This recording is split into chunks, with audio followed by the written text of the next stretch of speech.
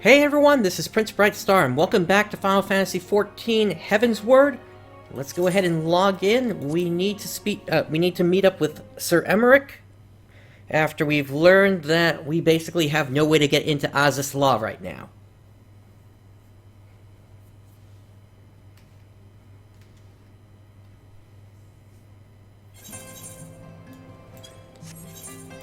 But before we do that, there's one thing that I want to do here, and we're going to queue up for a trial here, a duty roulette trial. And the reason is I want to show you about these Allagan tome stores of lore and scripture. Let's go ahead and join in. Hopefully this won't take too long for this to get going. I'll start heading towards our destination. Oh, here we go.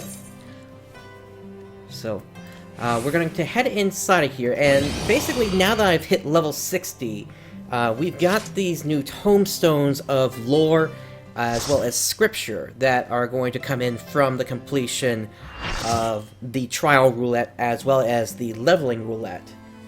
And I just want to make sure that I cover those with you here on the stream. Because one thing that we do need to do as we go through kind of the post-game content, we're not there yet, but as we get through there to the through patch 3.1 all the way up to the current 3.55, we're going to need to basically get a new. We're going to need to get a whole bunch of gear. Let me say hello to these guys. They're not the only one that's streaming.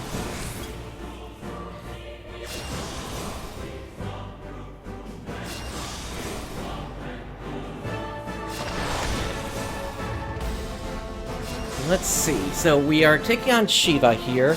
This should be a fairly quick one once the White Mage gets out of the cutscene here.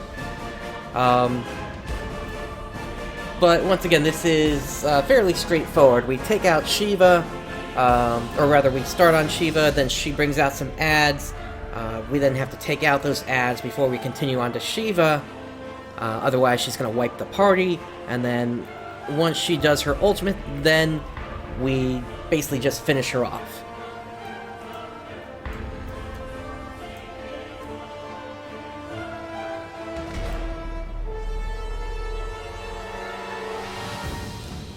Hopefully the cutscene won't go for too long here. I'm trying to remember. I don't think it was that long when we went through it, but it might take a minute or two here. Okay, here we go. So let's go ahead and start pulling once they get their buffs up. Alright, let's do it.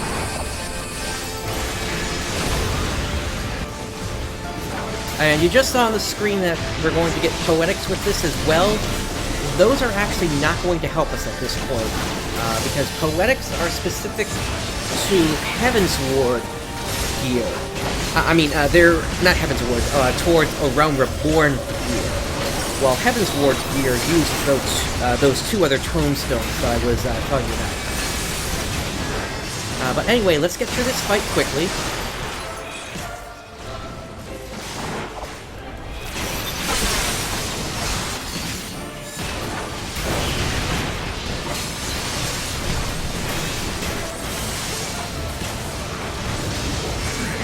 Start bringing out her friends in a moment or two.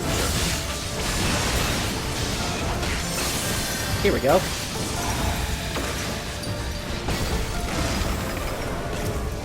This one, that one, and the rest of them.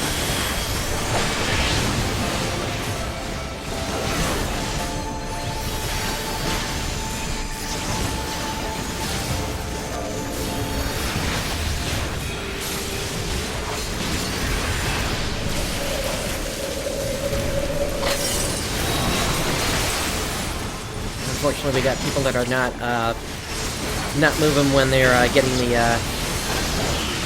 the attack signals above their heads there.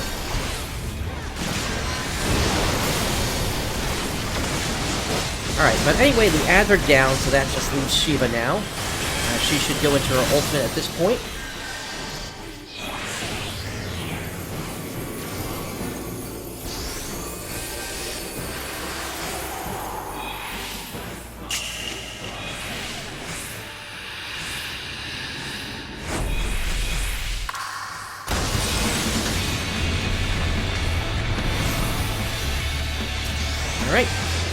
now it's time to finish her off.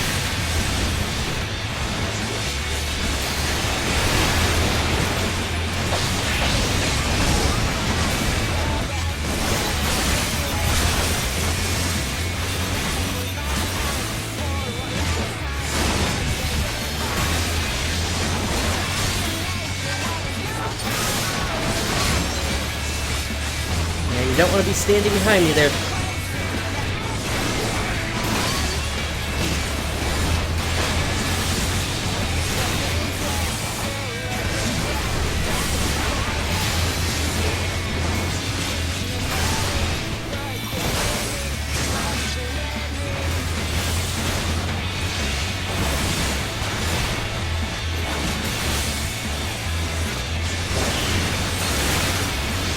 I'm expecting a limit break to go off soon here. Or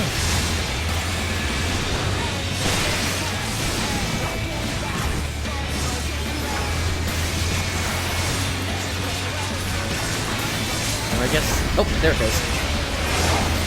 A little late, though. Alright, let's give out our commendation. And let's get out of here.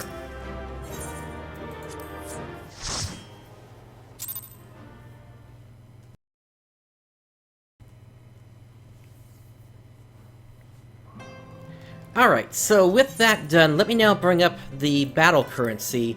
And so now we can see we've got the elegant tomestones of lore as well as scripture. Now, you'll note next to scripture we've also got this thing that indicates this week, 10 out of 900. Basically, there's a maximum that you can obtain each week. Originally it was 450, but in the most recent patches they've upgraded that to 900 so that you can effectively collect double that if you need to kind of catch up before heading into Stormblood. Now, lore gear is going to give you, when you trade these in, you're going to get 230 eye level gear, while scripture is going to give you 260 eye level gear, and both of those you can technically upgrade using special items, but I don't believe we're actually going to have time to go through that whole process here. I think if I've timed things correctly, we're going to have about a week buffer between when I finish up Heavensward here for the main story and when Stormblood actually comes out. Anyway, let's continue on with the main scenario. Ah, you are returned. Sir Emmerich and the others await you within. And as I'm going through things with the live streams off camera, I'm going to work to collect the tomestones that I'm going to need.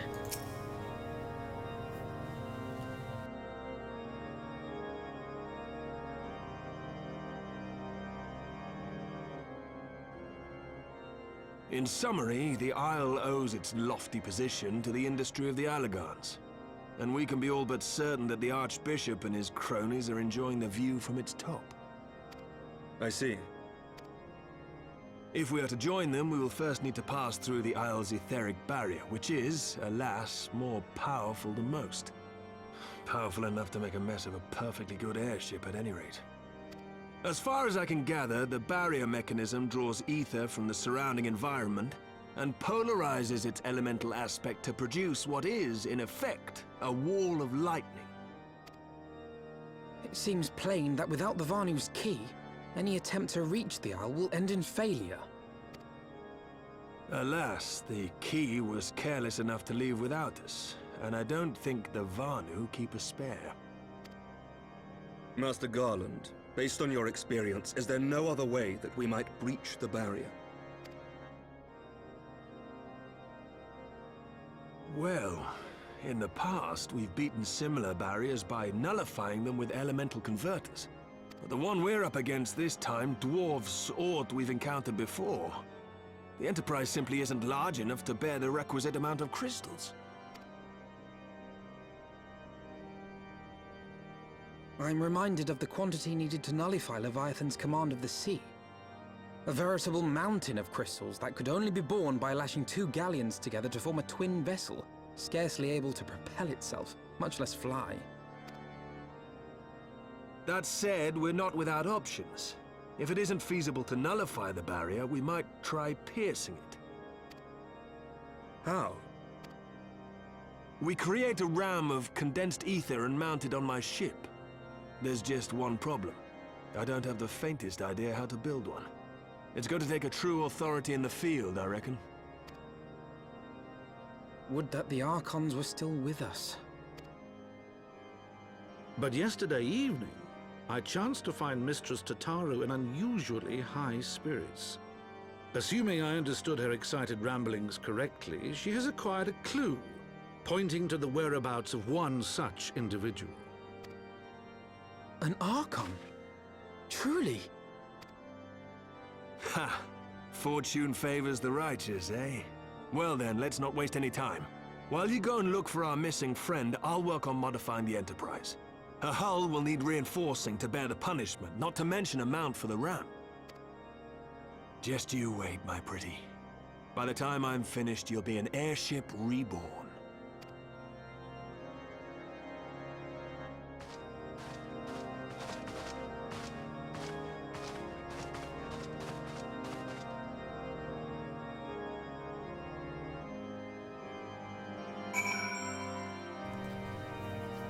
Alright, so that is some good news. We are going to make our way over to where Tataru is. She appears to be outside. Or actually, no, inside the Forgotten Night.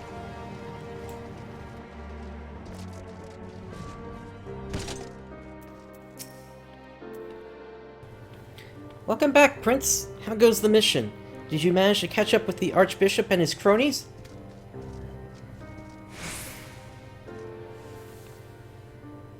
So, you finally arrived at Azys Lla, only to find your way barred by some sort of barrier. Typical.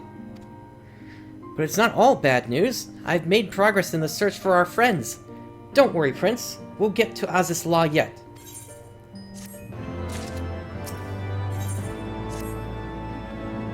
When you fled the Victory Feast, you used the ancient watercourse beneath the city, right? Well, shortly after things went back to normal in Ul'dah, I asked Marshal Tarupin to have the tunnels searched. A logical place to look. It was there that you lost contact with Minfilia, Thancred and Y'shtola, was it not? Dare I ask what the Marshal found?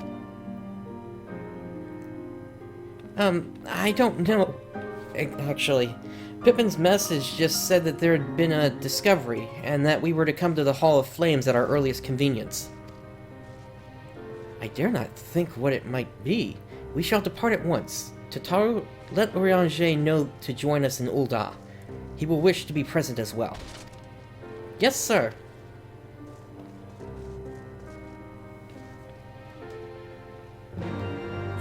Alright, let us make our way to Ul'dah.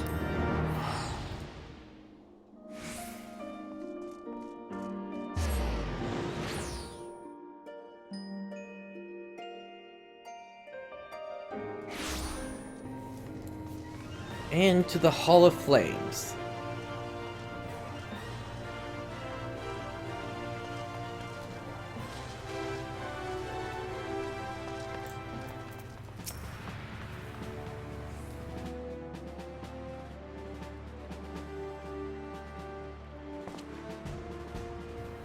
We are grateful for your assistance, Marshal Tarupin. You saved Her Grace and Father both. 'Tis the least I can do to repay you. Forgive my impatience, Marshal, but your missive mentioned a discovery?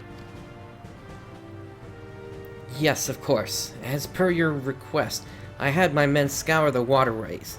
Almost immediately, we encountered a difficulty. An entire section of the tunnel had collapsed. With the mining concern's cooperation, however, we were able to remove the rubble, which yielded the battered bodies of a dozen crystal braves. Go on. Be at ease, Master Alphino. Your friends were not among the deceased. That alone is cause for hope. And then there is this. Y'shtola's wand! I had assumed as much. If I may, Marshal.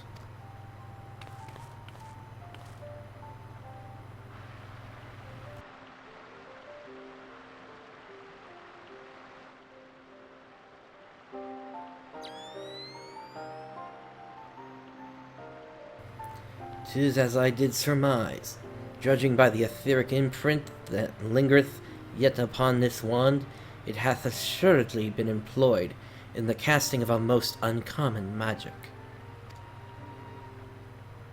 Namely? "The very first that man did conceive to traverse great distances, and the ancient precursor to all methods of travel that utilize the life stream, flow. The spell entaileth the reduction of the corporeal form into its constituent aether, that the caster might enter the life stream and ride its currents thereby. Unlike the teleportation magics of modern times, it requireth not a lengthy incantation. That Y'shtola should choose to employ such a spell bespeaketh the need for haste. All of which would suggest she managed to escape. Would that it were so simple. Know that the scholars of Sharlayan forbade the use of this spell, and with good reason. The caster hath but limited control over his course. For every mage who came safe unto his destination, another would be set adrift in the life stream, never to emerge." "What? No. No, you can't mean..." "Be not downcast, my friends, for there is yet hope. 'Tis that Y'shtola's passage hath left traces in the life stream. Could we but follow these from the point at which the magic was invoked, we may yet find her."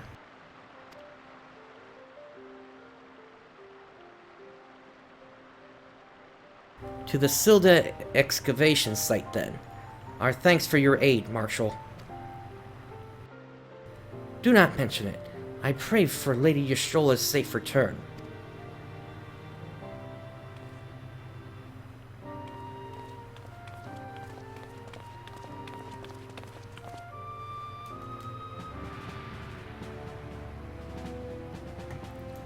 Alright, so that is going to take us outside the walls of the city.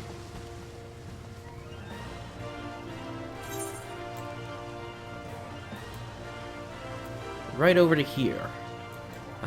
Let's see. Yeah, taking the Aetheryte should be fairly quick here. And we'll go to the Gate of Nald.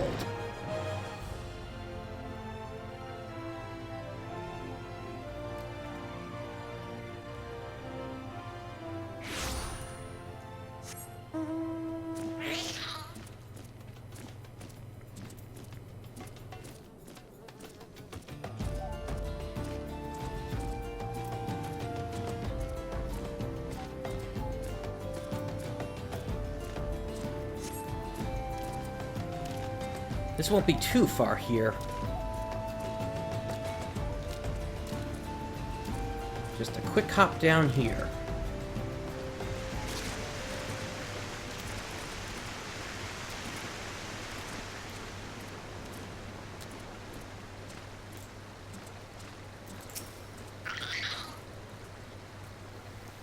Evidence of Y'shtola's passage will have been made faint by time, but mayhap some few scant traces yet remain to guide our steps.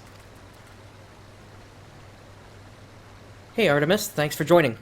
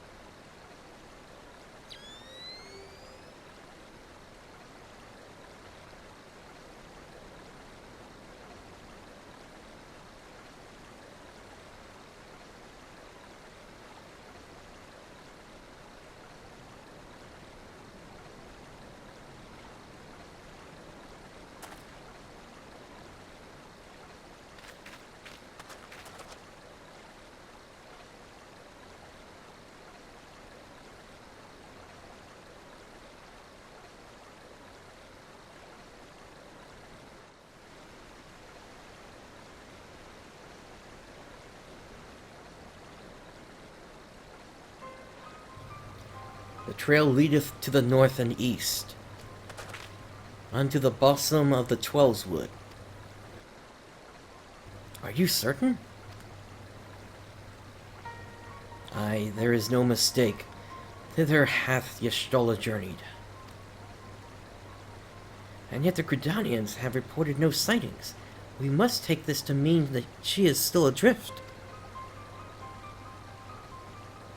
If it be so, I do fear for our friend. Contrary to its name, the life stream is more akin to a raging torrent. Linger over long in the midst of the maelstrom, and the aether that formeth one's soul shall surely be scattered, never to be reformed.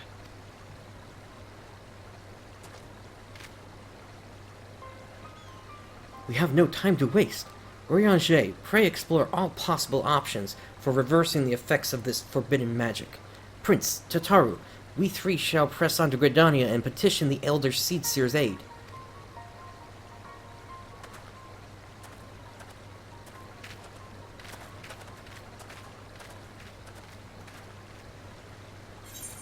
Alright, let us make our way into Gridania now.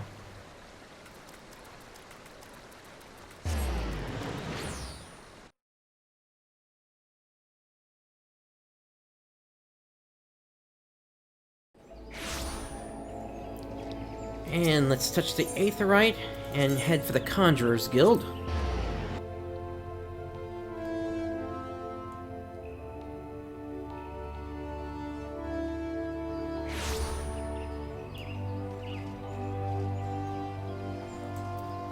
And I believe we need to speak to... No, it's over here. Here we go, Alphino.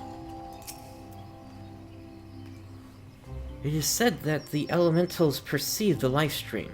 If, as we suspect, Y'shtola is still adrift in the mists, they may be able to find her. But if we are to appeal to them for assistance, we must needs do so through their chosen, the Pajol. It is imperative, therefore, that we must speak with Kane Sana without delay.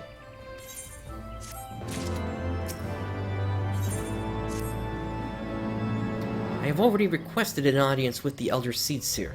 She will receive us in the Lotus Stand presently. We need but speak with the Conjurer yonder to be admitted. Alright, now we can speak to that person. The Elder Seedseer awaits. Pray follow me. Let us proceed.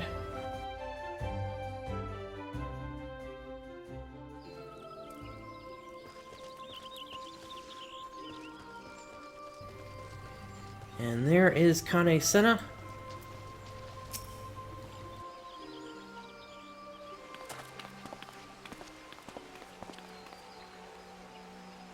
Be welcome, my friends, and speak freely. I gather your suit will admit no delay. It will not, my lady. Pray forgive the abrupt nature of our request, but it is a matter of life and death.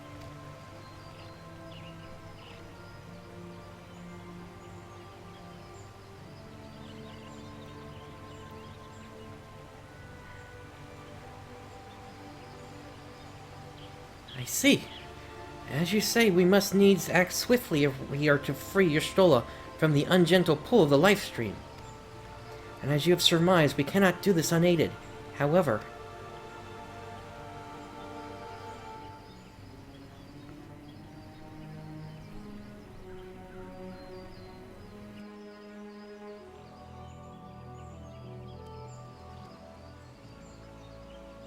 In requesting the Elemental's assistance to find Y'shtola, you must needs be aware of one difficulty. A difficulty born of the fundamental difference between man and Elemental. That being? In perceiving the world around him, man relies upon senses such as sight and sound. For the sake of convenience, he gives names to such things as are near or dear to him. Being formed of pure ether, however, such concepts are foreign to the Elementals. Instead, they perceive by observing the ebb and flow of the energies of life. So profound a division cannot be bridged with simple discourse. The elementals' voices stir not the air, and thus reach not our ears, while our words are but wind to them.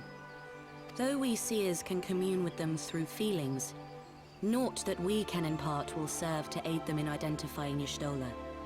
Nay, they must needs be presented with ether which is akin to hers. If you could but find a family member. Oh! I know just the person! Y'shtola has a sister who came to live in Gridania. She told me about her once.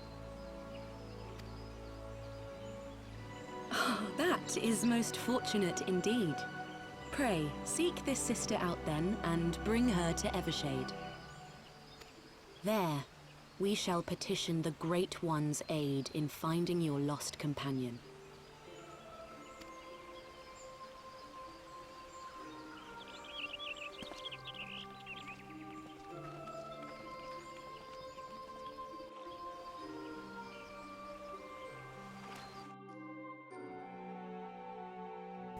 Alright, so we need to find this sister then.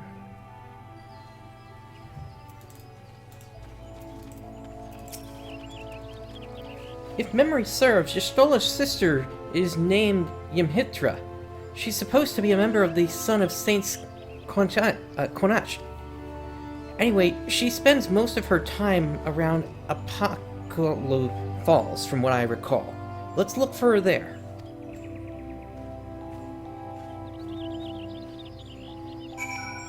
Alright, so let's see where that is.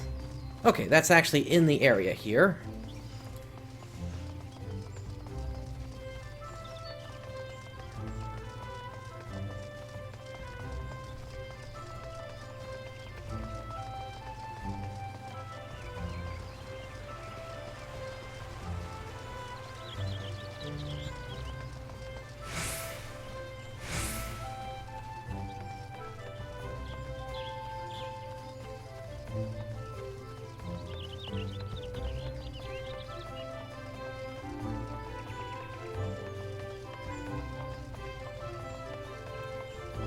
There they are.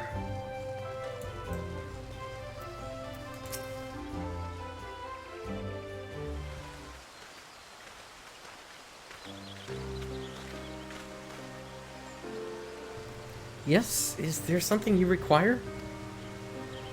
Lady Yimhitra, it is an honor to meet you. My name is Alphano Levier, and this is Tataru Taru.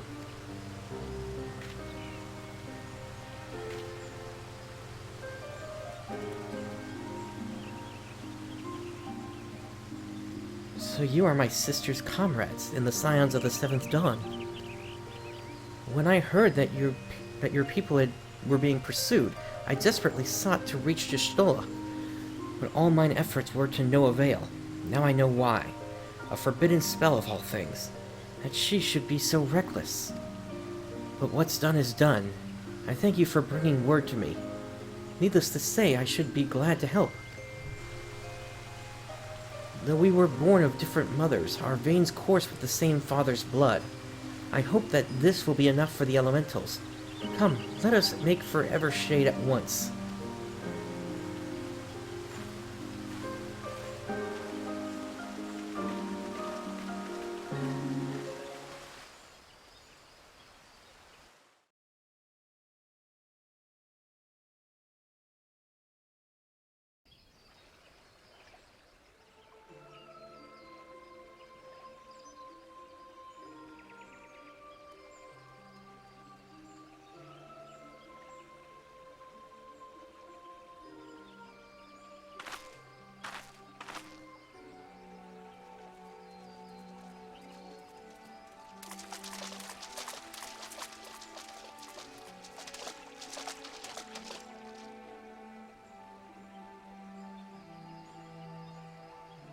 Let us begin. Raya O, Arun, if you would.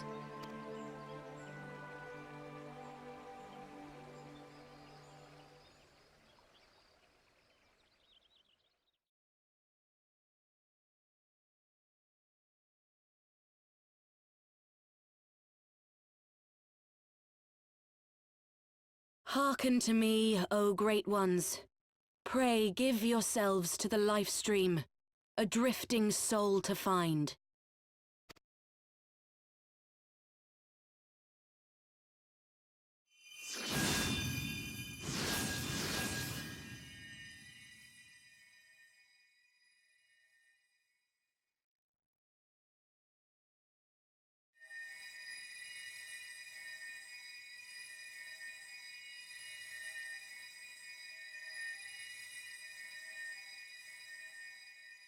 Please, Y'shtola. Please come back to us.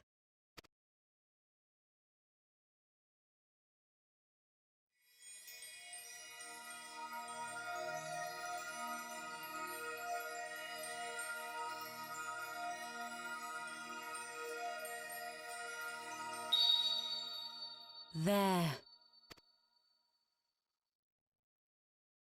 Now!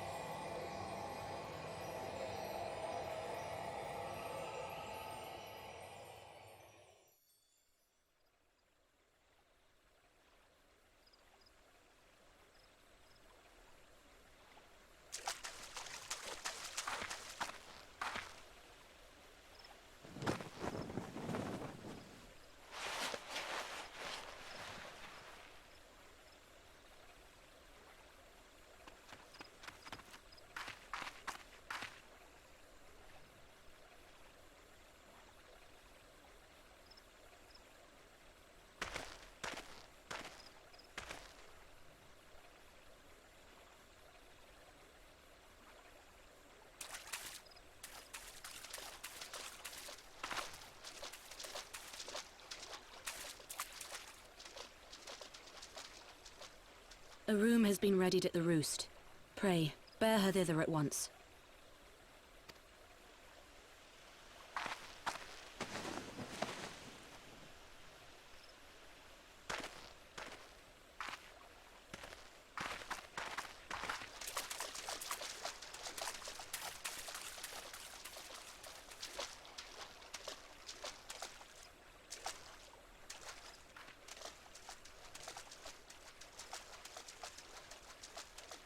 All that remains is to pray, my friends.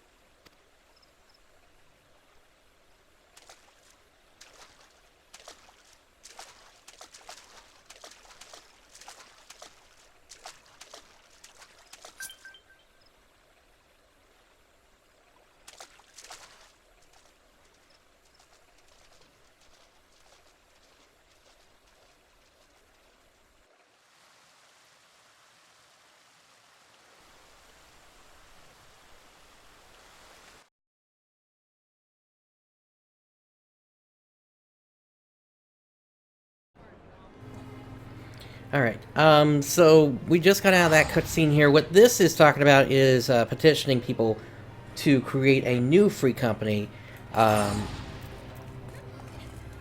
basically I am not going to do that since I am not looking for a free company here. Oh, Y'shtola. Just seeing her face again, it's... Oh, I've been so worried.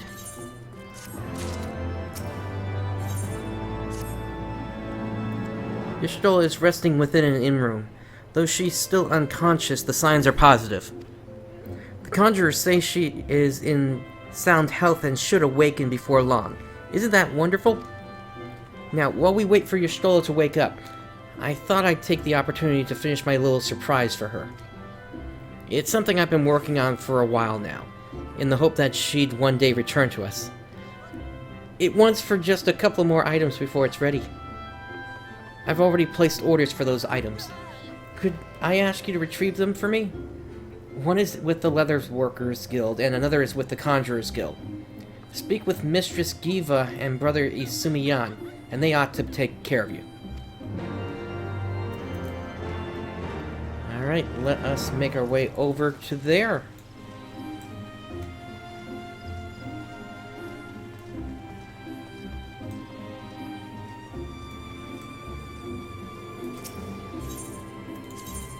So let's start with the Leather Workers Guild.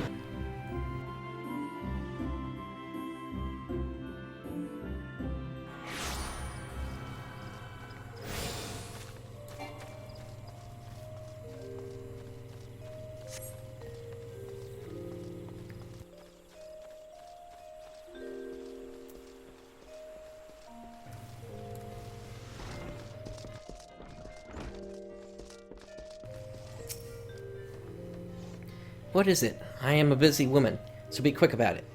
If you wish to place an order with, speak with Rondal. Here to retrieve an order? For Mistress Tataru, you say? You come at a good time. I finished it but moments ago. It was no small coup working it to her specifications, but I did it nonetheless. Payment has already been settled.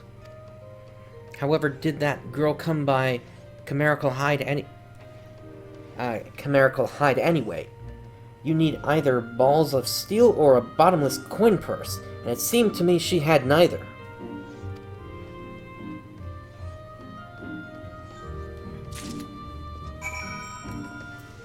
Alright, let us now make our way over to the Aetherite and head for the Conjurer's Guild next.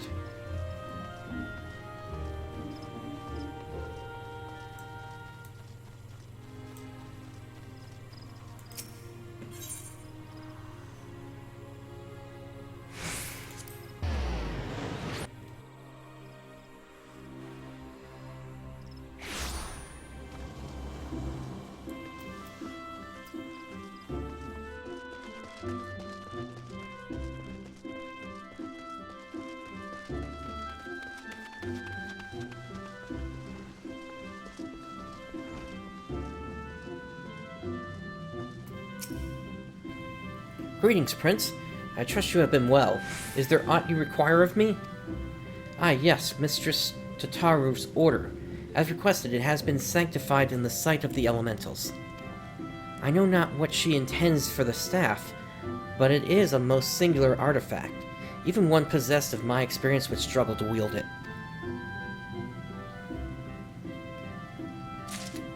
Alright, so with that, let us now take those items to Tataru.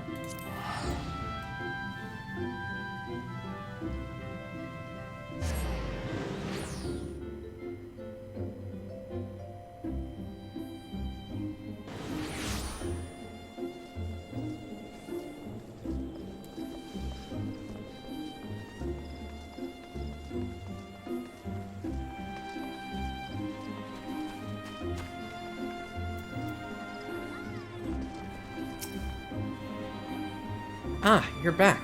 You have the items, I hope? Let us hand these over.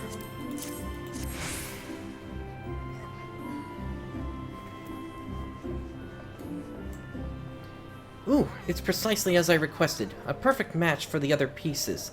Truly, Giva is a master among masters. And the staff completes the surprise. Thank you so much, Prince. Teehee, I can't wait to see what Y'shtola thinks of her surprise. Lest you wonder, she's doing very well, and the conjurers have left her in her sister's care. Let's go and pay them a visit, shall we?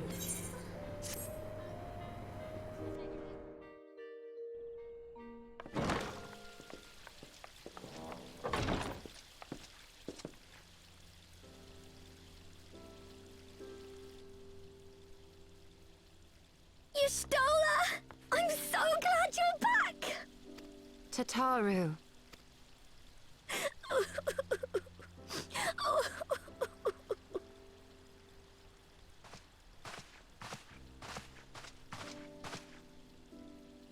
You are safe. Thank the 12. Something has changed about you, Elfino. Or mayhap the change is with me. I seem to sense the ether around me more keenly than before. I am pleased to see you well again. Do you feel strong enough to talk? Worry not. I am well enough.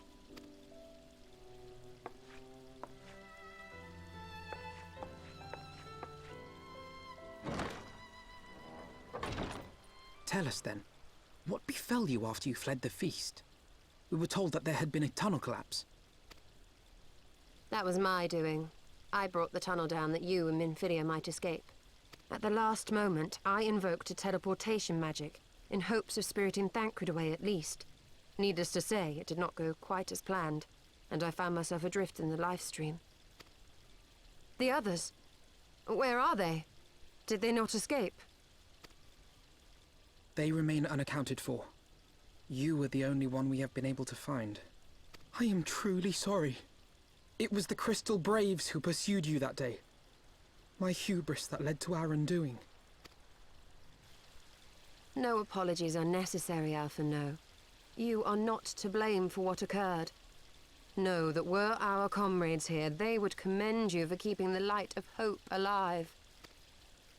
Don't worry. The others are alive and well, I'm sure of it. We just need to find them. Indeed, Tataru. Let us find our friends and rebuild the Scions. Ha! There is the Alpha No I remember. And I feel much the better for his return. 'Tis time I arose.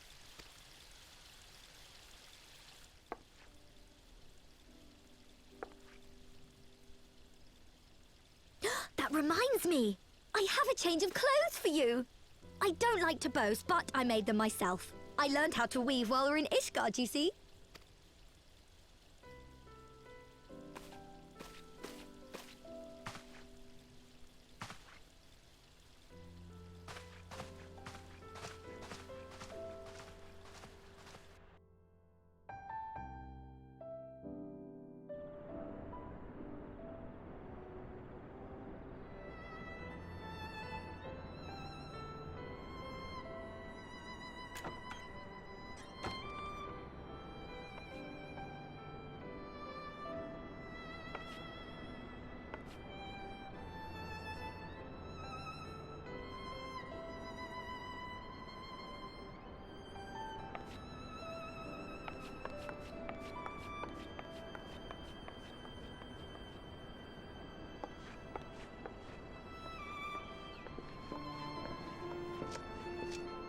Tataru has apprised me of all that took place in the aftermath of the assassination plot.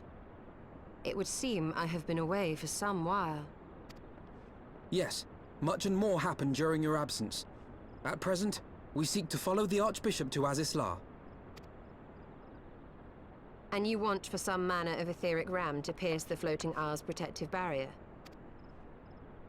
We do. Might you be able to furnish us with one?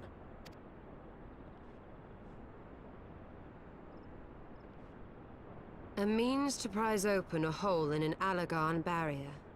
And one large enough to admit an airship, no less.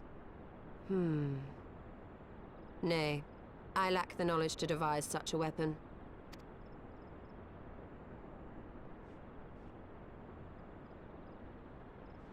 But I know of one who could.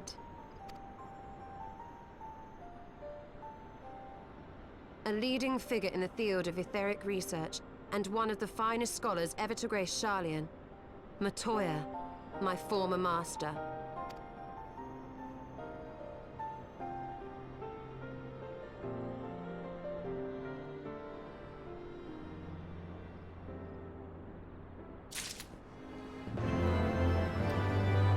Alright, anybody that is a fan of the Final Fantasy games before this should know the name of Matoya fairly well.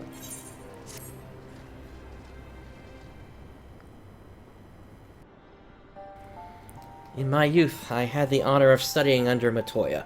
In the field of etheric research, she was without rival. I have no doubt that her knowledge will be of aid to our cause. The question is, will she share it with us? My master has ever been willful. The gods forbid anyone disagrees with her. When the Garlean Empire first marched upon Eorzea some 15 years ago, the denizens of Sharlayan were summoned back to the motherland. However, Matoya refused to join the Exodus. To this day, she lives a hermit's life on the fringes of the abandoned city. So it is the Dravanian hinterlands that we must go, to the place of my birth. Though Alisei and I were born in Sharlayan, our days there were short. We remained only until the Exodus, and I have not returned since. Oh, so it's to be a homecoming then. As fine a reason as any to go to Sharlayan, and it would afford us the opportunity to pay my master a visit. I believe you have mistaken our primary objective, Azys Lla. At any rate, the journey will take us through largely unknown territory. Let us first return to Ishgard and make our preparations.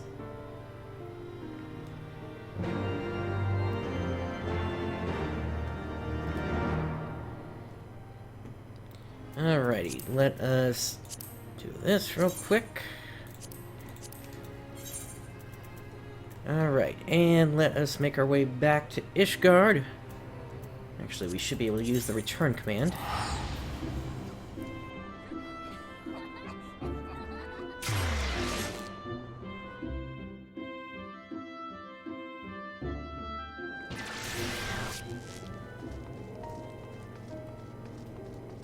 Alright, and now we are going to speak to Alphino over here.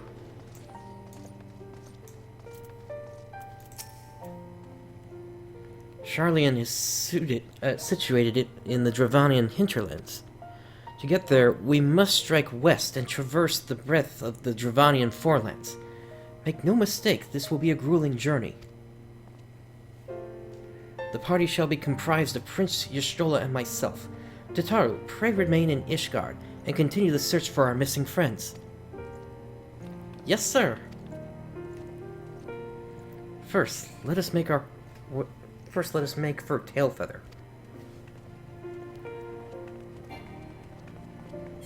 Alright, so that takes us to the Forelands.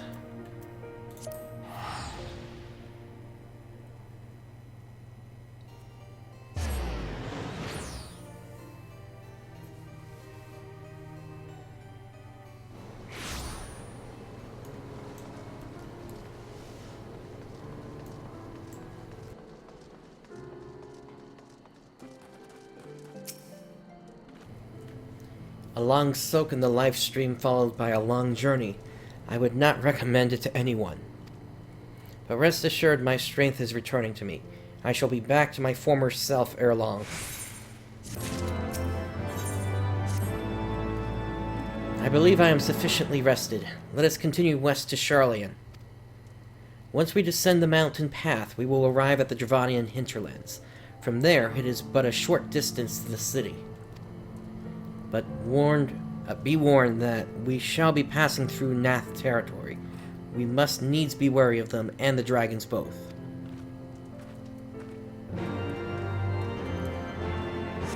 Alright, so we need to head for the hinterlands.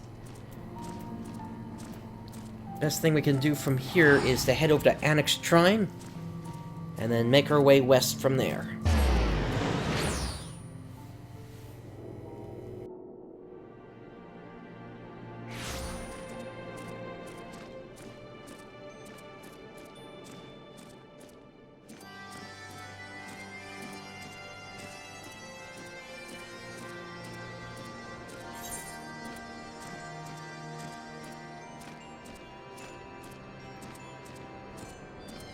Alright, and our destination point is all the way to the southwest there.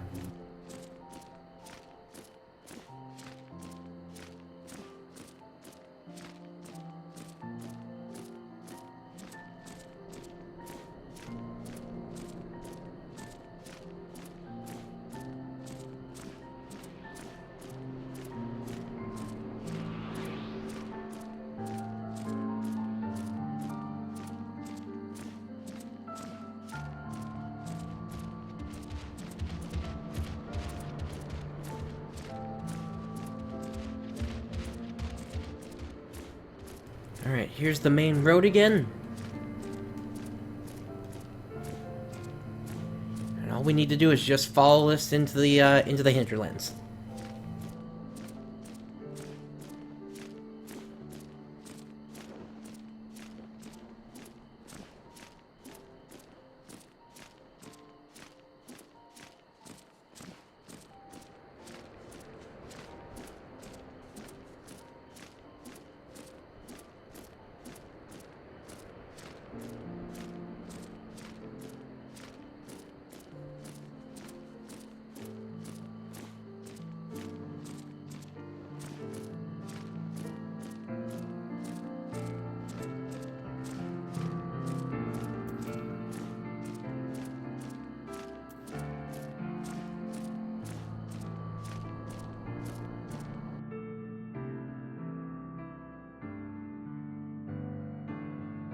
Alright, we have made it.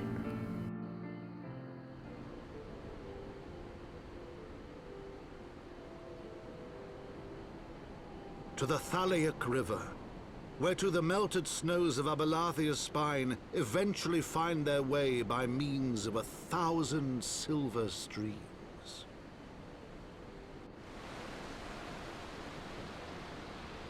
Whose waters have long nourished the Dravanian hinterlands, and so provided for a settlement of learned souls from across the northern seas.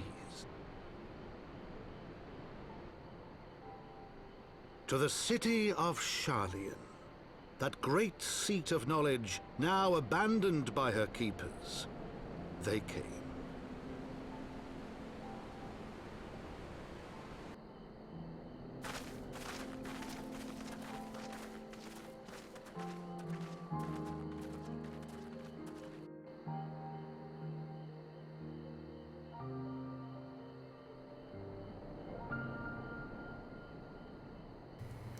Matoya dwells on the far side of the Thalaic River. Let's search for a crossing.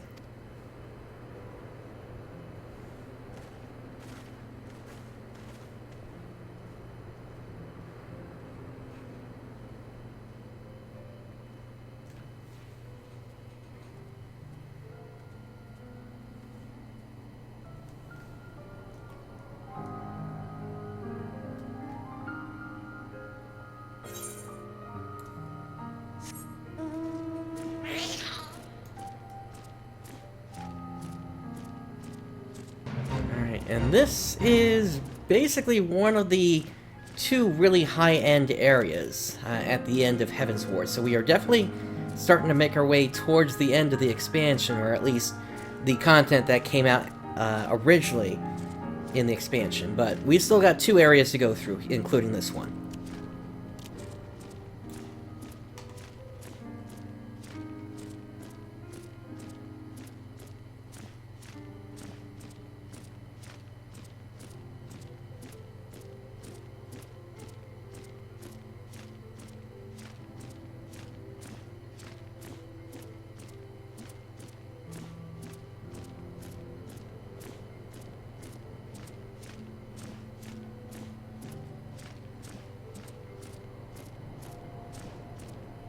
I'm trying to avoid all the goblins that are around here.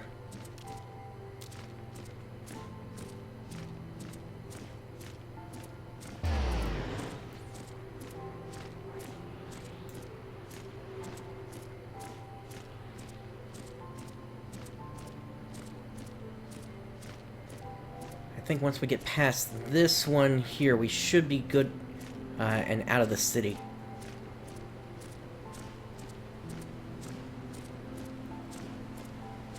Yeah, there's the staircase I'm looking for.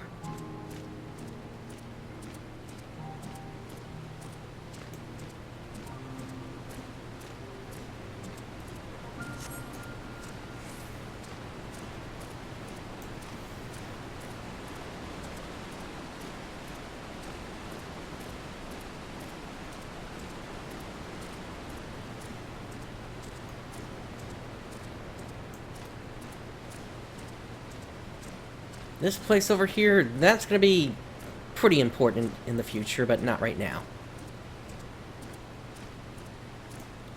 We've got Y'shtola and Alphino over here. The bridge ahead is collapsed. I'm afraid we shan't be crossing there. But worry not, I know another way. See you the towering structure to the north? We should be able to cross there. But 15 years abandoned, and already Sharlayan has fallen into such disarray. Verily, a city is no more than its inhabitants.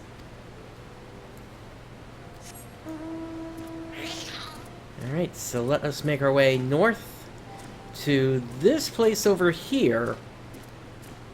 I'm not entirely certain if this is intended to mean anything. The first thing that comes to mind is actually Lord Helix of Twitch Plays Pokemon, but I'm pretty sure that's not what's intended here.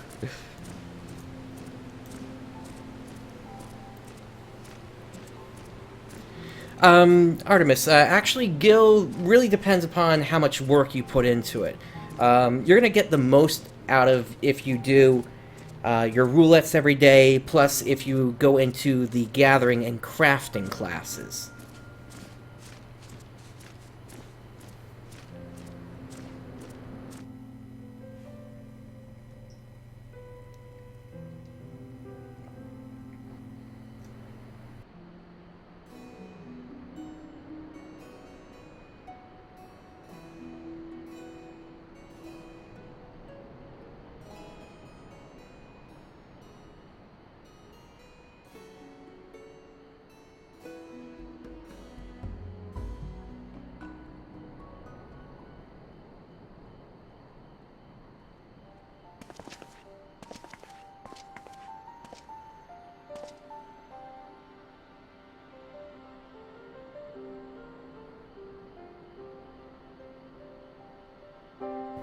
Knowledge seeks no man.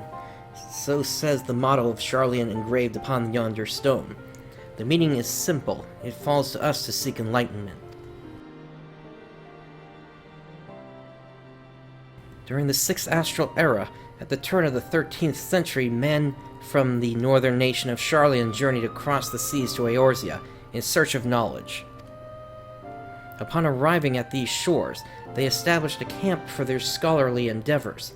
Over time, this camp grew into a settlement, and the settlement prospered, and so much so that it came to be counted amongst Eorzea's great city-states. Alas, those glory days are now but a fading memory. With her keepers lost to her, Sharlayan has become an empty husk of her former self.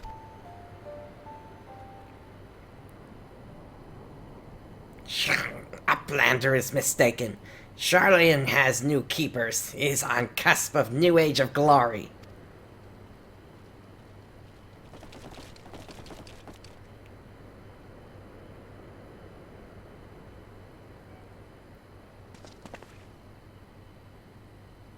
Goblins, here to plunder the city? Uplander is mistaken muchly. We are not thieves. This place is our home.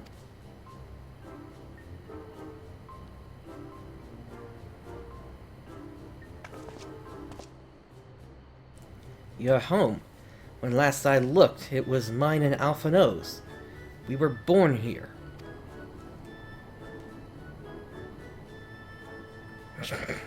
When Uplanders abandoned city, Uplanders gave up claim. Born here or no, Uplanders are trespassers.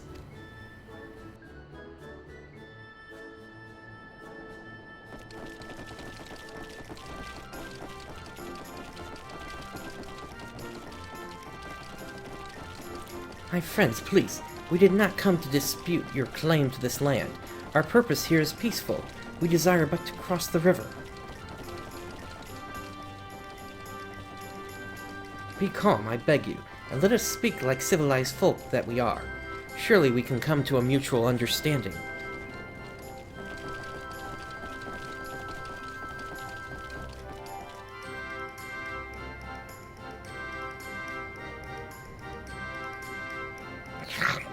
If that is truth, then Uplanders are welcome here. Come with Slowfix. Slowfix will show Uplander settlement.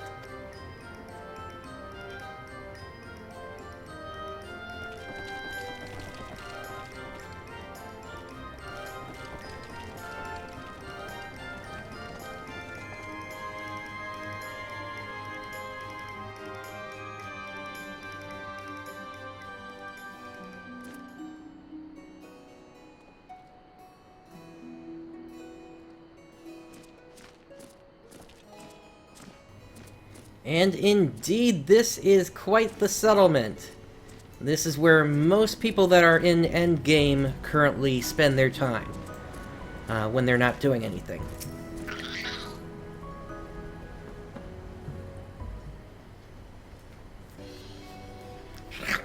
Here is Heart of Settlement, name of Idleshire.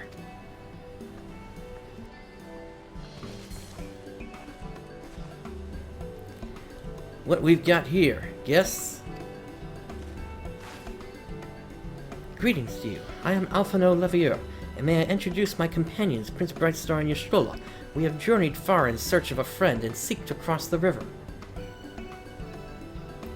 But finding the main bridge collapsed, you went looking for a detour, and ended up stumbling into Slowfix and his crew. Is this right?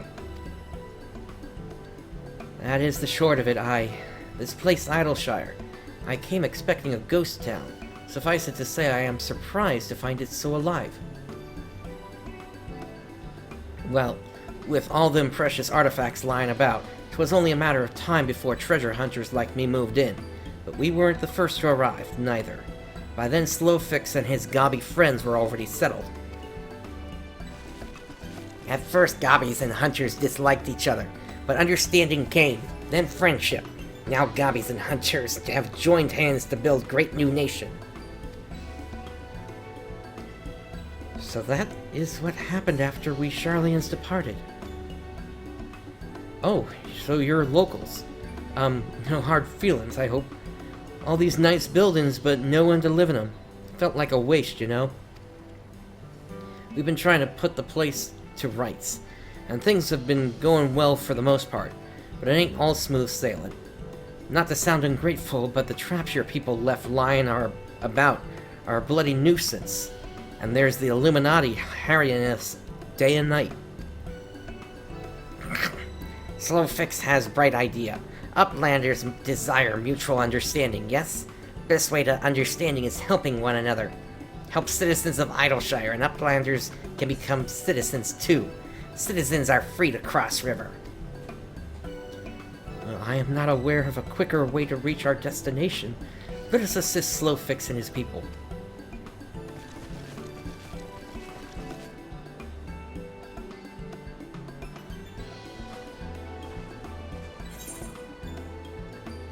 Alright, let's see what we've got here. So, this weapon is actually a downgrade based on what we did last time here. So, best thing for us is going to be the piety material, which we can sell in the market.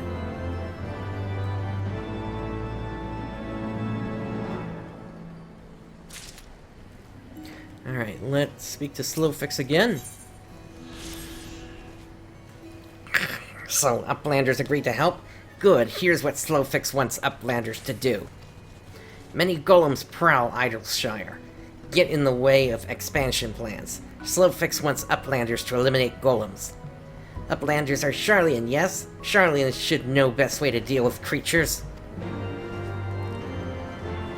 Alright, Azys Lla? So we are to eliminate the golems. That should be simple enough affair. The automata were employed as sentinels, and by design can be unmade with a coded command.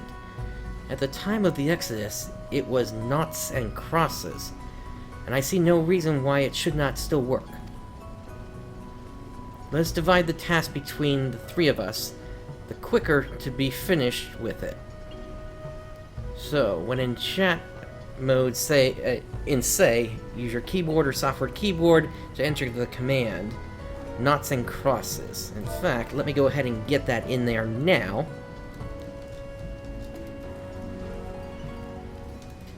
Just so we have that ready to go.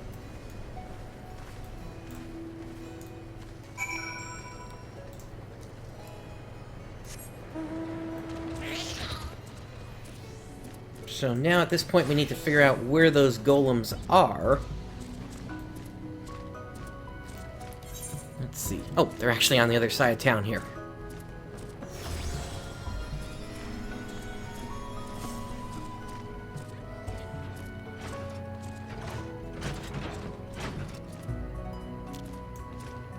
Here's one of them.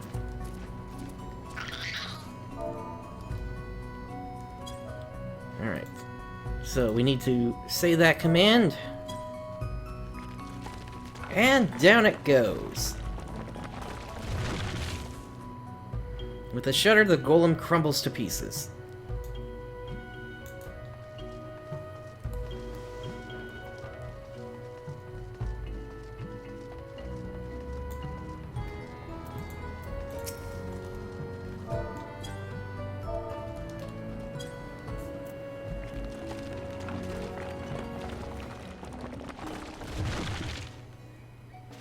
Alright, so that takes care of both of them. Let's make our way back over to Slowfix now. Actually, before we do that, let's hit this Aethernet shard, and then we're going to hit the Aethernet on the other side of town before we speak to him.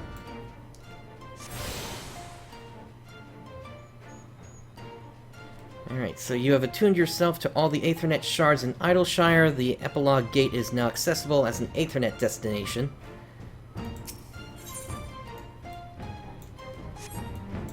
But that takes us back to the eastern hinterlands.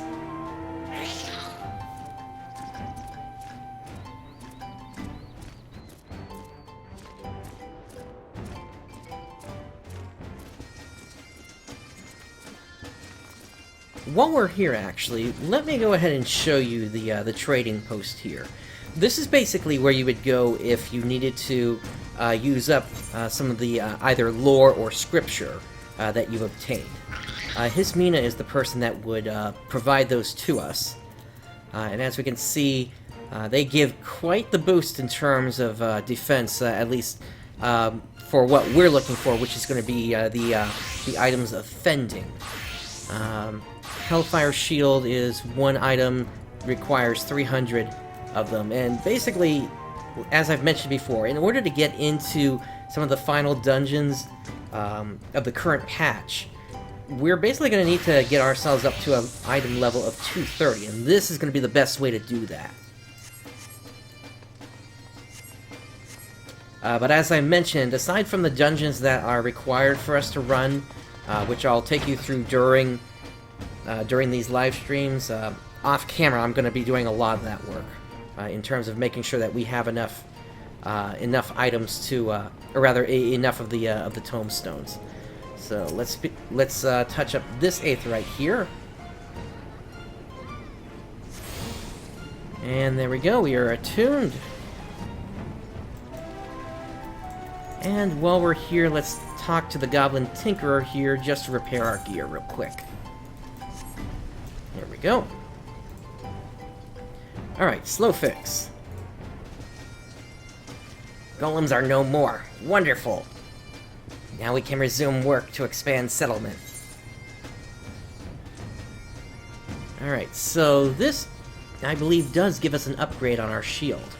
Yes, a little bit here, so let's go ahead and grab that.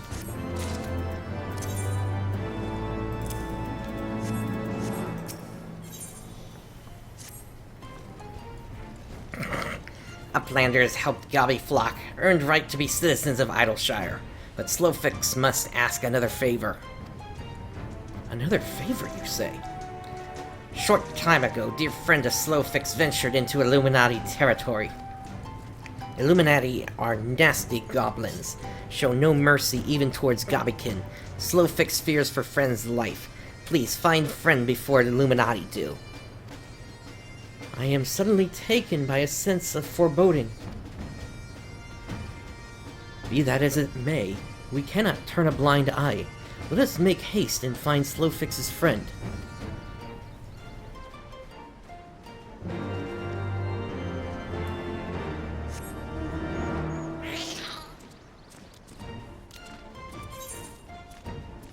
Alright, so we are headed back out now.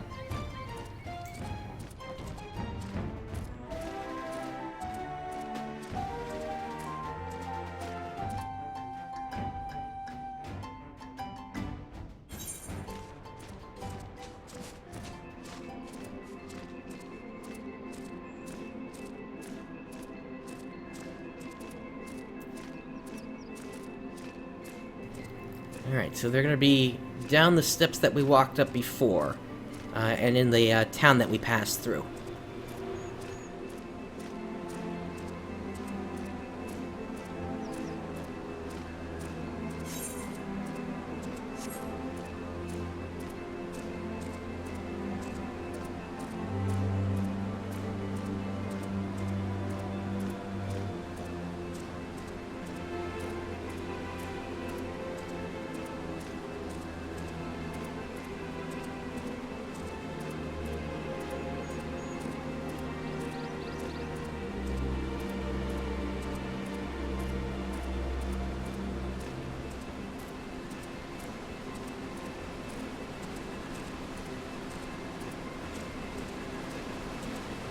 And over to the right, we've got this giant bubble there.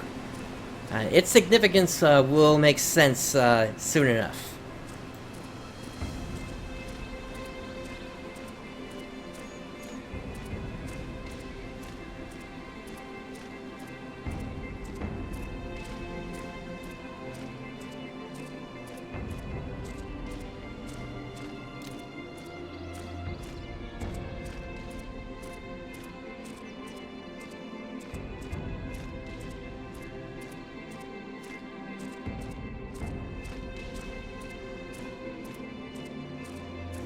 Alright, there's their friend, and they appear to be glowing here. Let's cast Protect.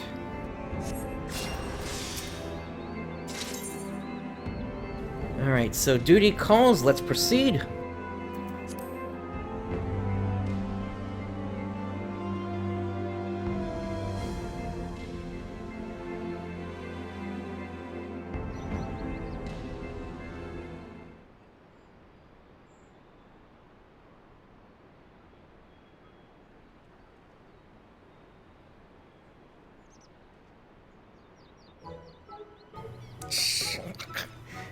Goodly Uplander.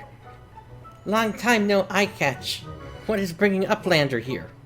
So, this is Brave Flox Altox. We met him back over in Eastern Lenosha.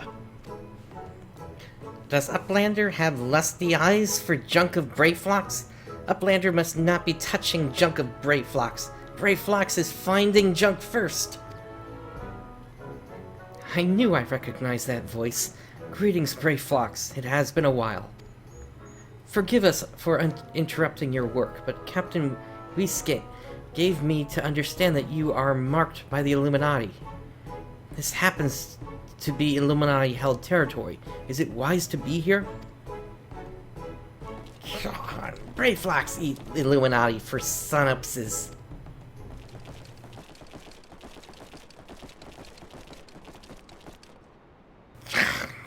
Eats for synapses. Ah. Brave Fox Altox, unwise you are to come here after dirty taking secret knowings of cheese make from Illuminati. Brave Fox did know unright. Cheese recipe is gobby birthright. Save tongue flaps for trading in Death Pit.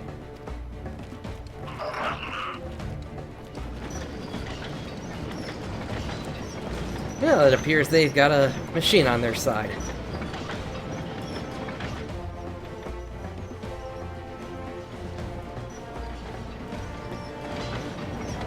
Pray to Gobby Fathers, for punishment is near times. It appears we have no choice.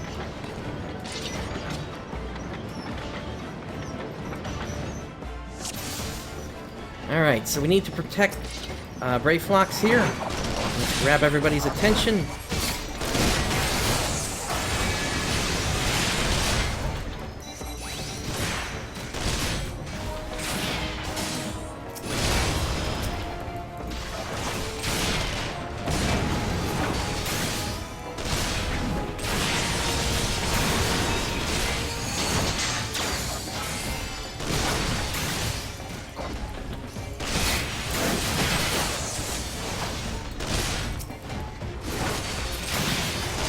Takes care of the sharpshooter.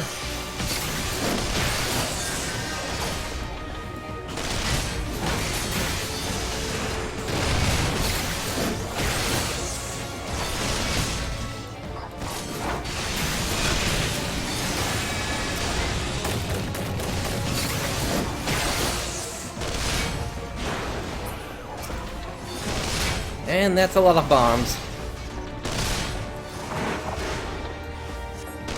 And he's got reinforcements coming in. Let's grab all their attention. At least the best we can here.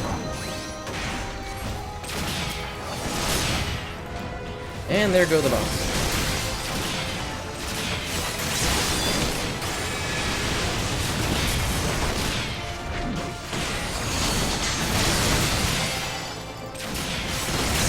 More coming in now.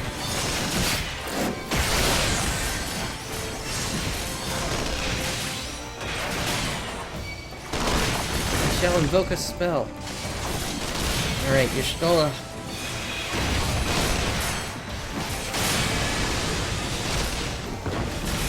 Just don't get yourself caught in the live stream again.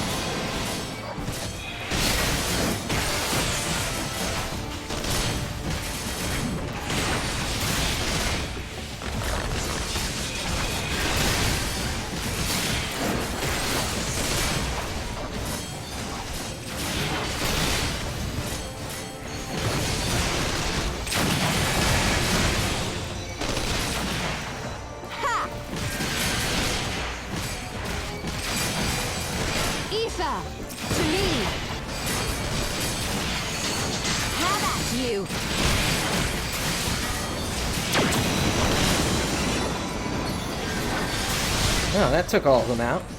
Except for the King Gob tank here.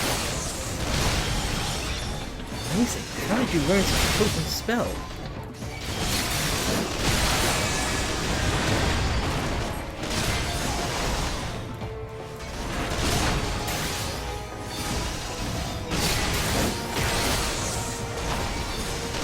But he's got more reinforcements coming in. Get this dot on him and then focus on them. Alright, that takes care of the Gob tank.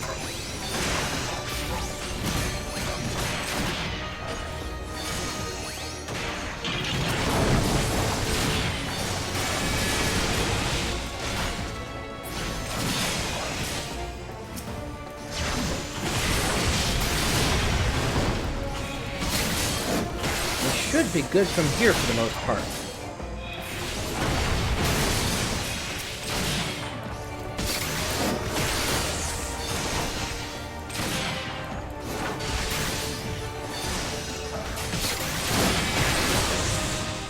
There we go, duty complete.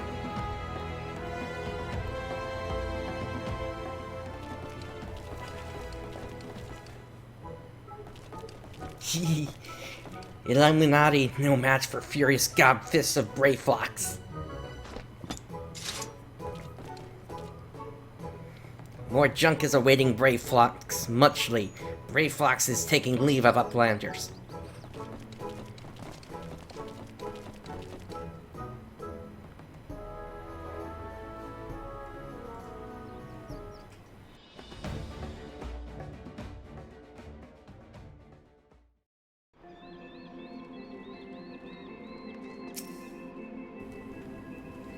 Being embroiled in a cheese war was the last thing I expected coming to Sharlayan.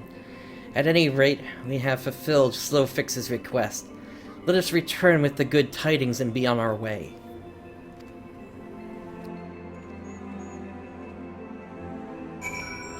Alright, let us head back over to Idleshire.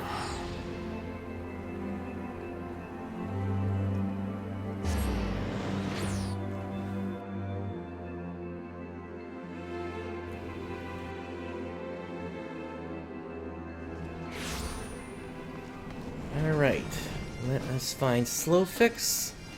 There they are.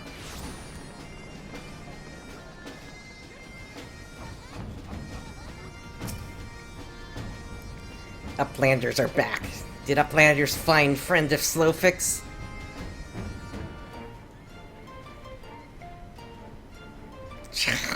Time has not cured recklessness of Brayflox. Without help from Uplanders, Brayflox would now be dead gobby. Slowfix owes Uplanders debt of gratitude. Slowfix and Brayflox are joined by inseverable gobby bond. If Slowfix had known that Uplanders are friends of Brayflox, Slowfix would have welcomed Uplanders to Gobbyflock at first meeting. Alright, so none of this is going to do anything for us. Let's grab the mind material so we can send that, so we can sell that. Yeah, goblins somehow have some of the strangest things that happen. But there is another individual that actually has some weirder stuff. But we may have to look into that particular person once we're through Stormblood.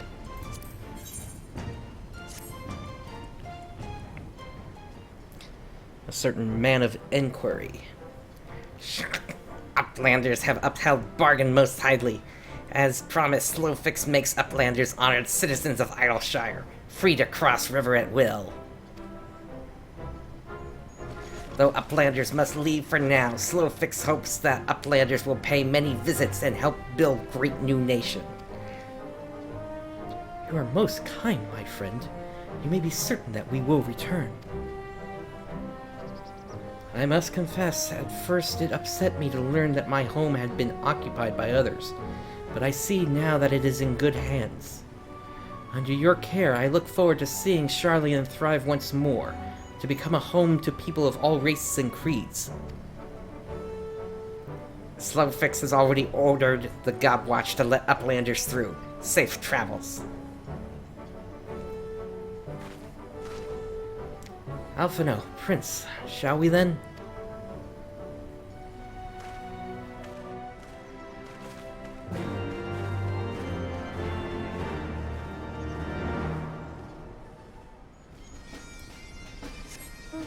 Alright, so, with that done, let us make our way out of town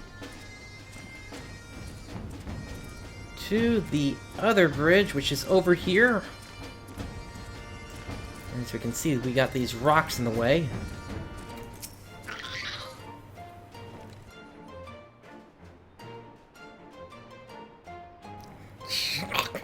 By order of Chief Slowfix, Uplanders can come and go at will. One moment for clearing away barricade.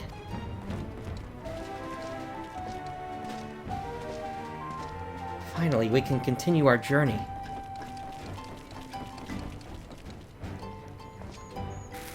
Are you sure that's not going to destroy the bridge?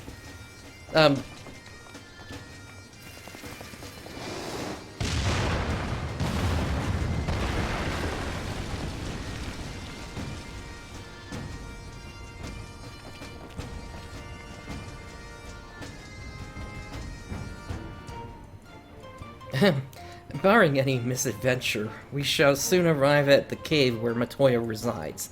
Unless you have unfinished business in Idleshire, let us strike out at once. I am ready whenever you are. Let us go and meet the legendary Matoya.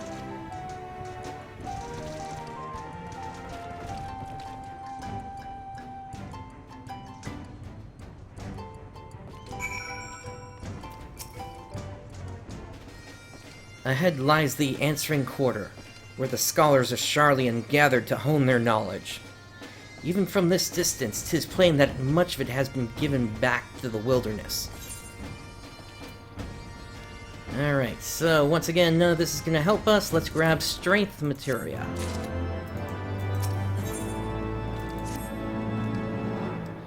The cave in which Matoya resides is situated on the southern edge of the hinterlands.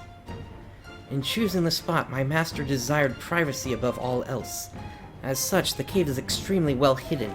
You'll not find it unless you know to look for it. We shall follow the road south until we reach a bridge. Rather than cross it, however, we shall ford the stream it spans. Thence, head straight until we arrive at the base of a bluff.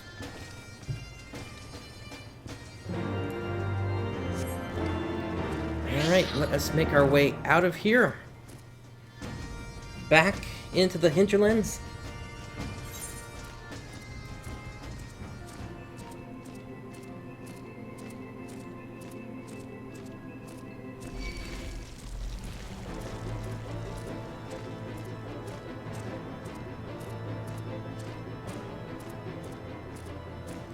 And indeed, the road has been overgrown by the grass and such here.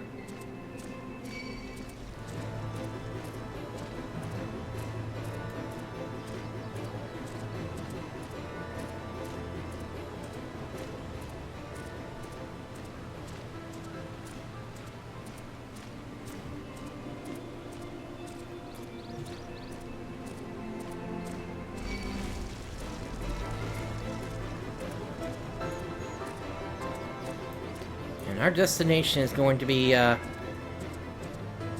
fairly far down here.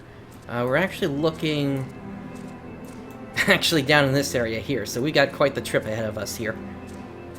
Yeah, that right over there, where that big tree is, that's actually a dungeon over there. But we're... that's not part of the main story, I don't think. But that's a dungeon that we would likely get back to once we're through the Stormblood content, and I start to kind of pick up some of the stuff that we kind of had to skip through in this series in order to get to Stormblood on time, essentially.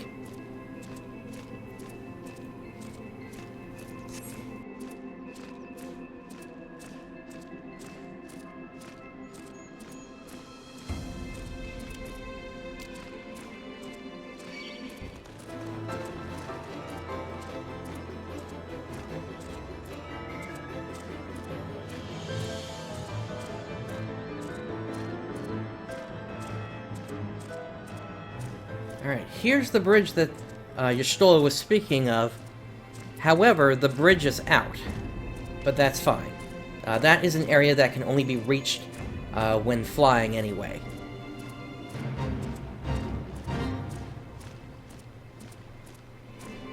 Now, this area right in here, when I went through this the first time, this was one of the most annoying areas I had ever been in.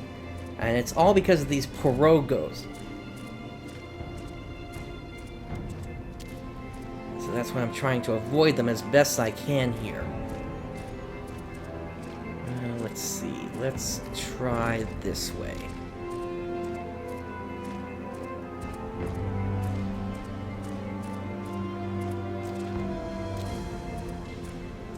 Okay, there they are.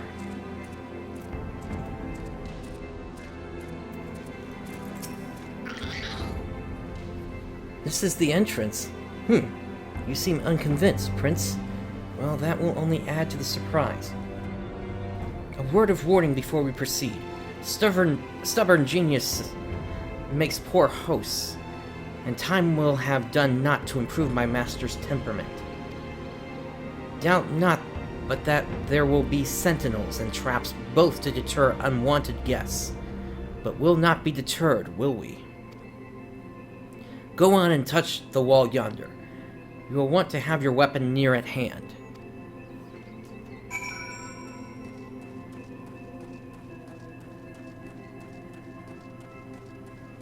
Alright, let us touch the wall.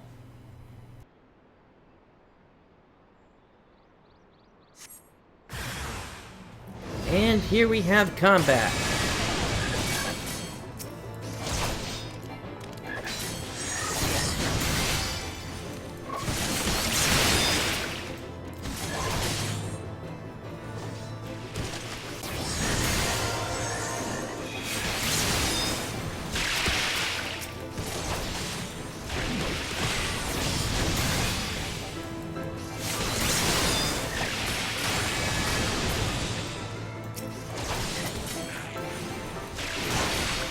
And that finishes them off. Let's speak with Y'shtola again. Those sentinels may suffice to discourage the average trespasser, but not the warrior of light. The way should now be clear. Come, let us go and see my master.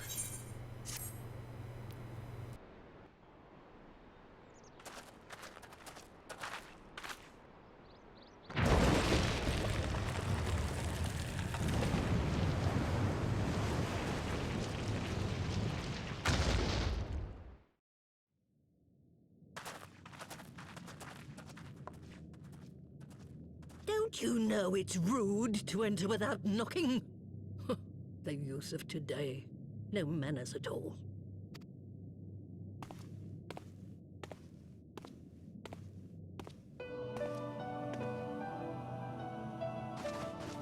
Though we neglected to knock, we did create something of a commotion.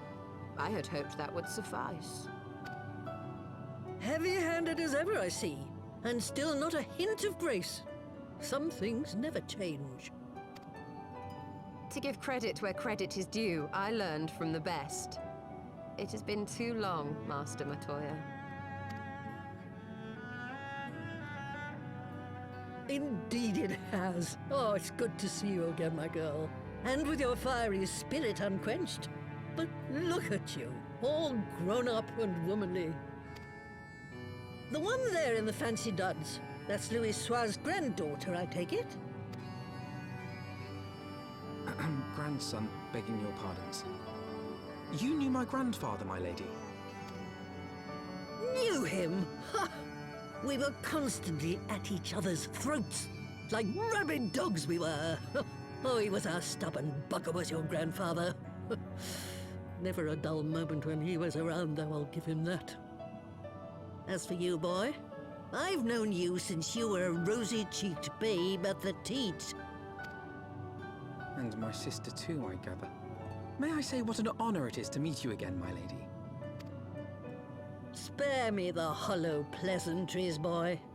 I'll wager my remaining good teeth you didn't come to a forgotten corner of Eorzea to flirt with a wrinkly old woman. Now out with it. What is it you need of me?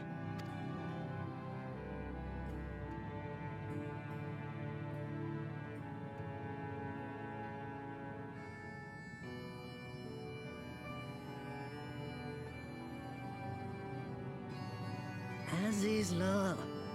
I never thought I'd hear that name again. You are familiar with it? As familiar as one can get from poring over musty old tomes. The Allagons set the Isle afloat not long before the sun set on their empire. Old Louis Soir and I often talked about it. The place is home to a research facility dedicated to finding ways of mastering mighty beings, such as primals and dragons. And find ways it did too, frightening ones. Such secrets lie buried on Azys Lla aren't fit to see the light of day. And now you tell me a band of dragon-baiting primal botherers are trying to dig them up? Indeed. And to make matters worse, the Scions have a hand in their plot. They must be stopped, no matter the cost. I see. Very well. You will help us then? Truly? I had not anticipated such an impassioned response. Could it be that the presence of young blood has stirred your own? Ah, some things never change. One day that pertness is going to cost you your tail, my girl. Don't say I didn't warn you.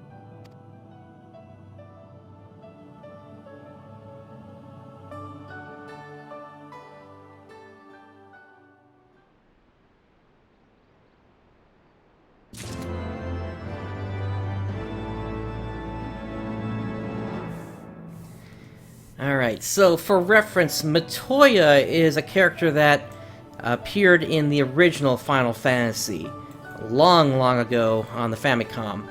And even these brooms that are sweeping around right now here, they were there too in Matoya's cave. So it's very nice to see this effectively remixed rendition of Matoya's home here.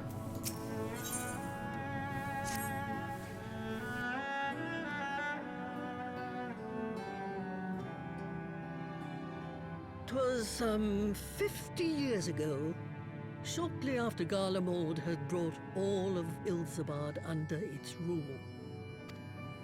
Faced with a threat of invasion, the people of Sharlayan scrambled about for a means to resist the Empire. For my part, I was tasked with developing an etheric converger. Ah, yes. A device which draws in ether and concentrates it to produce a destructive force. But as my research neared its end, it was denounced by the Forum, who claimed that my device was more likely to destroy us than our enemies. After that, they and I had a little falling out, and I decided to seal away all the fruits of my research, lest the dunder-headed ingrates reap any benefit. Ha! Petty, I know, but gods, it was satisfying. Do mine ears deceive? 'Twas you, was it not, who was so fond of saying that all knowledge exists to advance mankind, that how it is used depends on us? I don't remember. Perhaps. All right, yes. It was a pet phrase of mine. And that should give you a notion of how sick and tired I was of those spineless wretches of the Forum. All talk and no trousers, that lot. That's why I decided to remain behind, rather than join the Exodus. You may have had your disagreements with my grandfather, but upon that point, your minds were as one. With respect, Master, the fruits of your research should not be left to spoil. Will you share with us the secrets of the etheric converger? Aye, I will. All the information you need is contained in a tome I wrote on the subject. But you'll have to fetch it from the forbidden section of the Great Library. You were not exaggerating when you said that you had sealed it away. Though the city is abandoned, the library's guardians are all but certain to remain. We must needs cut a path through them. Come, let us away.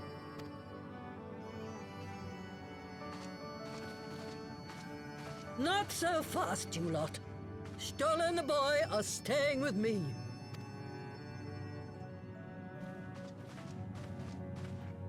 I need help to make new sentinels to replace the old ones you walloped.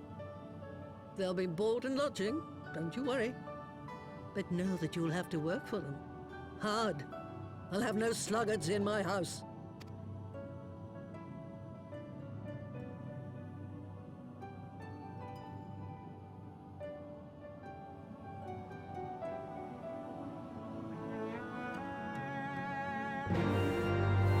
Well, then it appears we're on our own to find this book, then.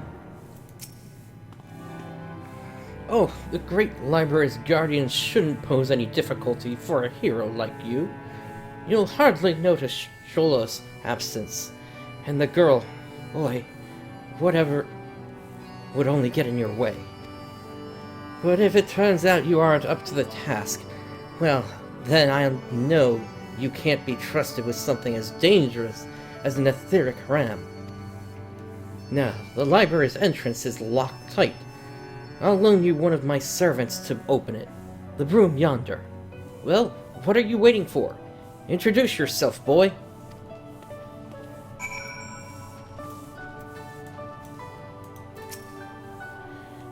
Greetings, good sir. I am Broomsy, my lady's servant of some 50 years. May I say what an honor it is to serve you? I am given to understand you wish to enter the Great Gubo Library. To find it, pray head east upon leaving this cave. The building will come into view shortly after you reach the collapsed bridge. I shall go on ahead and await you at the entrance. When your preparations are in order, pray come and meet me there. It will be my pleasure to unlock the door for you.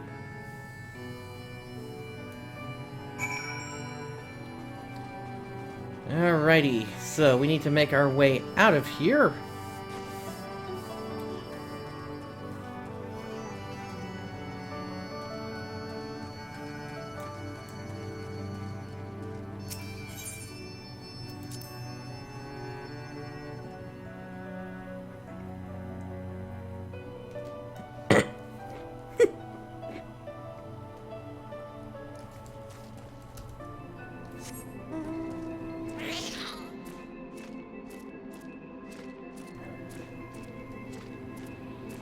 So we are headed to the east here.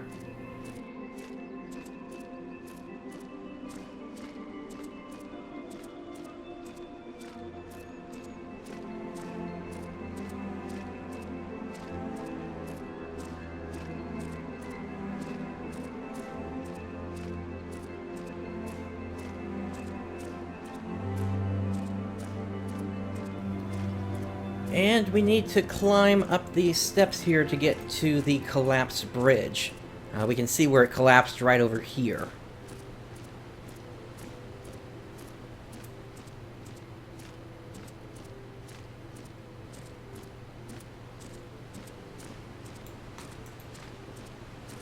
Alas, it looks like the sun is going down again here.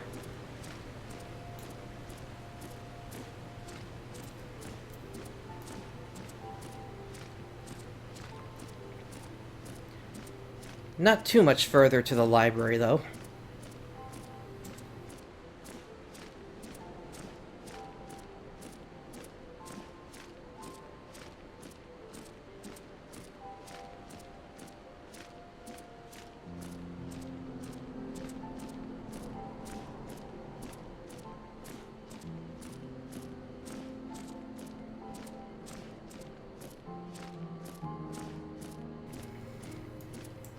Alright, there's Broomsea. You stand before the Great Goobo Library, one of Heidelin's foremost repositories of knowledge. Alas, it has fallen into disuse since the Exodus some summers since. In all those years, its halls have welcomed not the coming of a single soul. Its floors felt not the loving brush of a broom. Mine apologies, sir. Pray pay no mind to the dreams of a humble broom. You are doubtless eager to venture within and retrieve my lady's tome. I shall unlock the door at once. When you have what you seek, pray return to the cave and report to my lady. Alright, the Great Goobo Library is now accessible. And this place is effectively a throwback to a similar library from Final Fantasy V. So let us go ahead and queue up. And as we can see, this is a item level synced duty. So any item level above a certain level is going to be synced down, but we should be fine. The only things that would really be synced at this point are going to be, let's see, it's going to be the sword, as well as... Where's that other thing we picked up? The boots.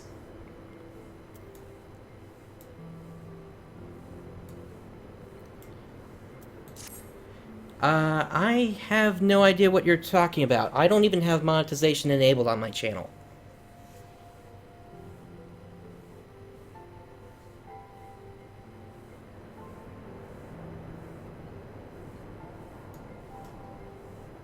Let me know if it shows up when I do this.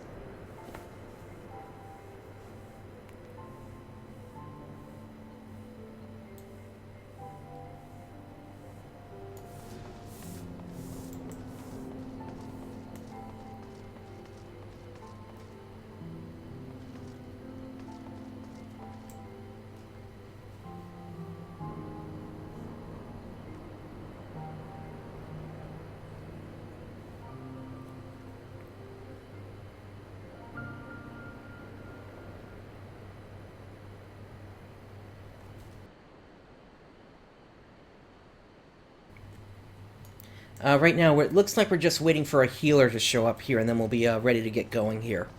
While we're waiting, I'm just going to take out some of these earth sprites here, see if we can grab some crystals from them.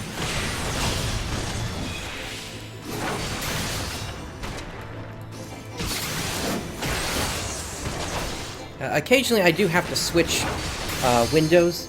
Oh, here we go. I'm just checking on the status of the stream and such. I'm just wondering if the symbol that you're seeing is actually from me switching windows. But I did it just a moment ago. Well, hopefully whoever this is gonna click in.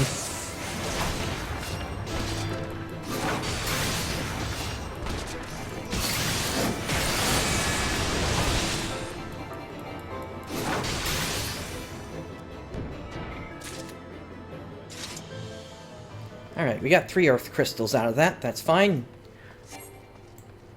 And somebody wasn't paying attention, so they're out of the queue. Let's try this again.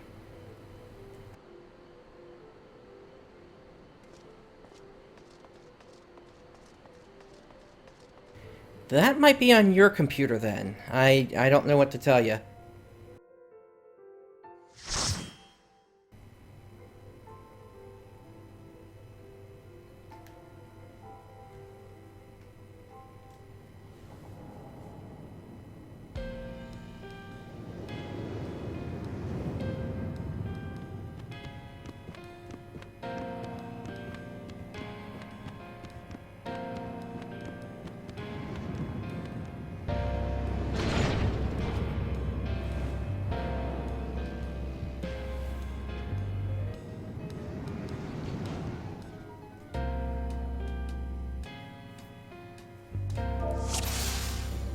Alright, first thing I'll mention about this place.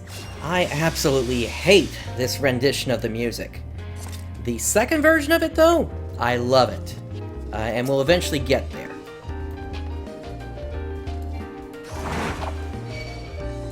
Alright, so we're gonna take this slow.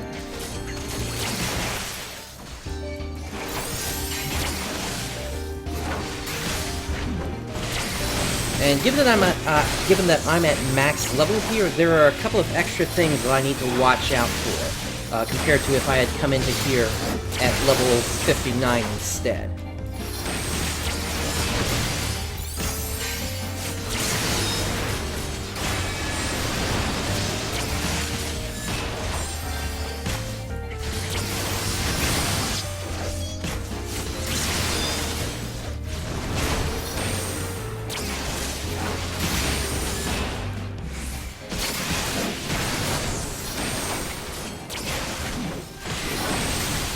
So this place isn't too bad, although it does take quite a while to actually take out the enemies here.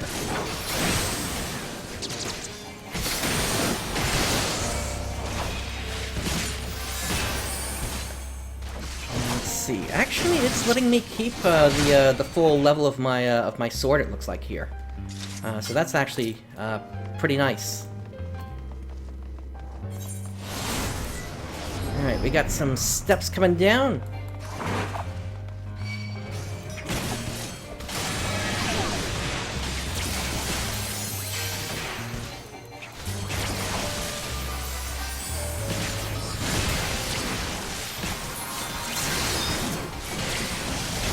Alright, let's go around. Let's give everybody some Goring Blade. As well as Fracture.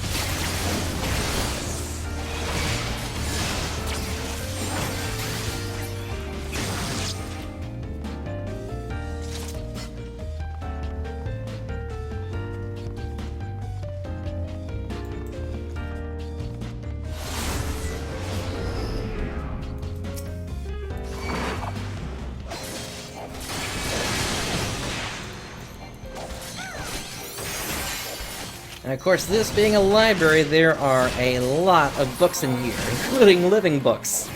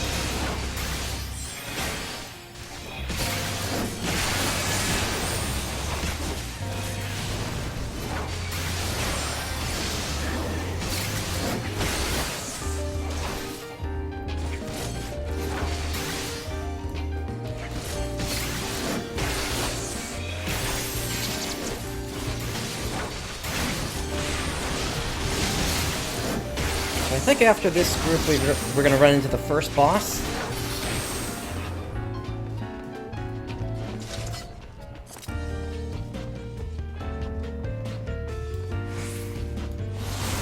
Ah, no, we got one more group. Or maybe even a second down there.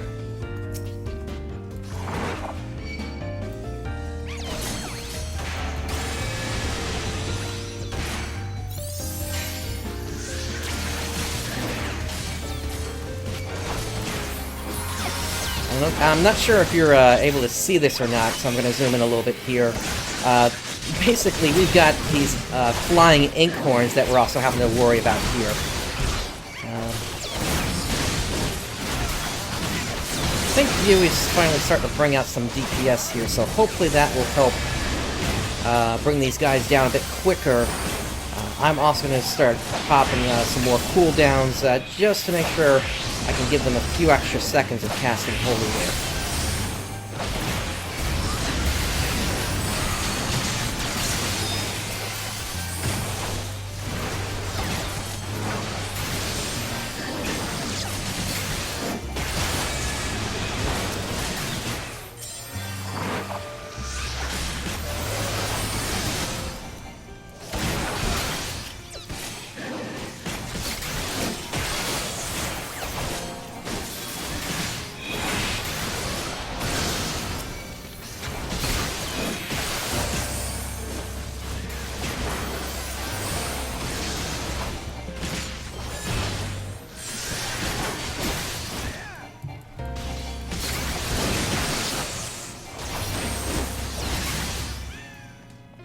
There we go.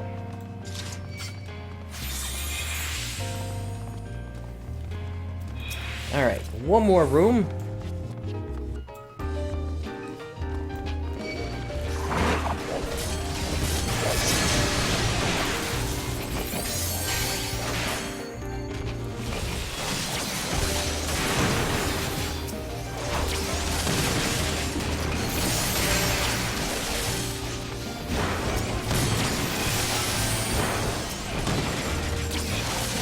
With this particular group, I don't think I'm going to have much time to set things up except to set up Fracture. Oh, we might have a moment here for one Bullet Blade at the very least.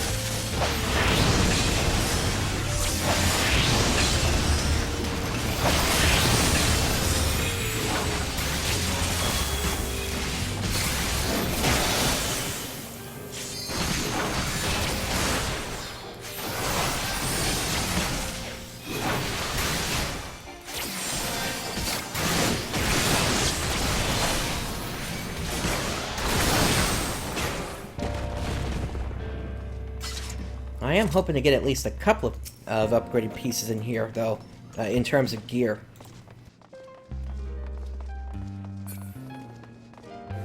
Alright, here's the first boss, the Demon Tome. And let's get this going. So I'm kind of standing off to the side a little bit here, just to make sure that nobody else is really going to get cleaved here. Although at the same time he is doing this AoE that you kind of have to walk back and forth between.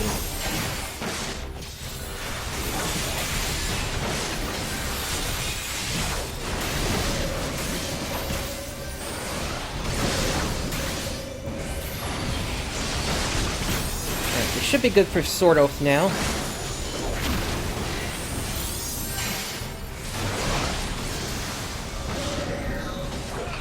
Let's get around him.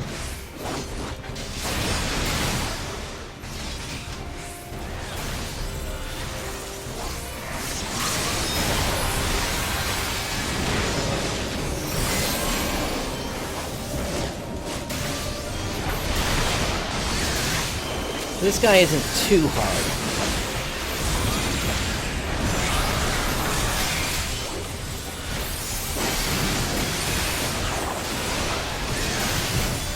So at this point, you really don't want to be moving around just because you are on thin ice there. But once he starts to do his big AoE again, then you can move.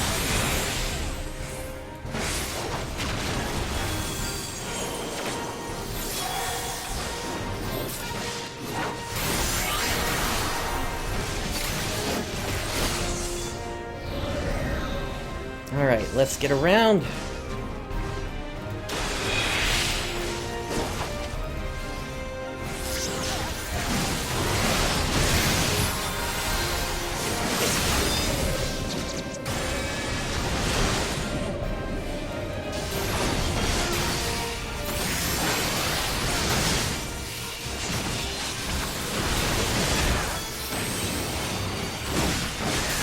Starting to catch up a little bit on aggro here, so I'm gonna switch back over to Shield Oath.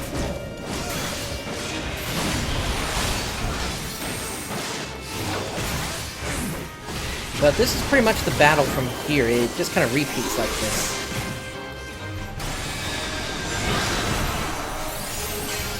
Let me try to help out with some of the healing here.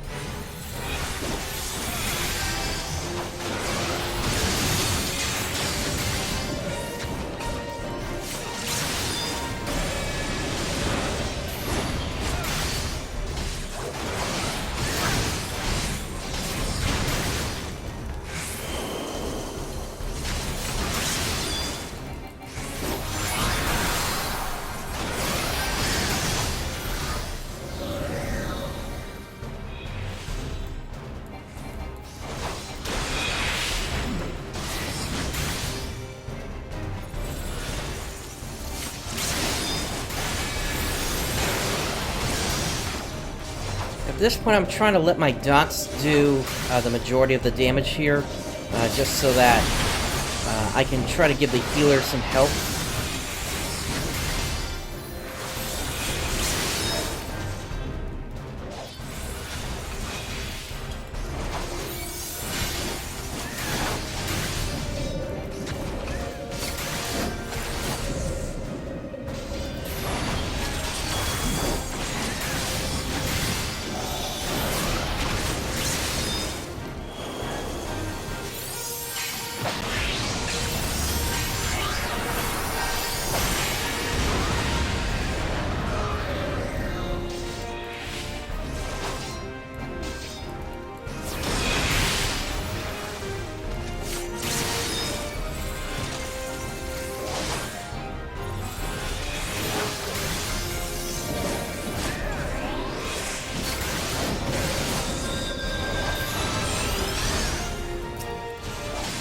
Let's get clemency on them.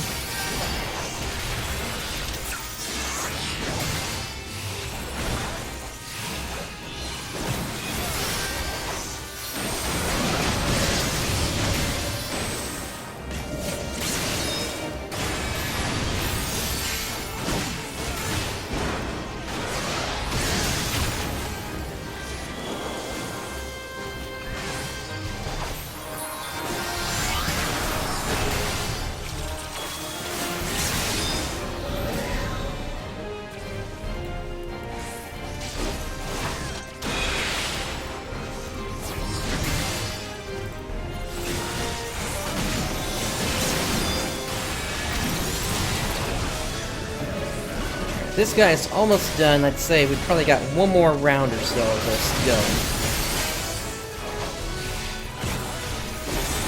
Unfortunately, I'm getting the feeling that this isn't the most advanced team in terms of the abilities. But that's also acceptable, especially because, I mean, this is leveling content after all. But we can see that the fact that the two DPS are not at level 60 here. Anyway, moving on. Alright, so Rogue, and this is for a caster.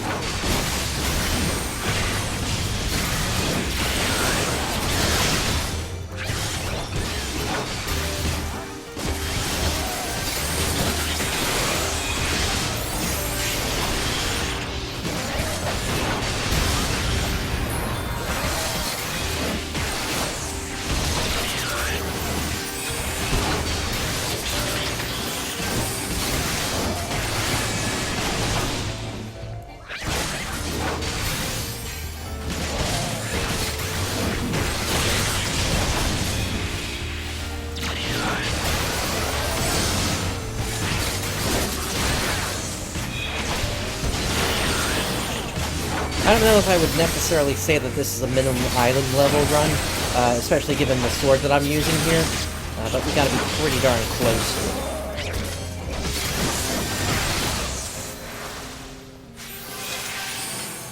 Alright, let's see here. Both aren't gonna do anything for us here. Alright, this guy does something unique for players that are level 60. He has an ability that will hit only them and not people at level 59.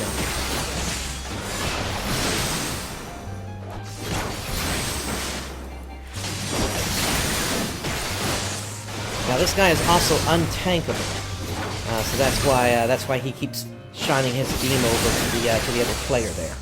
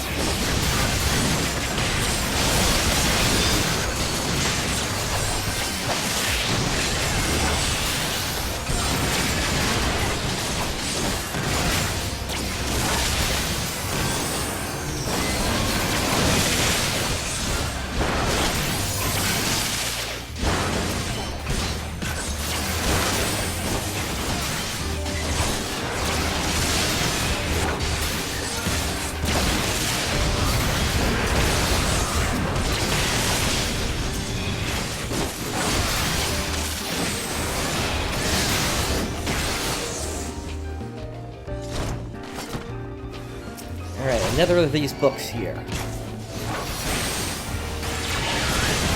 And we got some additional ads coming in.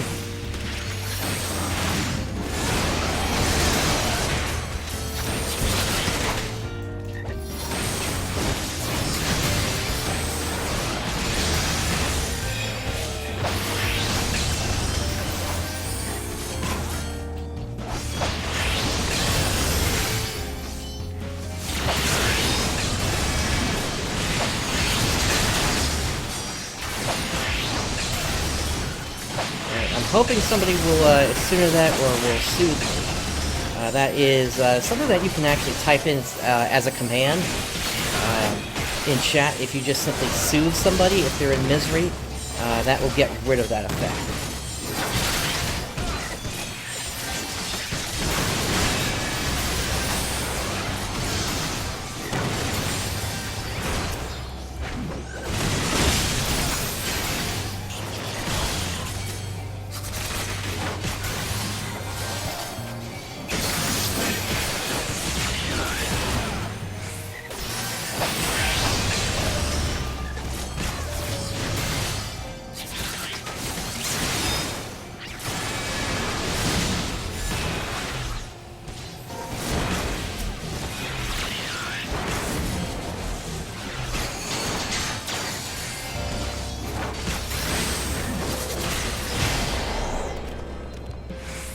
Alright, let's see what we got in here.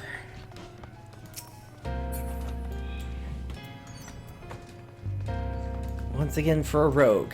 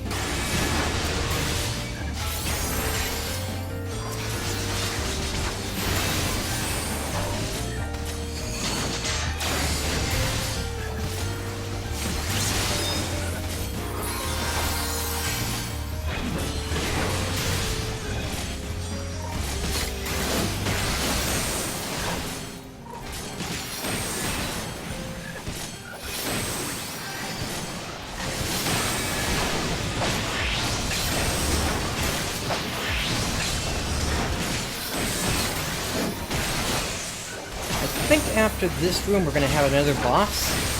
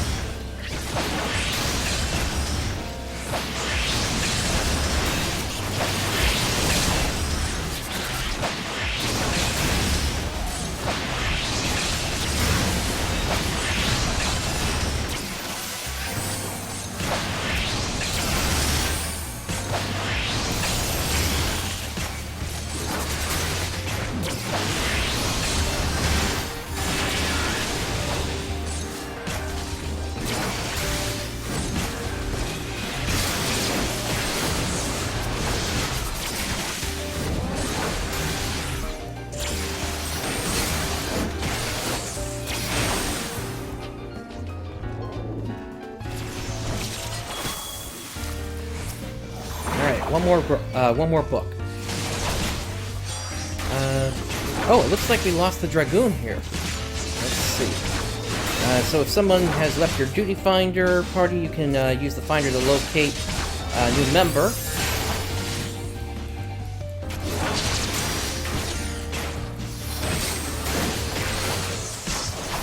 And there we go.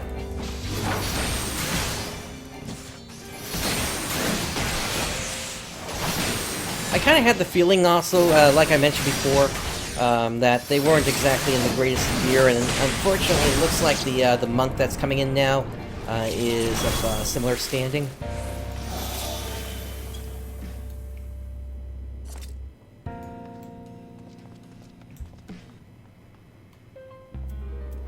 Oh, yep, it looks like that's exactly what happened there.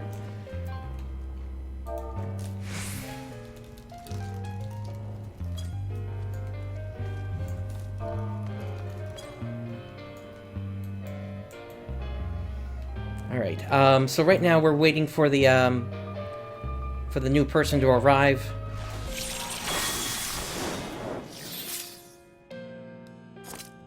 They're just about here.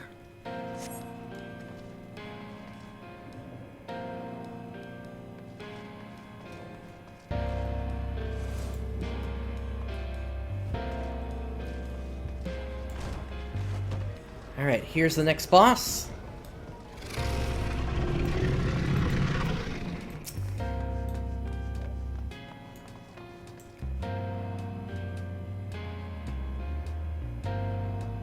Just make sure everybody's inside. Alright, let's get this going here.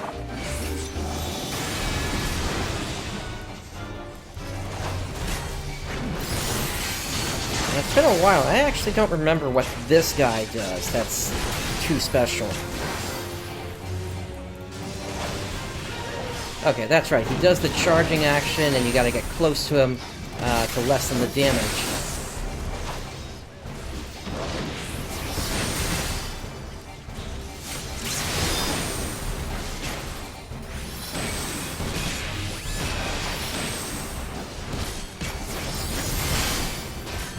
I'm gonna try to help the healer out again here.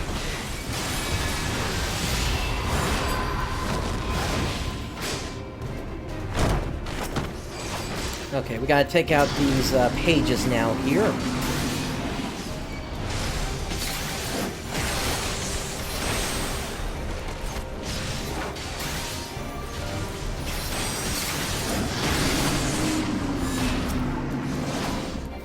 And he's giving us the vulnerability stacks there.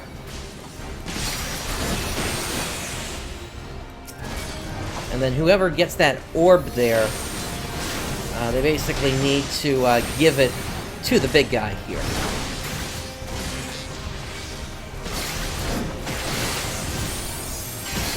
lot of wind around here.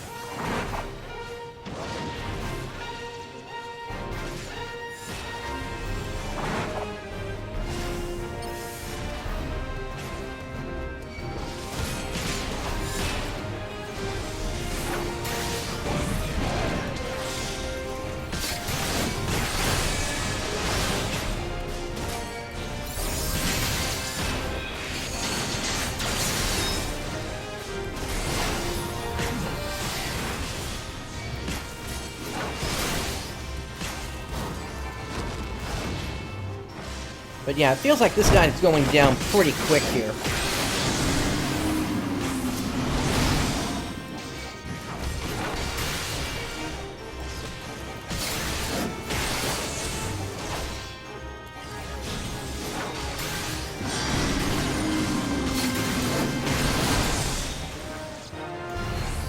Ooh, that's not good. The healer went down. Alright, let's crash this into him.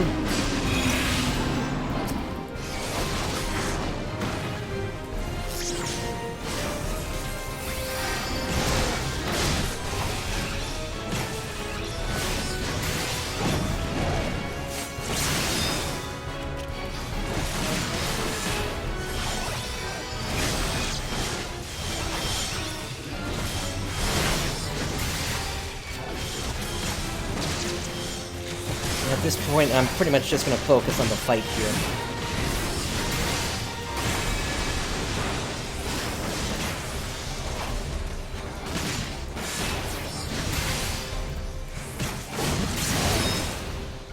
And down he goes!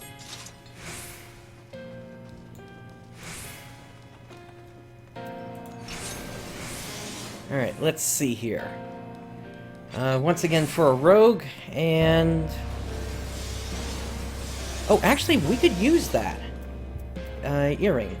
Yeah, we could definitely use those.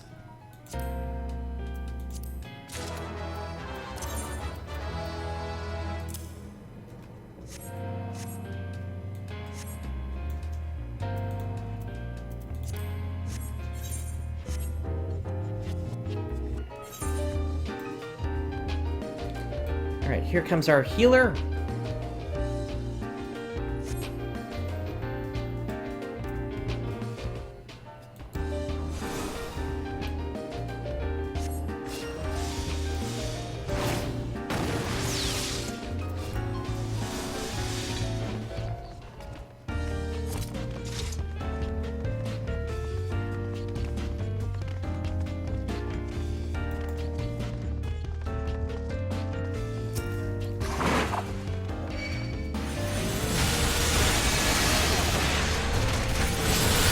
Now there's a second version of this dungeon, like I mentioned before, and in that particular version we actually head upstairs instead of downstairs.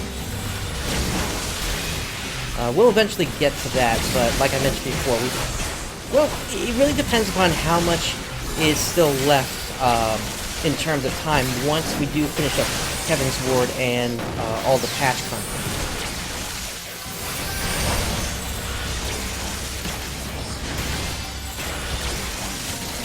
I'm trying to remember how much is actually left of the Heavensward expansion at this point, before we start to get into the patch content.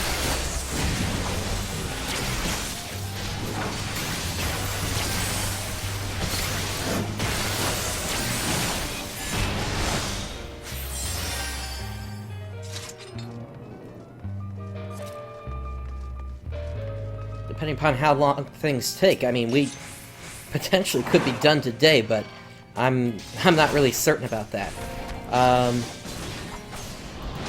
Typically I would want to stun that guy, but unfortunately he is not stunnable.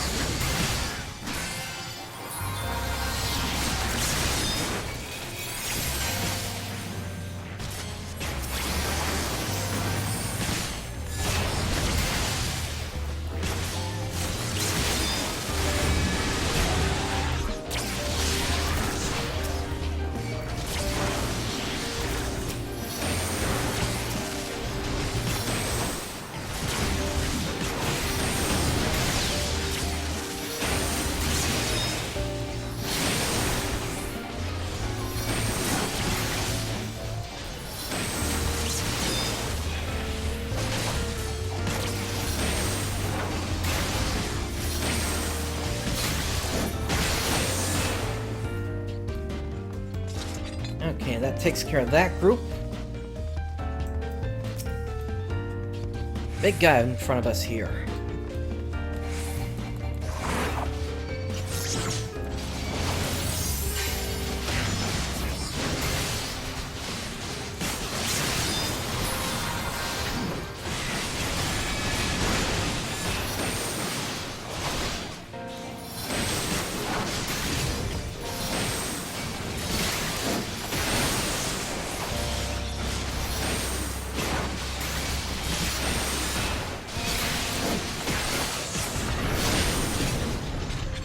But he goes down easily. One more.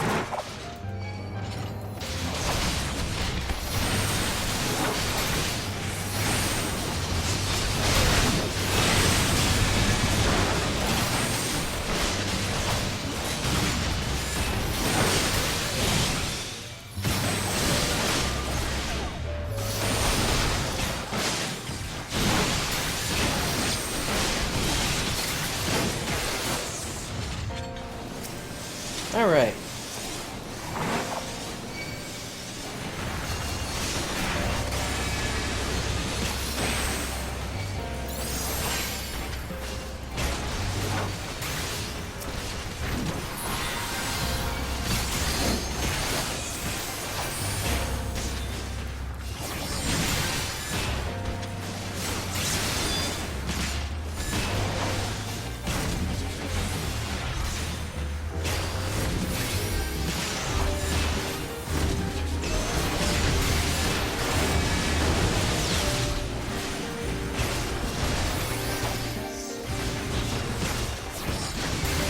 Yeah, that gravity spell is basically what our healer is casting, and that's also what's helping us out in terms of getting some extra damage out.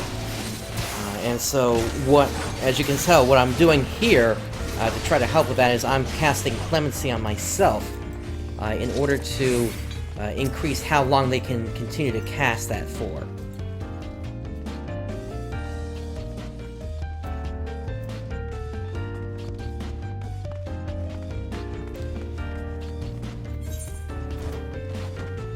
You know, that might be a ring for us as well.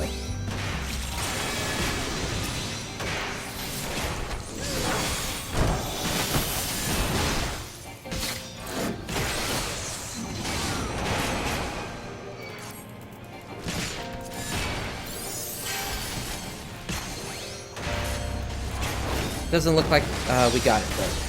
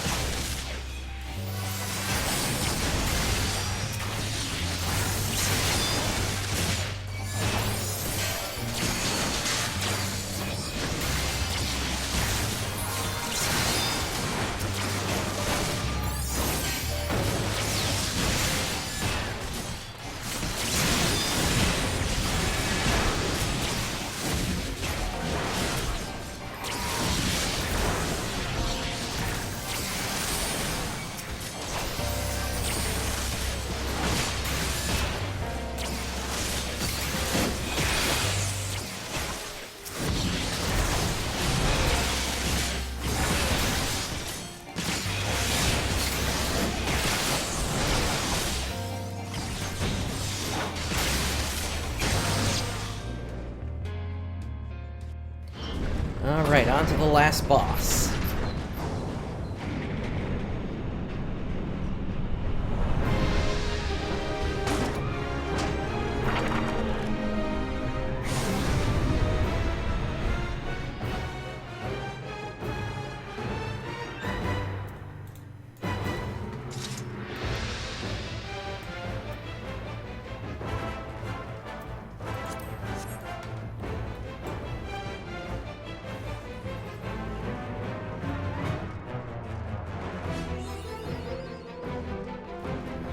Alright, this guy has some pretty unique stuff here.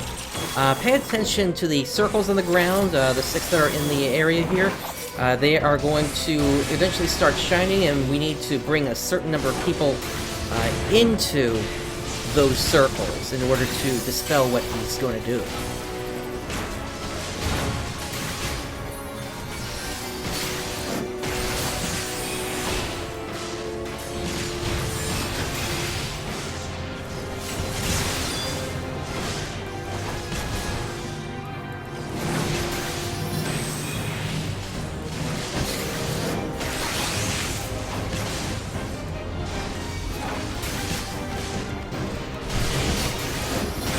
Yep, here we go.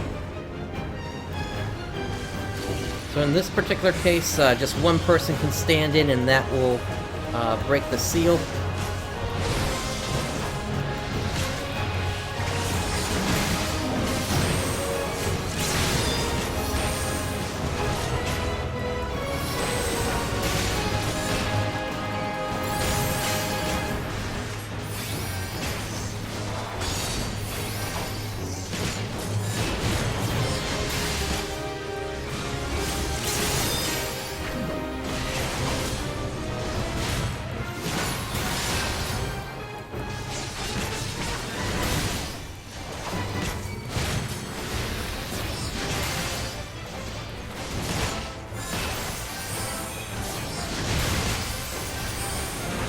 Let's get some big damage out there.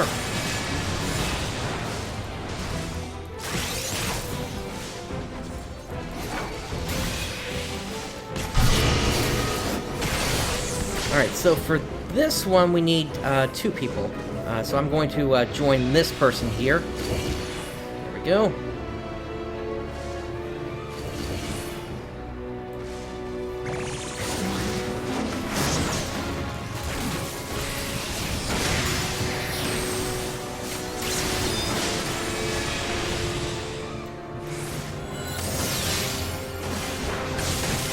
That's kind of a standard pattern of spell casting we've seen before, specifically from E3.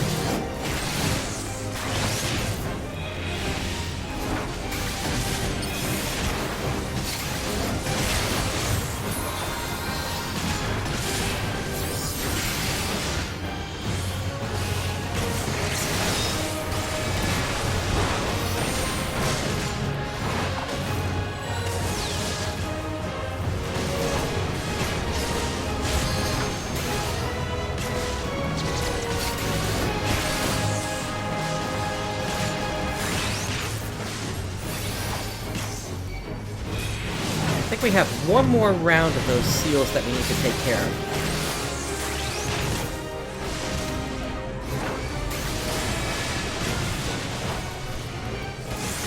Yep, here we go.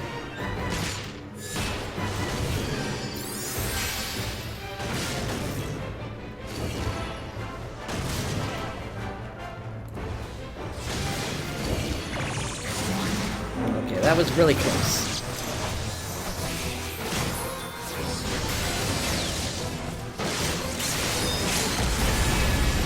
There goes the limit break.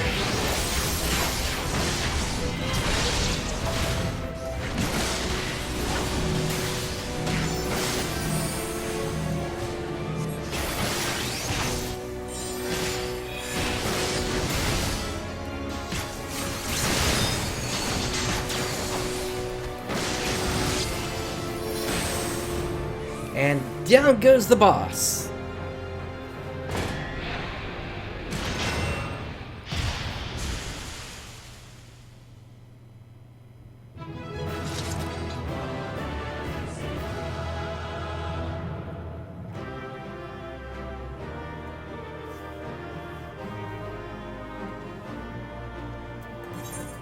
Alright, let's give out our commendation.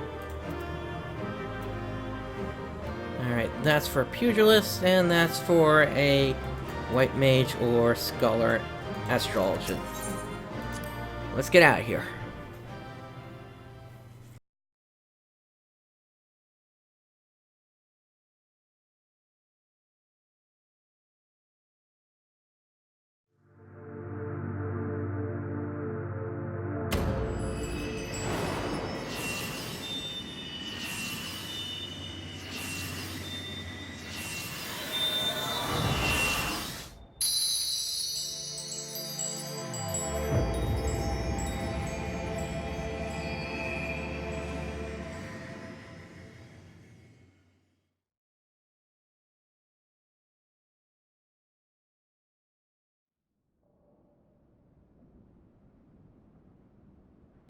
So that gives us 5 of the crystals.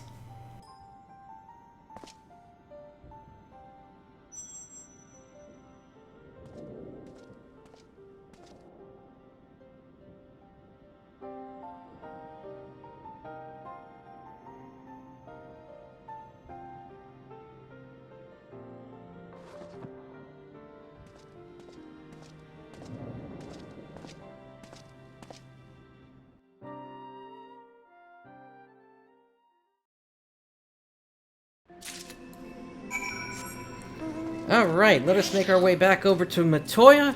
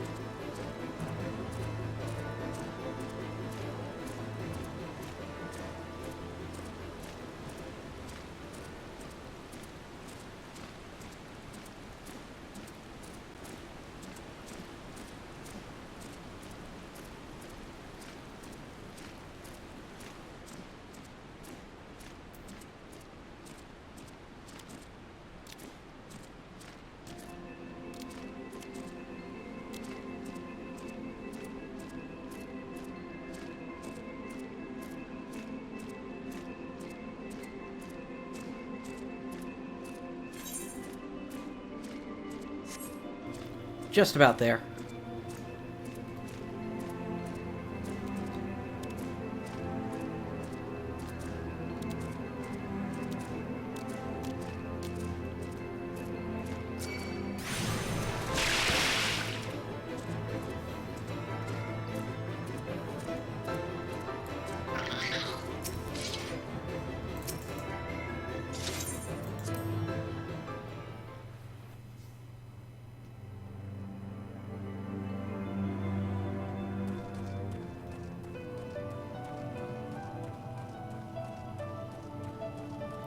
Alright, so we have made it back.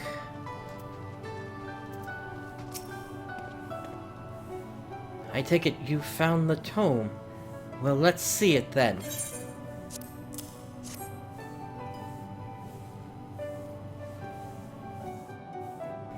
Aye, this is it all right. Sure, boy, put down whatever you're doing and come here. Prince has returned with the tome. Thank the gods. But another minute under Master Matoya's exacting supervision, and I would certainly have lost my mind, or mayhap merely my temper. Some things never change indeed. Well, I, for one, appreciate the exacting supervision. In the short while we have been here, I feel I have gained a far better understanding of arcane entities than I did during my entire time at the studio. Should the opportunity present itself, I should very much like to employ this knowledge for the betterment of mankind. Create a new variety of carbuncle, perhaps. Don't get ahead of yourself, boy. Louis Lla's grandson or no, it'll take another decade under me before you can call yourself a scholar, and a deal more than that to make you a scholar worth a damn. As you may have gathered, Master Matoya is not easily impressed. Indeed. Prince has returned with the tome, has he not? Shall we examine it?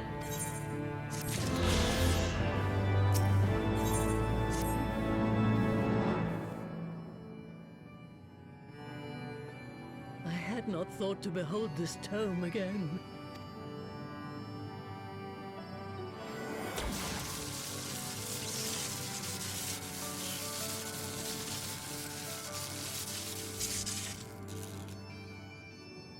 There.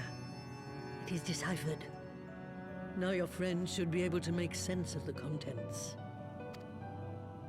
That said, it's one thing to understand the workings of the etheric converger, and another to actually make it work. You do realize how much ether is required.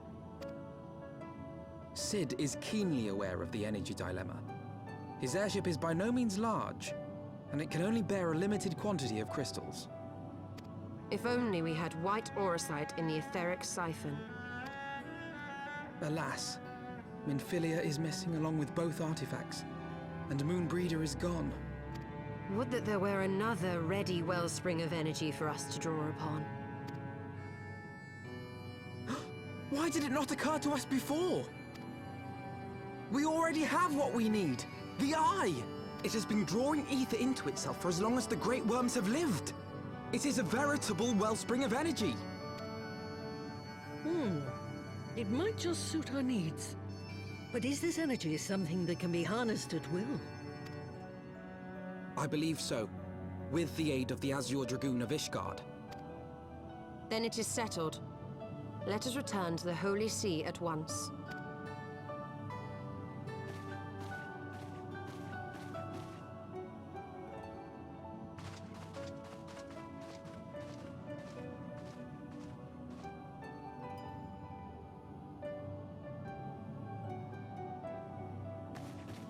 Stola, wait.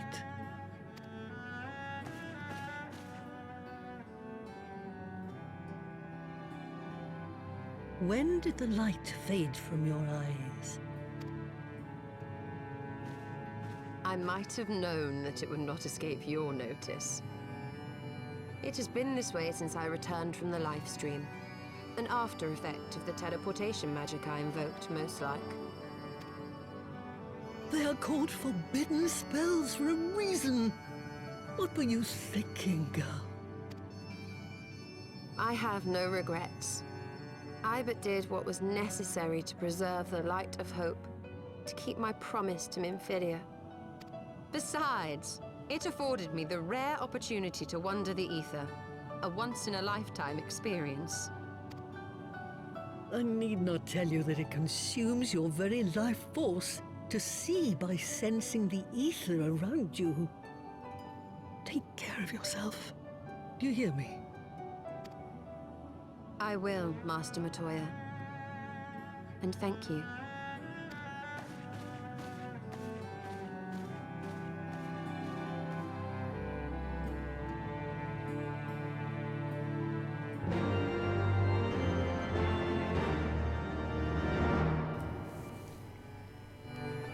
Alright, so we are now returning back to the Holy See. After we speak to Alphino, of course. Thanks to your customarily heroic efforts, we now possess the knowledge to build an etheric ram. All that remains is to secure its energy source. Let us hasten back to Ishgard and consult Sir Emmerich regarding the Eye.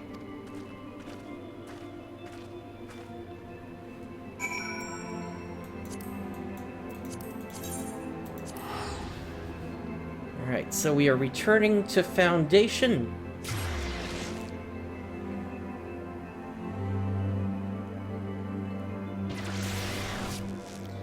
But before we head there, I want to make a quick stop by the Jeweled Crozier.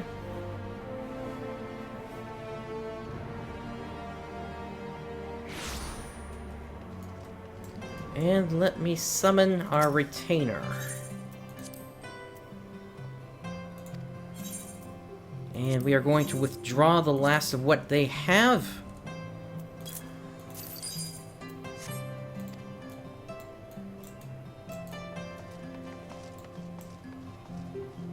And now we can make our way over to the Forgotten Knight.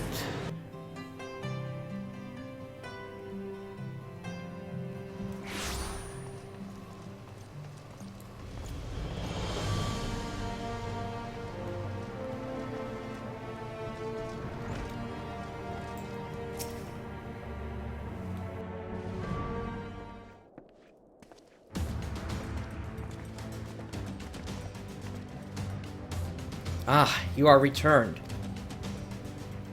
Sir Emmerich, I am pleased to see that your recovery proceeds apace. May I introduce Stola, a fellow scion of the Seventh Dawn, an Archon of Sharlayan. My lord, pray excuse me for foregoing due pleasantries, but we seek your counsel regarding the etheric ram. Though we now possess the knowledge to build such a device, we yet lack an appropriate source of energy with which to power it. We believe, however, that Ishgard may possess the solution to our problem. You need not apologize, my lady. Full eager am I to learn of your progress. Please, tell me of this energy source that you believe we possess.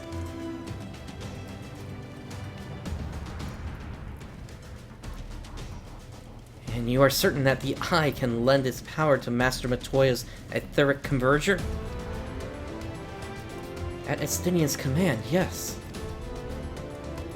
Very well, I shall speak with him. My thanks, Sir Emmerich. Nay, my friend, 'tis I who should thank you, as should every Ishgardian. You labor in our name, with nary a care for your own safety. Let us next speak with Cid. He will doubtless be eager to begin work on the etheric ramp.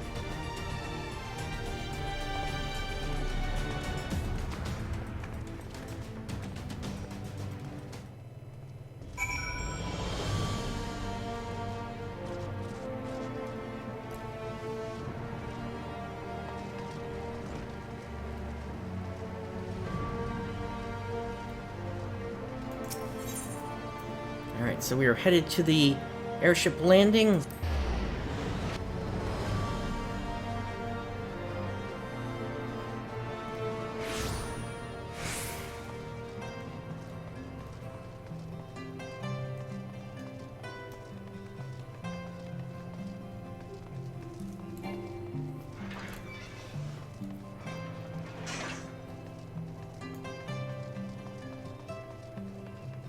There he is.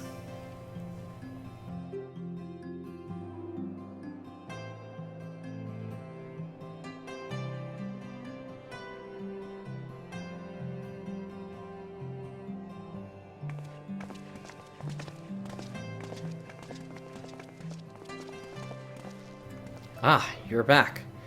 The preliminary work on the Enterprise is more or less finished. Tell me you found a way to build the etheric ram. Greetings, Cid. It has been a while.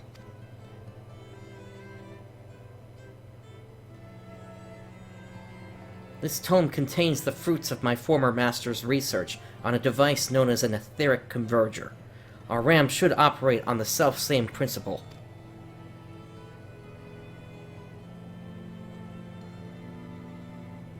Ack, where are my manners? Put a toy like this in my hand and I go off into my own world. Gods, it's good to see you. I'm bearing a gift besides. A very distracting one, if I might add. If I didn't know better, I'd think it was my name day. But there will be time for tearful reunions later. I'll make a start on the tome right away. So long as I have a grasp of the fundamentals, I should be able to knock something together, which leaves the small matter of the energy source. We believe we have found a solution to that problem as well.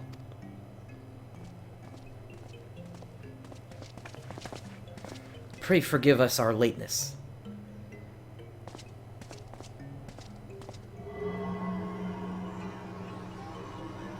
The power of the Eye is not to be drawn upon lightly, but I believe we have sufficient cause to do so.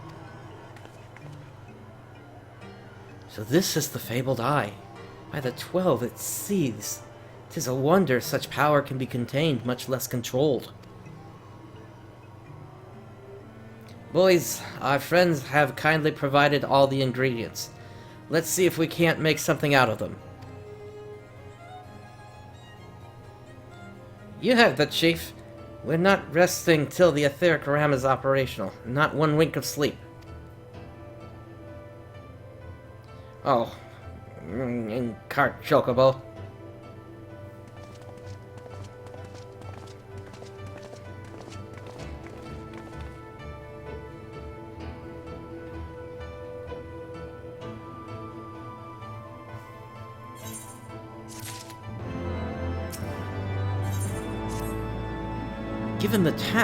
Given the danger of the task that lies before us, I think it only right that we take a moment to bid our friends and allies farewell.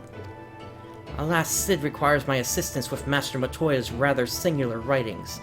Might I entrust the task of visiting those who will remain behind to you?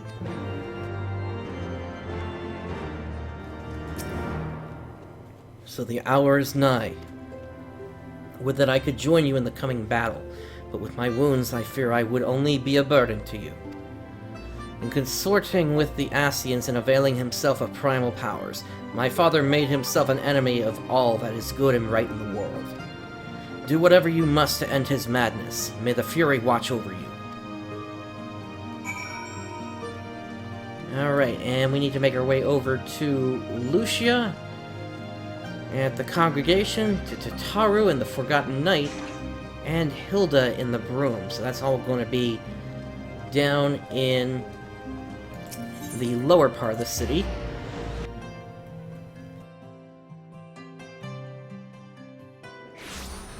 We'll speak to Hilda first.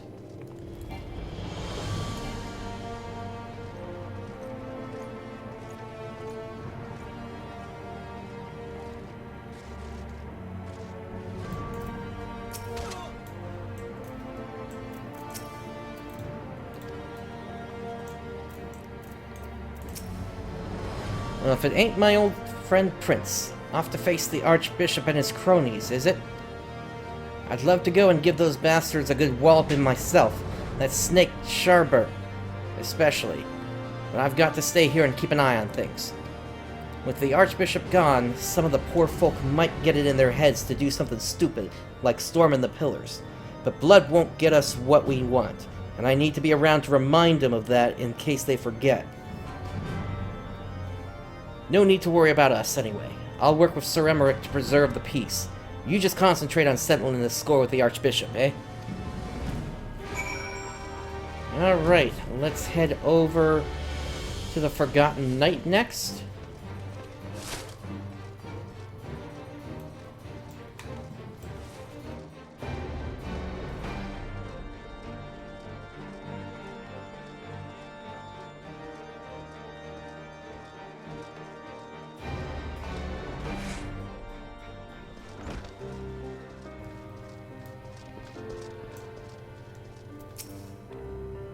So you're off to face the Archbishop then.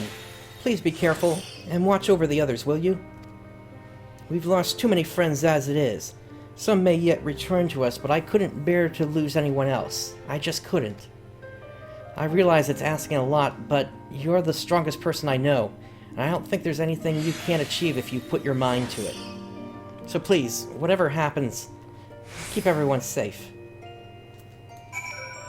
Alright, let me just double check something here before we head up there. Let's see. Alright, so that person requests Centurial Seals. We don't have any of those. Don't worry, we'll be able to get some new gear very shortly here.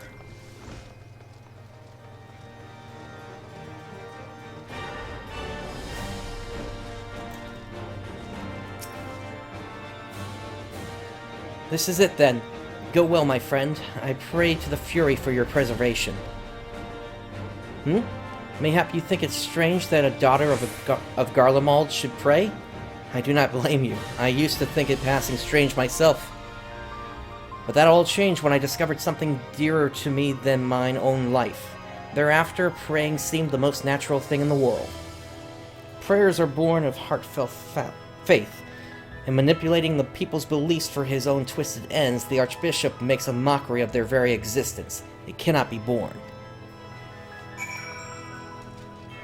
Alright. Next, we're going to speak to Edmont.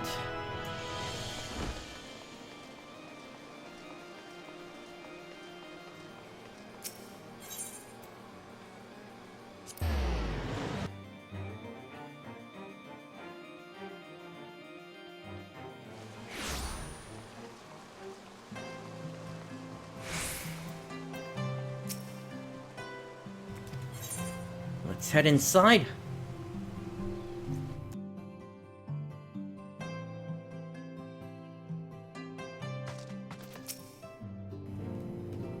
Master Brightstar, how good of you to pay me a visit.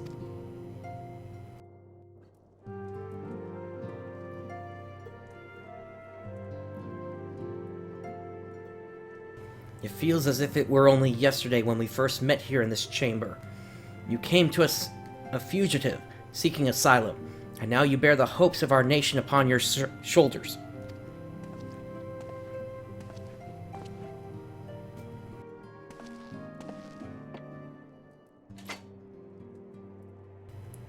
He would not have told you, but when Horshaphant begged me to accept you into our household, he described you as hope incarnate. At the time I assumed he was waxing lyrical, as was his wont, but I have come to see that he simply spoke the truth.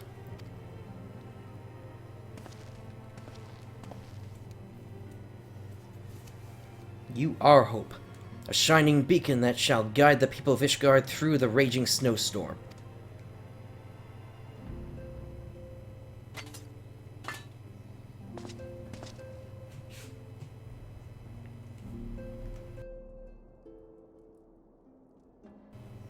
A memento. Were my son here, he would have wished to fight at your side in the battle to come. Take care, my friend, and return to us.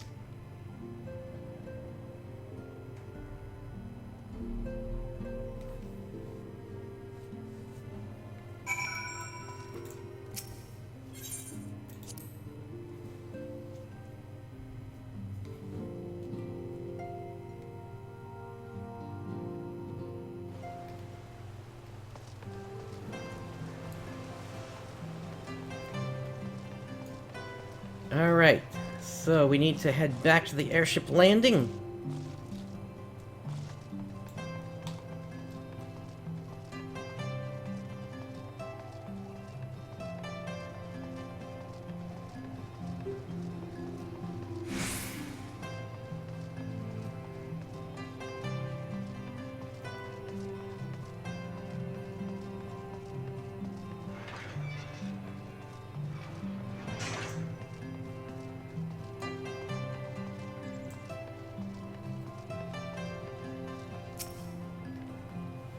Count Edmont bequeathed to you Lord Horshafont's shield? A noble gesture. We bear the hopes and dreams of full many souls. Let their faith in us be a source of strength and courage as we face our remaining trials.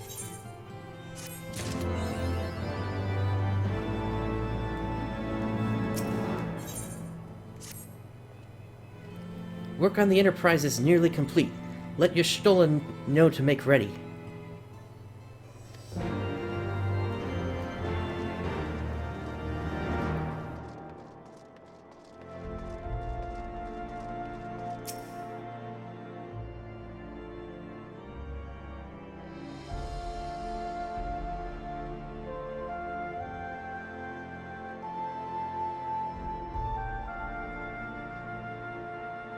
Until but recently, the Ishgardians have kept their doors firmly shut to outsiders.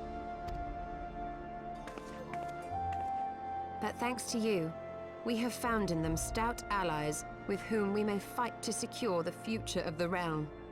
Truly, you are the beacon of hope towards which all men are drawn. Spare us the hyperbole. 'Tis not for praise that we fight.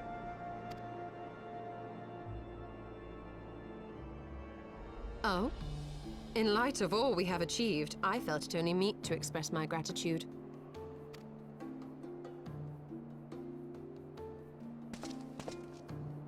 All that we have achieved? Spoken like a true outsider. Until the war is over, we have achieved nothing. The coming battle is a chance to excise the root of this conflict. And by my hand, it shall be done. Then, you may speak of achievement. 'Twas not mine intent to make light of your struggle. If I have given offense, then I apologize. But if I may speak freely, you would do well to be wary of the Eye. Even now, it burns with insatiable hatred, watching unblinking for a sign of weakness. Should you falter for so much as a moment, it will surely consume you. Save your concern. I will consume the Eye ere I let it consume me.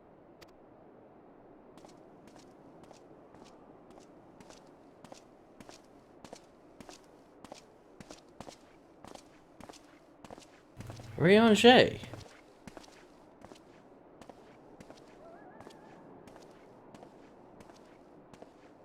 12 be praised, thou hast not yet set forth. Cross sand and snow have I journeyed, that I might deliver this gift unto thee. White Auracite. But whence did it come? To mine amazement, it lay hid amongst Moonbreeder's last effects. 'Twas but blind chance or providence that I did hap to spy it. Let no man claim that my late friend e'er erred for lack of foresight. In the place whither thou goest, servants of darkness do lie in wait. Pray, give unto me thy pledge that thou wilt strike them down and avenge our fallen comrade.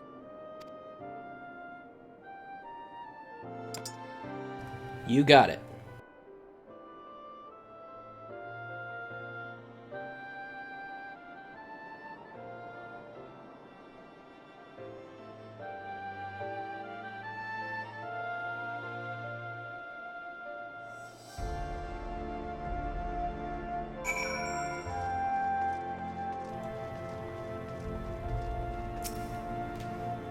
Let us go, Prince.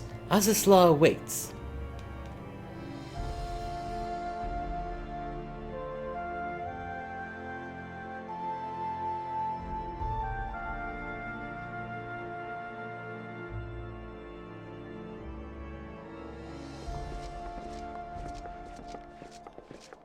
Ah, excellent timing.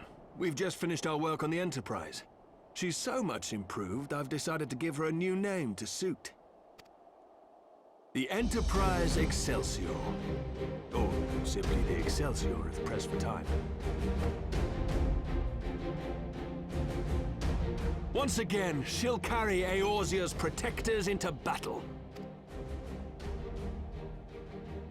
All aboard! I can do no more than see you off with prayers for your safety and success. Yet know that wheresoever you may go, my son's spirit goes with you. May the Fury grant you strength.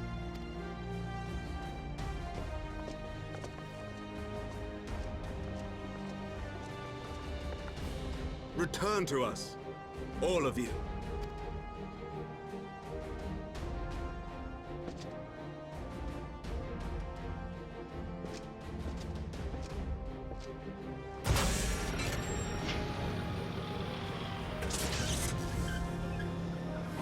Enterprise Excelsior. Engage.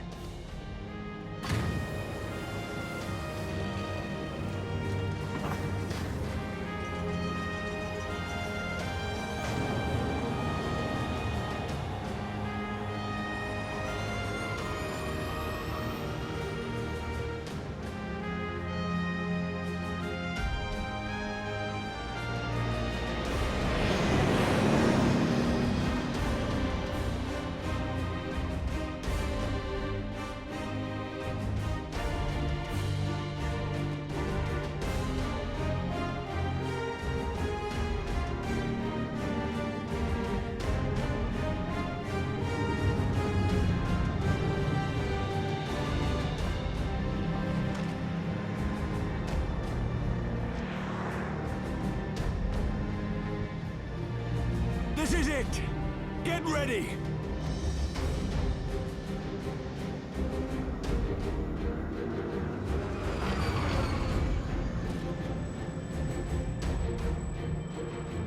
Eye of mine enemy, render unto me thy power!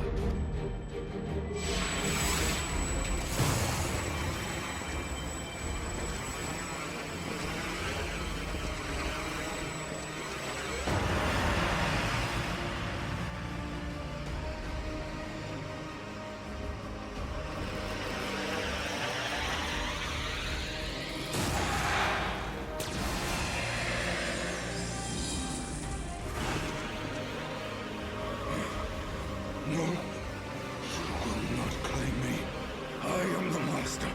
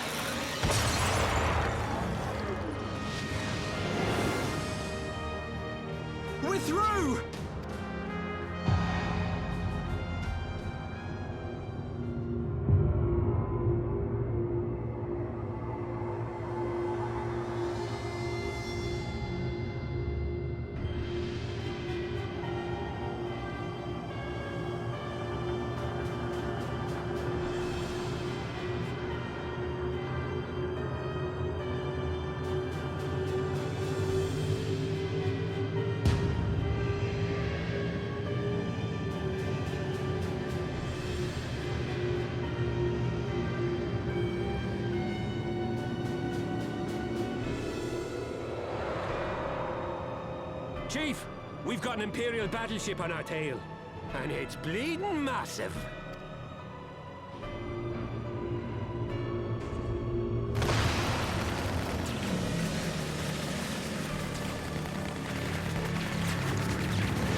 Damn it!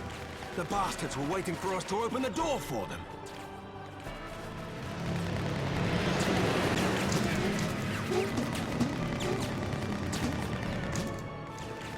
I'm gonna try to shake them.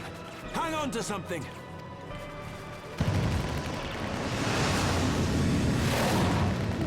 We're all going to die! Tataru!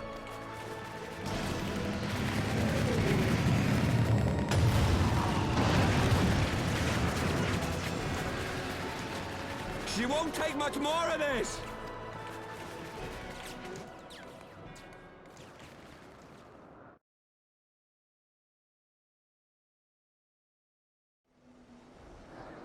The time is come to use Hydaelyn's gift.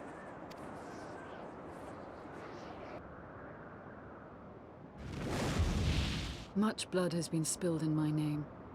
And for what? For a false cause that I created for want of the warmth of companionship. Saint Shiva, pray Svelga. Pray forgive this fool. But even now, I cannot let go of my dream. My dream of a tomorrow in which no child need freeze alone in the snow.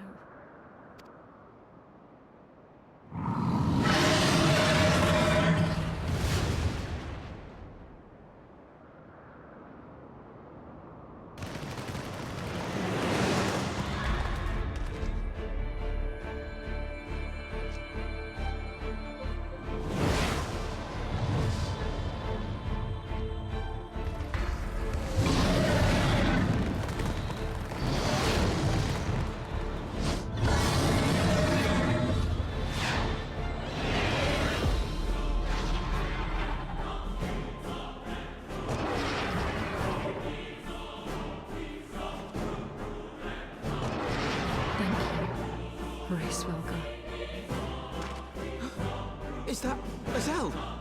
What does she mean to do? O goddess, born of mine own hopes and dreams, for the last time, I beseech you, fill this vessel with your light, still the hatred within our hearts, and bless us with eternal grace!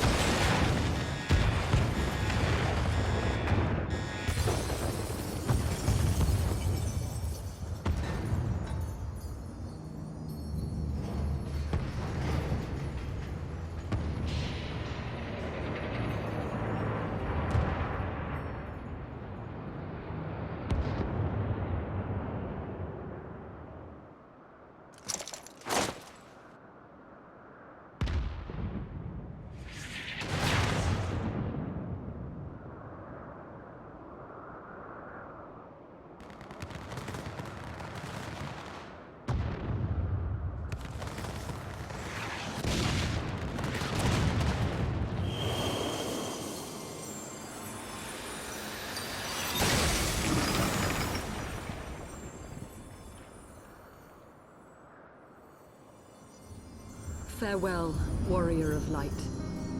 And thank you for showing me the way. No!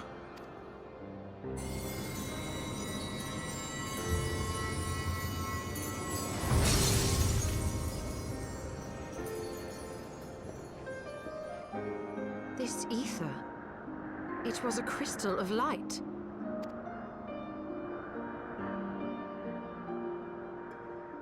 She, too, was one of Hydaelyn's chosen.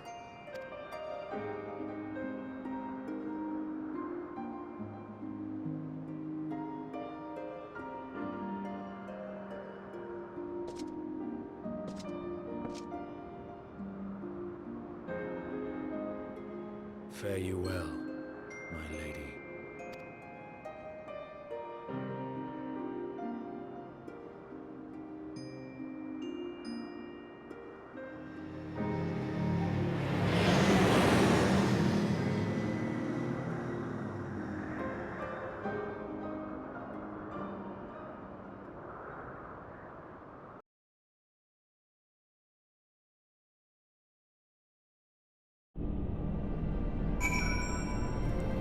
Alright, so Giselle is gone. Let's speak with Sid here. Whew. I don't know about you, but I am glad to be back on solid ground, even if said ground is floating in the sky. When that Imperial battleship appeared, I honestly thought we were finished, and we would have been had your friend not arrived when she did.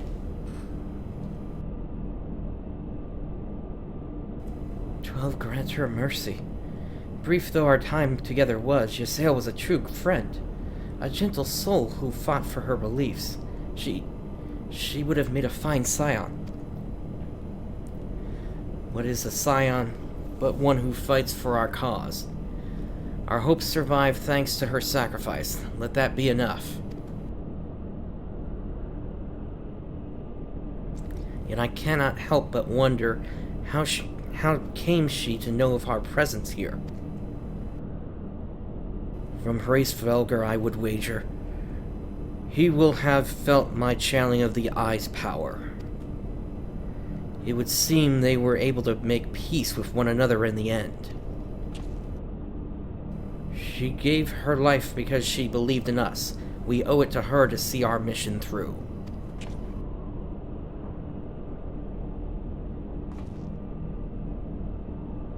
See that dome-like structure further in? Let's make our way there.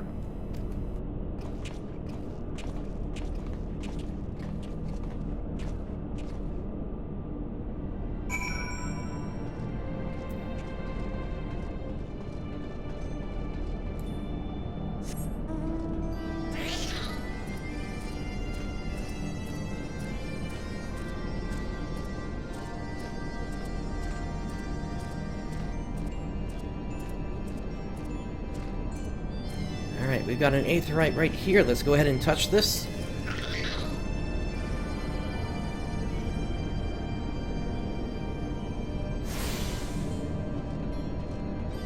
So now we can teleport back here if we need to.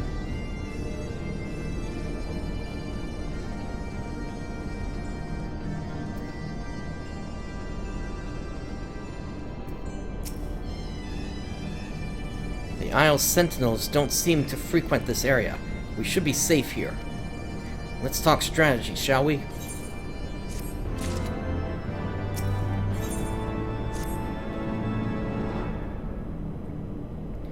First of all, in the interest of efficiency, I suggest we make this place our base camp.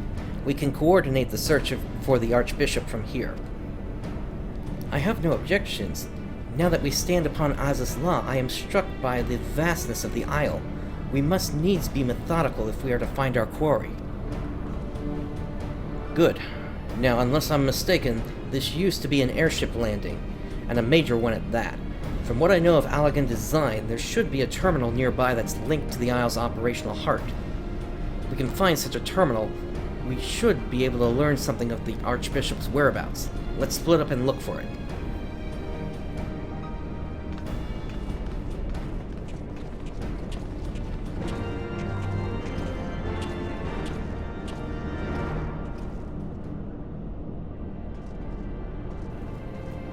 We got a destination over here.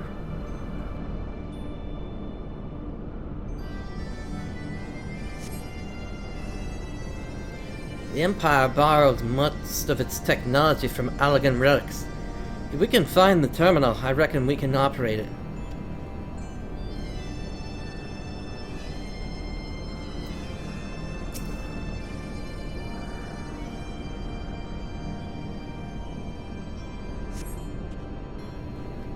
What ungodly vessels must the Allagans have built to warrant such a vast landing?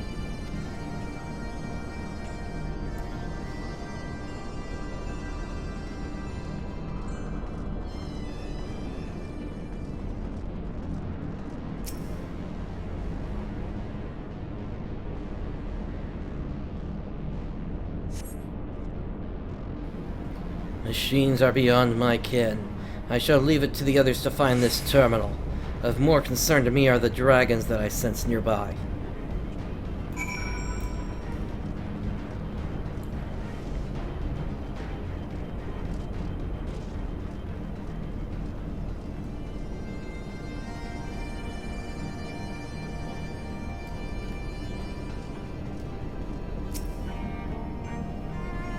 Nothing? Damn it. There's just this terminal then, but it doesn't respond to anything I do. Any bright ideas, Wedge? Wedge? He was here just a moment ago. Oh, don't tell me he's wandered off. I'm sorry, Prince, but could you help me search for him? Absent-minded as he is, I worry that he strayed beyond the landing area and made friends with the local sentinels. Alright, let's see where Wedge ended up.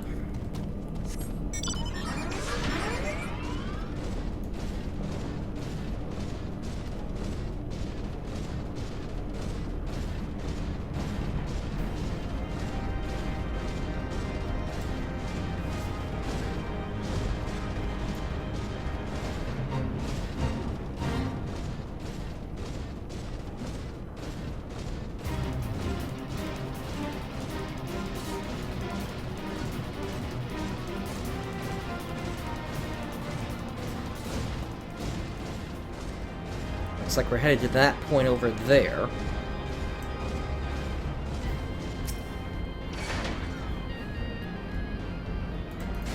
And we're in combat. Let's take out this guy real quick. In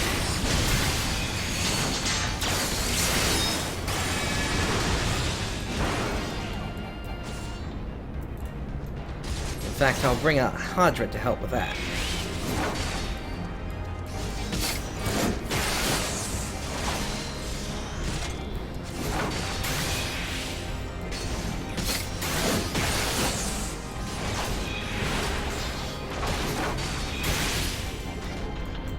Go.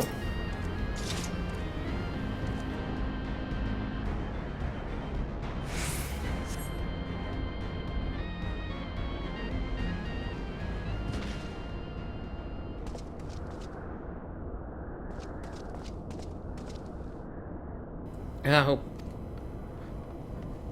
Witch, are you alright? I'm fine, Chief. I just tripped, that's all. Fool of a Lalafell. What were you thinking, coming here on your own?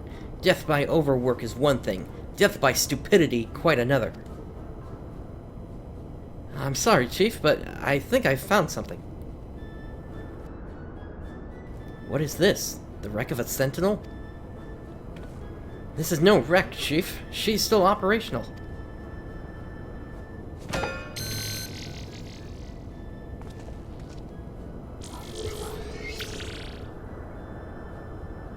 See?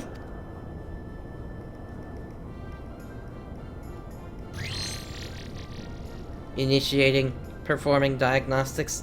Diagnostics complete. To proceed, please agree to the terms and conditions of use.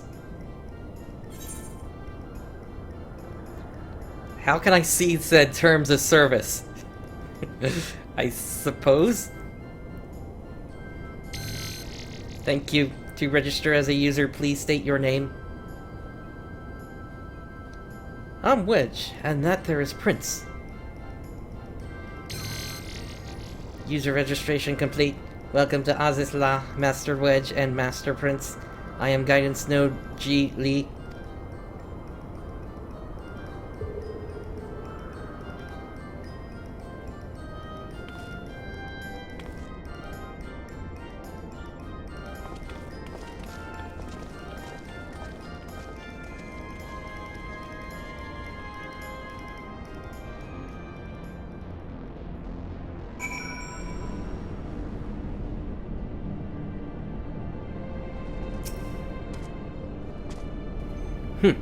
This isn't quite what I had in mind, but it might just serve.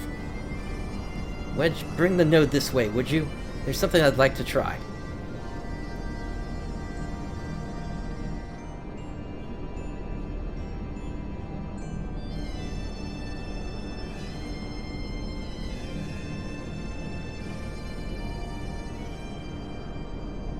Node, I need a status report of the facility.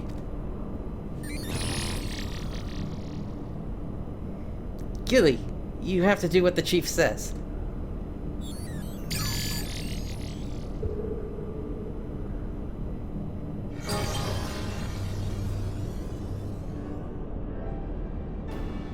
Yes, that's it. Good girl. Ah, here we are. Not much of note. It appears someone recently reactivated Helix, which is this area.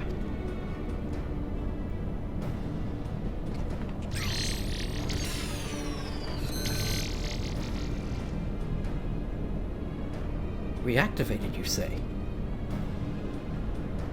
By the Archbishop, I'd wager. I dare say he woke the place up when he used the Vanu's key. Are there any other people in the facility? If so, where?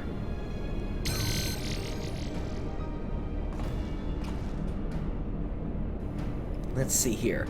On the flagship. That's the central aisle. I'm seeing positive readings within the aerochemical research facility and the fractal continuum. And what have we here? Intruders detected in the Gamma Quadrant. Defense system engaged. Our Imperial friends, I suspect. I hope they enjoy the defense system, but what of the Archbishop and his cronies? What might offer an indication? Ah, how about this? Which area is currently consuming the most energy?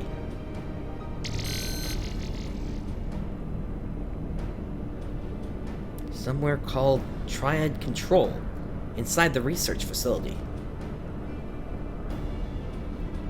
And what manner of place is that?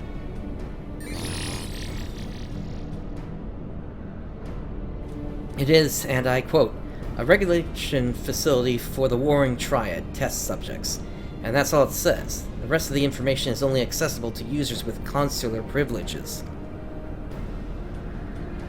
I mislike the sound of this, which leads me to believe that it is indeed the place. I am inclined to agree with Y'shtola. Whatever it is the Archbishop seeks, it is like to be there. That settles it then. Let's find a way to cross over to the flagship.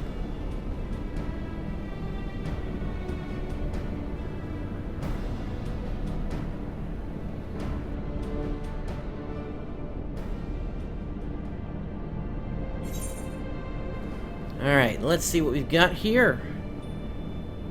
Strength is going to be what we go for.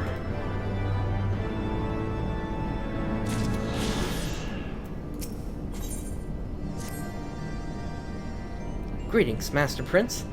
Is there something you wish to know? Tell me how to reach the aerochemical research facility. Requesting access to the aerochemical research facility. Access granted. Generating route. Route generating. Commencing guidance to chosen destination. Please be aware that the designated route may take you through restricted sectors, and that the Isle's defense systems may attempt to terminate you. Please kindly reminded that, in accordance with the terms and conditions of use, you and your party assume all risks of damage or injury, including death, that may occur en route to your destination. Alright, so looks like we're following the node then. Can the guidance node be trusted? I know not, but we have few other options. Let us see where it leads us. Prince Ystrola, Estinian, we four shall proceed to the research facility. Cid, the Excelsior is our sole means of escape. Pray remain here and have her ready to depart at a moment's notice. Understood. We'll see that she's repaired and ready to fly. If anything happens, just let me know via Link Pearl. Be on your guard, my friends. The enemy could be anywhere.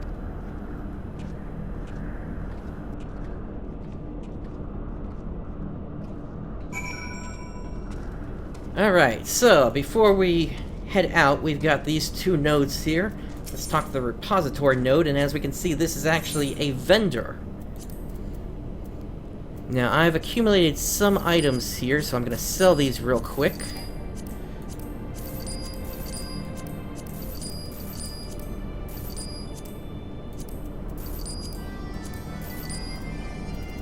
I think that'll be good. Okay. So now, let's take a look at what its current stock is. And as we can see, we've got a bunch of items related to our current job here, or our current class. And these are all upgrades. They are all item level 150. That is going to be a huge upgrade from 120, which is some of the stuff that we had in the past, or rather, what we're wearing right now. But we're going to be replacing all that. So that's a new helmet. Let's grab a new chest piece.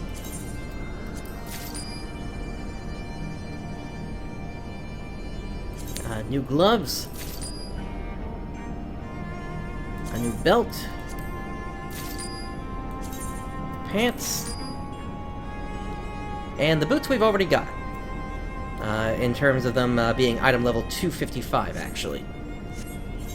So really, the only thing that's going to be left now is going to be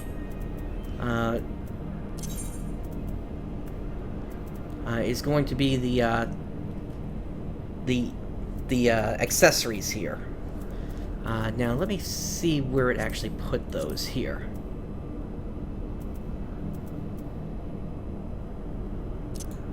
Here we go.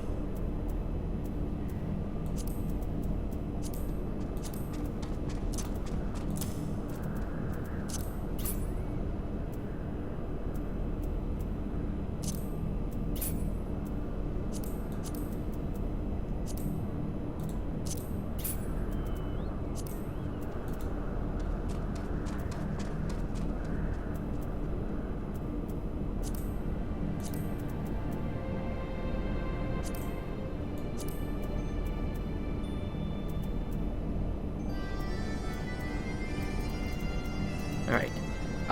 Let's see. Okay, so we should be all set to go now. Let's just repair the rest of our gear. And let us make our way through Azys Lla.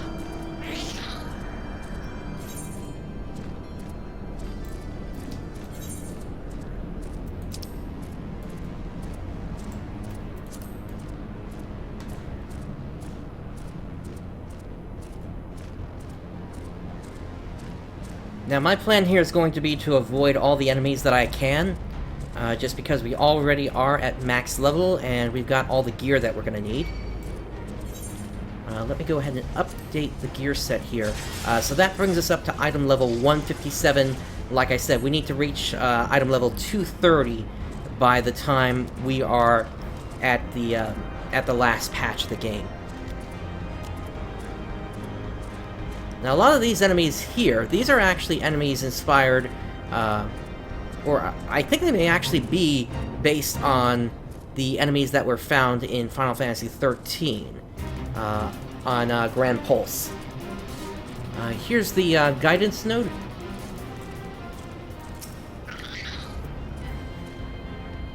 You are currently within the Alpha Quadrant.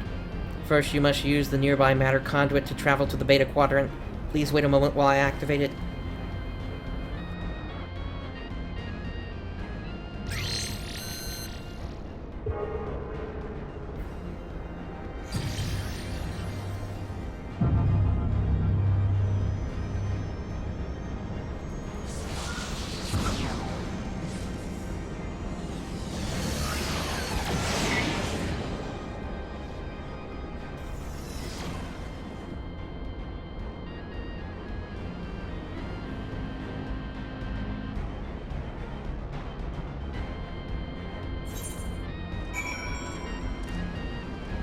Alright, let's use the teleporter and get over to the Beta Quadrant.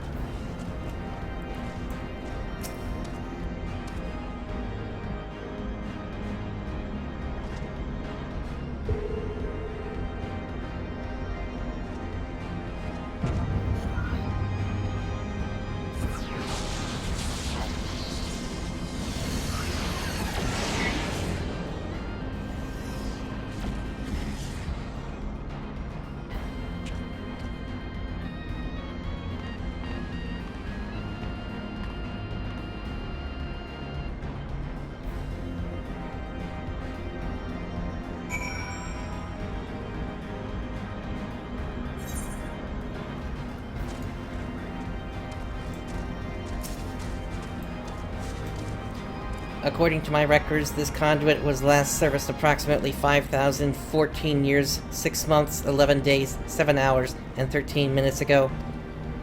That it should function without mishap may be described as a miracle. Alright, let's see here. Most important thing for us is going to be skill speed out of those materia. Resuming guidance to the Aerochemical Research Facility. Please follow me. This sector of the Beta Quadrant is home to laboratories which produce chimerical life forms for both military and household applications. Our facility has been awarded 3-star certification for compliance with ASO 3001. The good behavior of the creatures born here is guaranteed. Please be warned, however, that millennia of neglect may have had an adverse effect on their disposition. For your own safety, please refrain from approaching the creatures.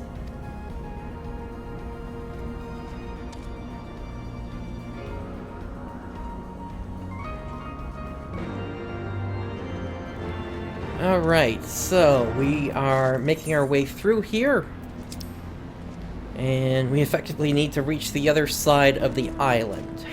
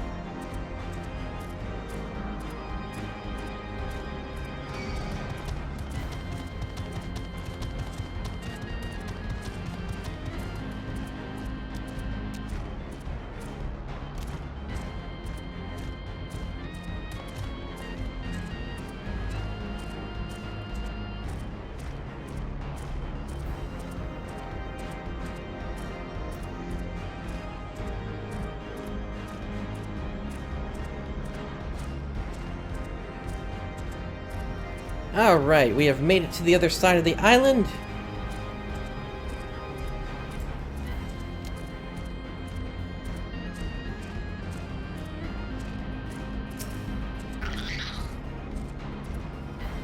Unable to activate matter conduit. Energy shortage detected. Identifying cause. Cause identified. Unauthorized siphoning of energy by chimerical creatures. Locations: the recombination labs and the biomass incubation complex. Time is short. Let us split up and eliminate the culprits.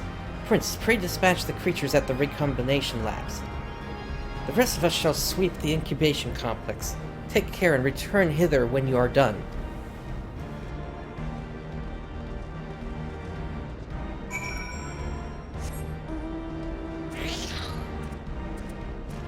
Alright, so that is going to take us back, actually, to the west, it looks like.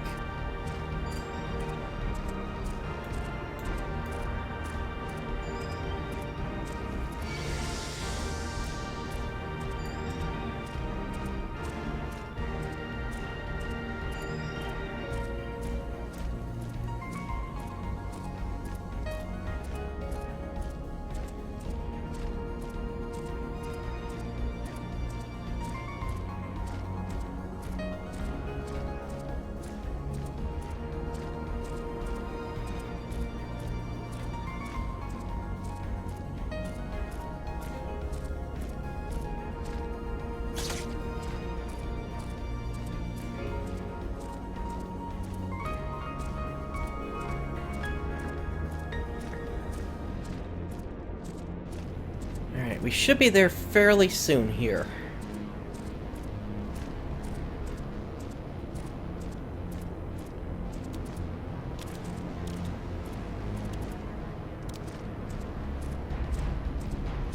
Okay, here are the labs.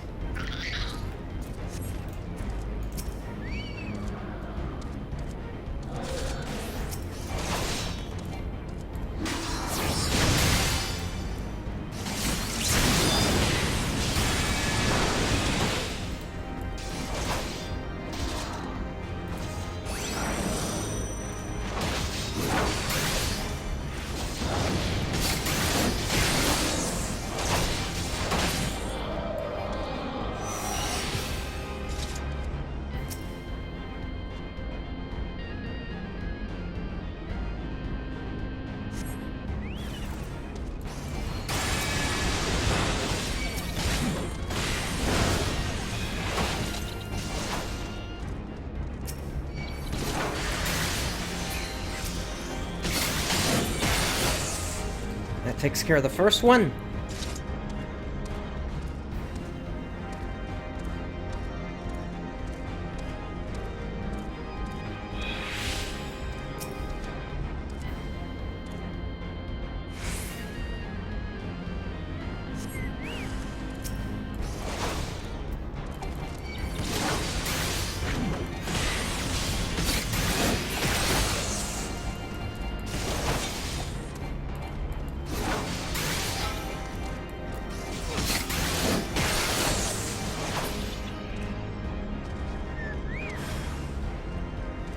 That just leaves one more to go.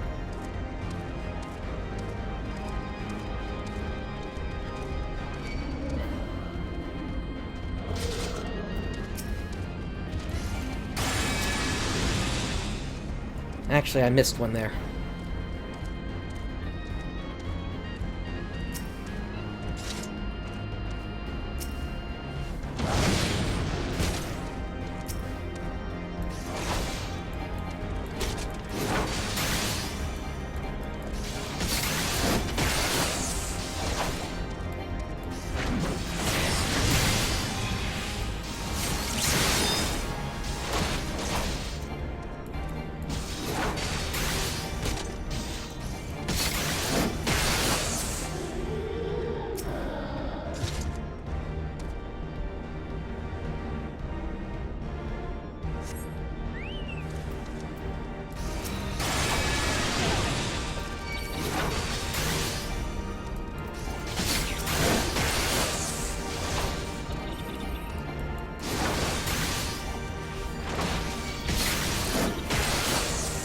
Okay, now for the Chimera.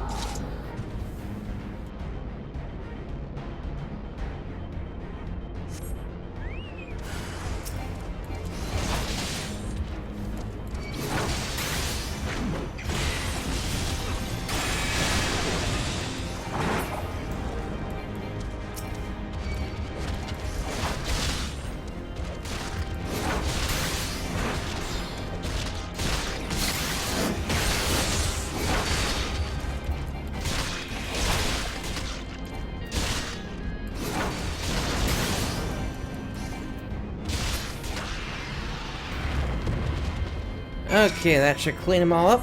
Let's head back.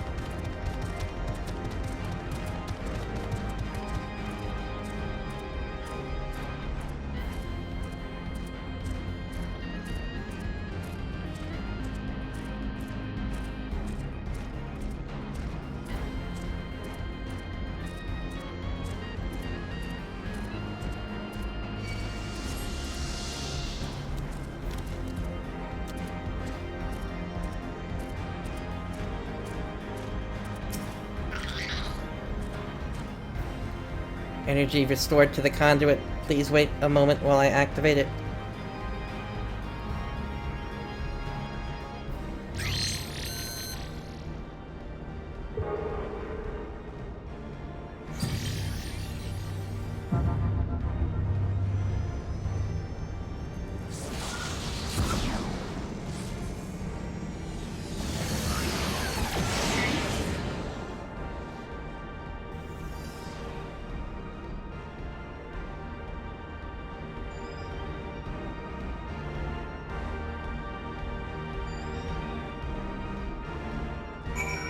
Alright, let's make our way across.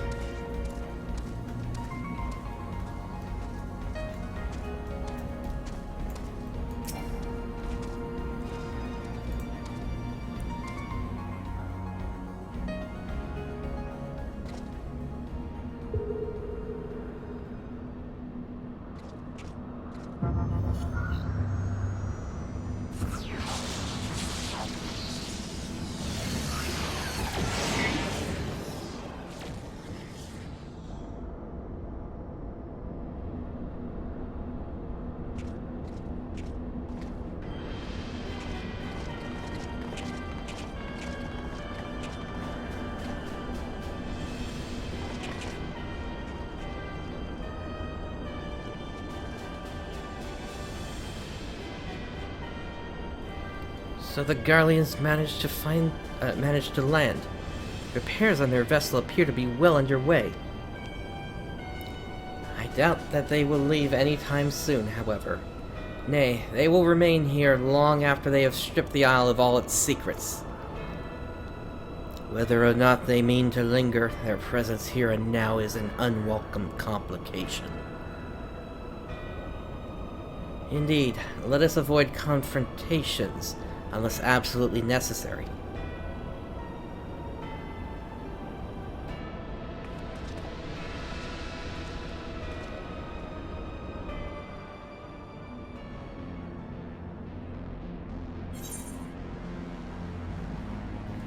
Alright, let's see what we got this time.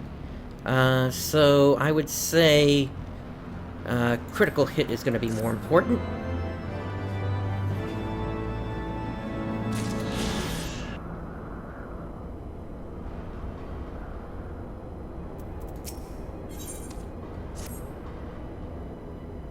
Warning, intruders detected in force in this quadrant. It is recommended that you avoid confrontation where possible. Be kindly reminded that in accordance with the terms and conditions of use, you and your party assume all risks of damages or injury, including death, that you may sustain in the course of guidance. Please follow me to the next matter conduit. It leads to the Delta Quadrant, where the facility's greatest achievement is located.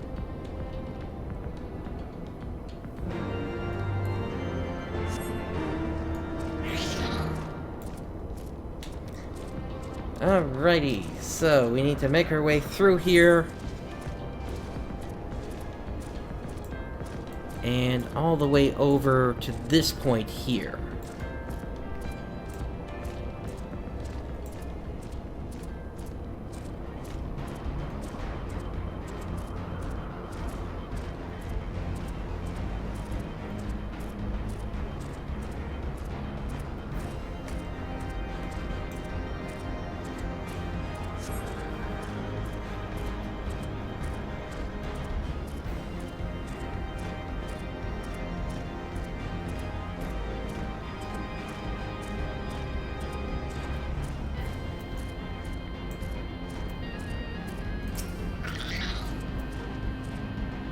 Wait, something is afoot.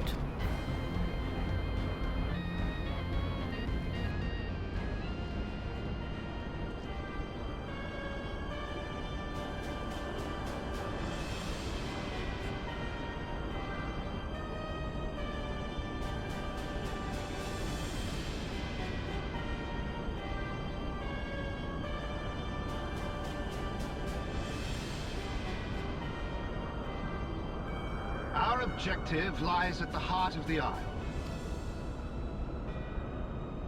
The third will remain to guard the ship, while the second patrols the perimeter and eliminates any threats. The first will come with me to secure the research facility.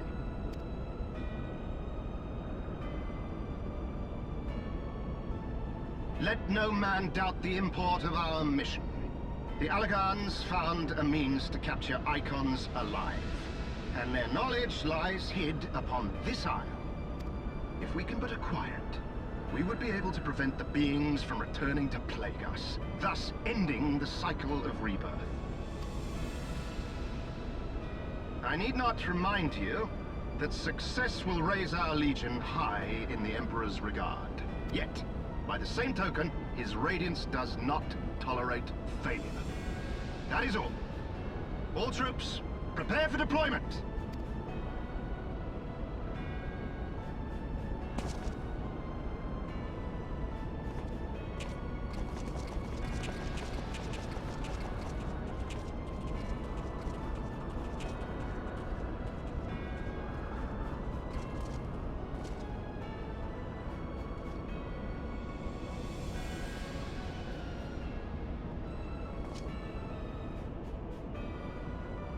So that is their purpose.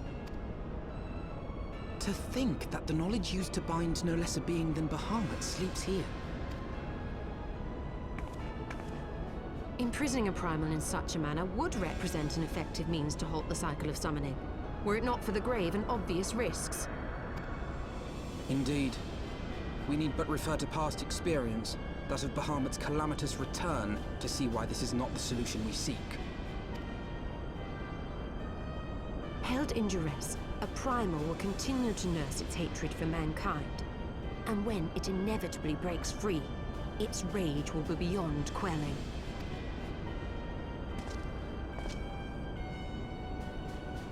Whatever folly the Garleans mean to commit, they can wait. We must remain focused on our task. Yes, of course. It would not be polite to keep the Archbishop waiting.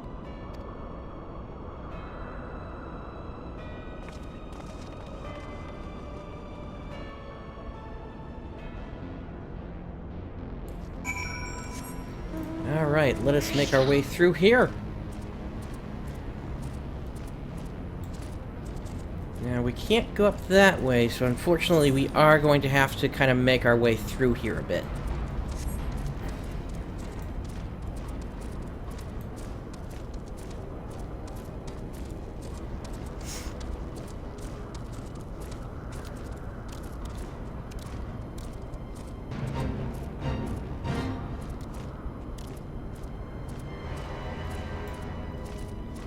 Well, no avoiding this one. Let's see if we can just speed right through.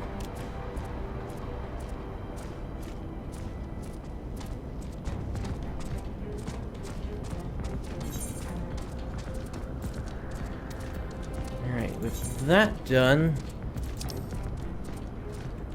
we are almost at the target point.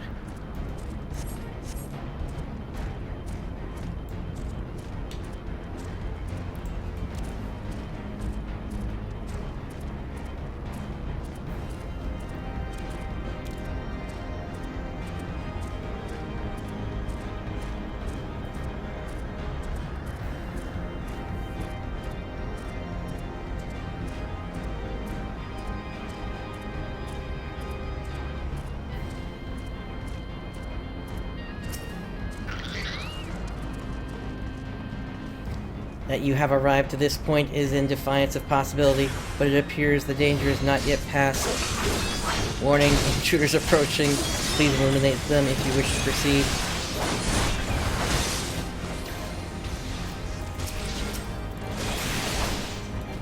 Looks like this person is on the same quest as us.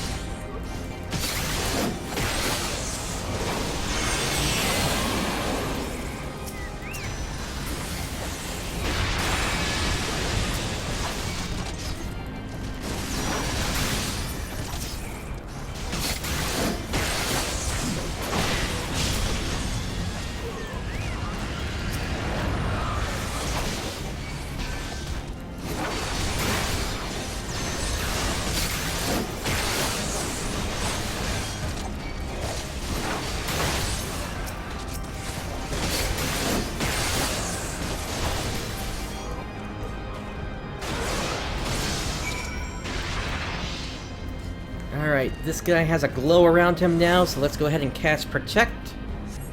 And let's have some Knight's Bread. Duty calls.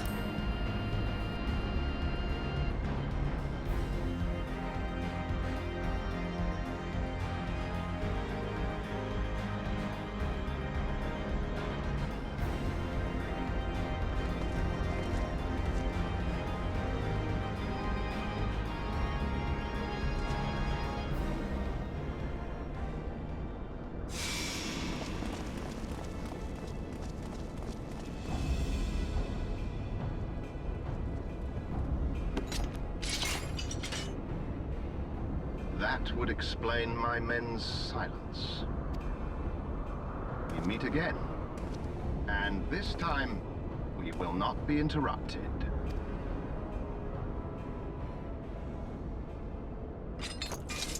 Come! Show me your power, champions of Eorzea!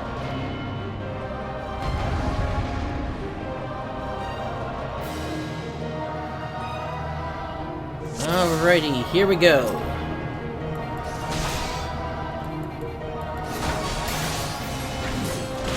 I shall make it quick.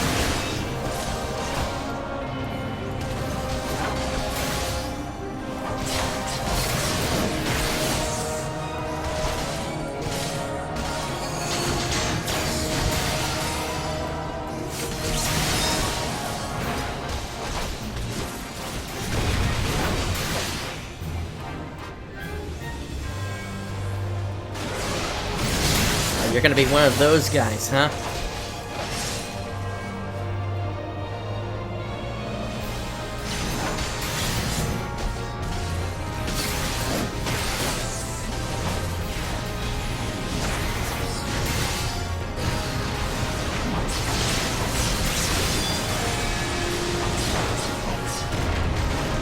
That should get some good dots on you. Alright, we got some of his allies coming in.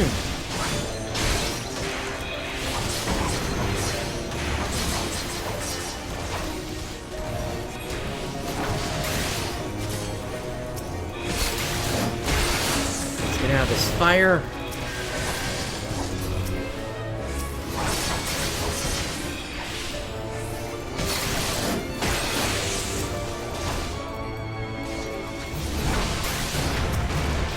My party members would get out of there as well. So it comes to this!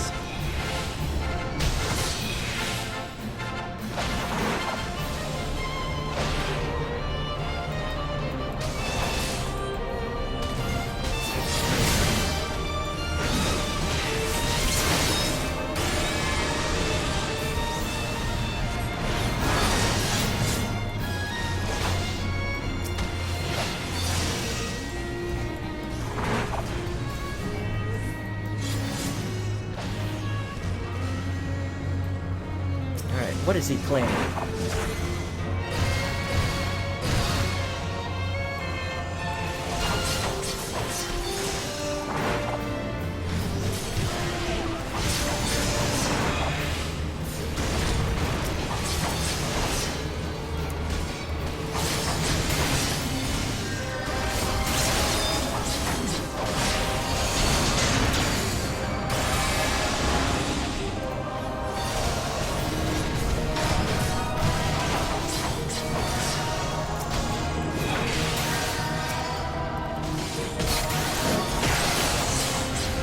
Over this way.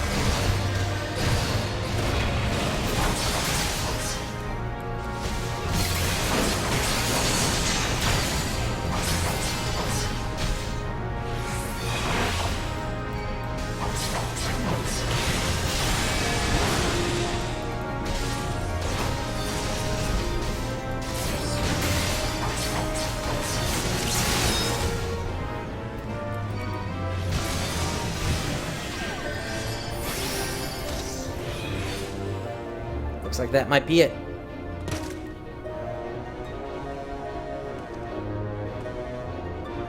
I had heard the tales of your strength, warrior of light, and now that I have experienced it firsthand, Van Baelsar's defeat seems less inexplicable.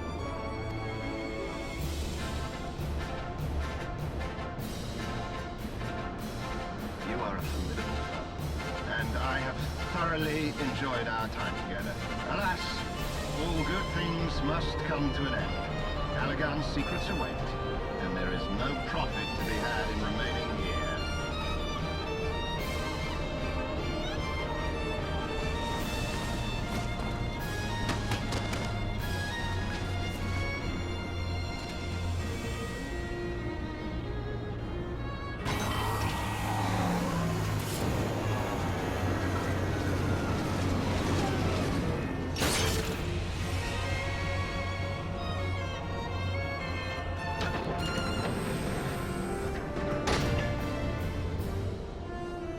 Keep them occupied.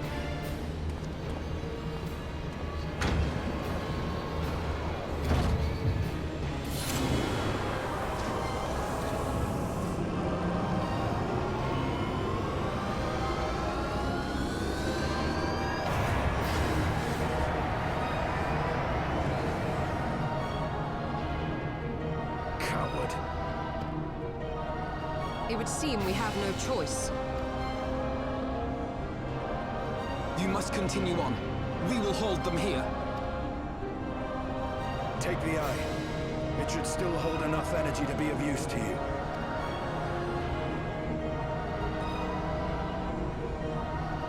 I shall join you as soon as I am able.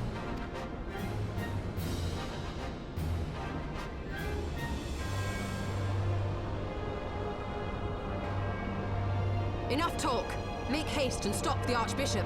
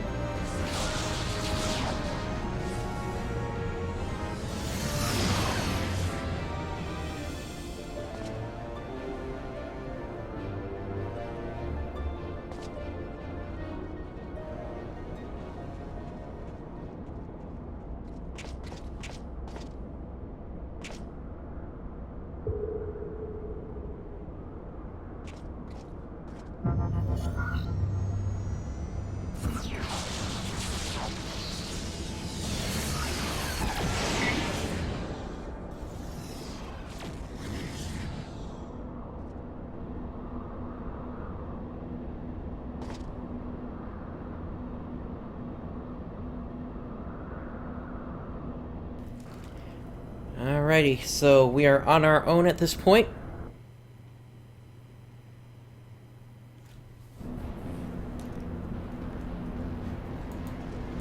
Let's speak to the guidance node. Welcome to the Delta Quadrant, where methods are developed for mastering dragons. To this day, the sector is home to live specimens brought over from the southern continent of Mercidia, truly a testament to the greatness of the Allagan Empire.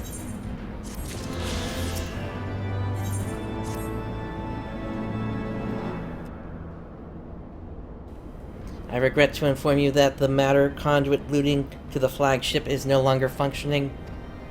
According to my records, it was destroyed by a dragon, which broke free of its restraints when they failed approximately 2,369 years, 1 month, 24 days, 7 hours, and 4 minutes ago. Please find an alternate route to the Aether Chemical Research Facility. The Allagan Research Council apologizes for any inconvenience caused.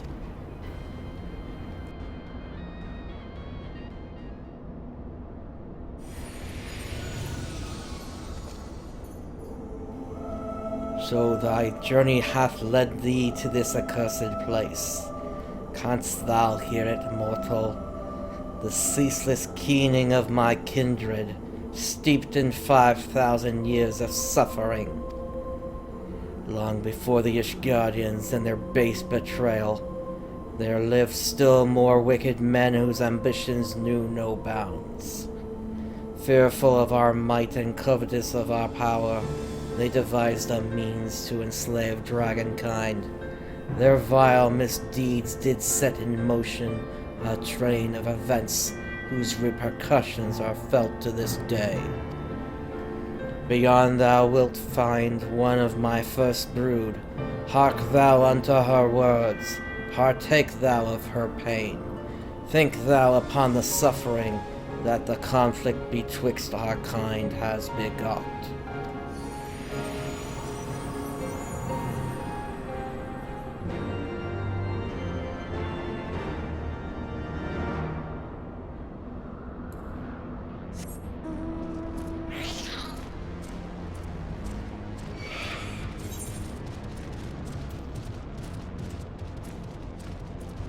Alright, so we are headed over to this point here.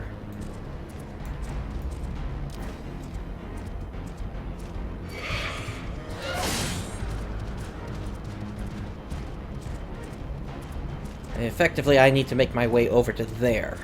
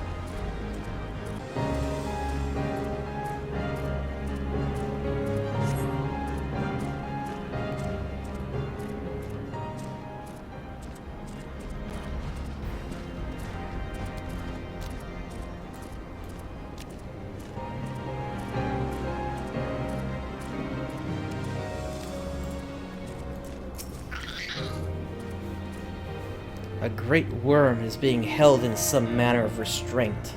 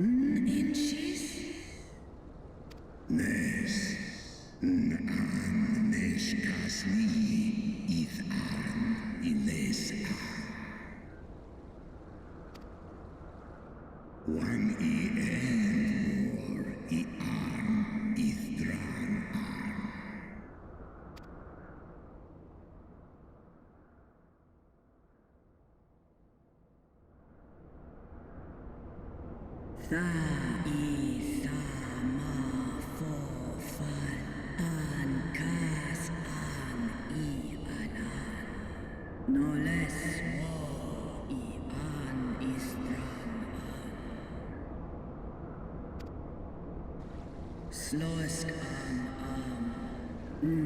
Tiamat Ilun Midgar for Kom ul les ith for Nesh sen in.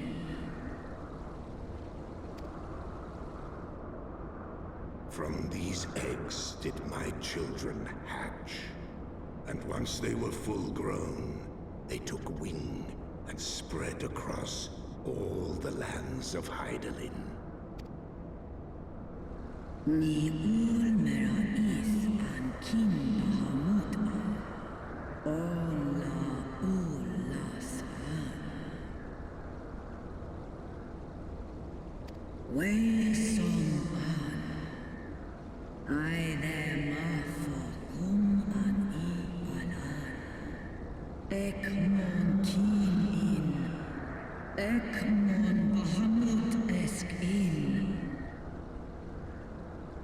En kayan, kom en asa.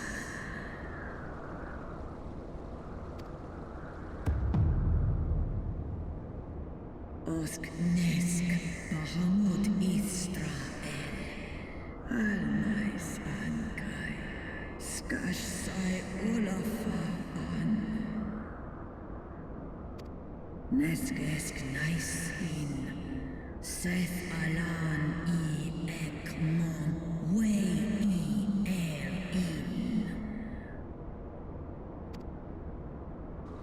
Sale anya. Esh in esh o esh ed in. Angles in. Somnis lanen. Tai analan.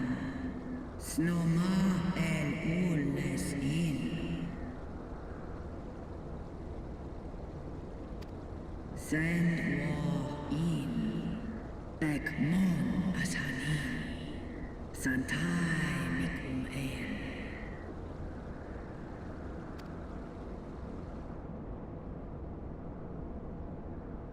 Nhai the Mana. Snuduma.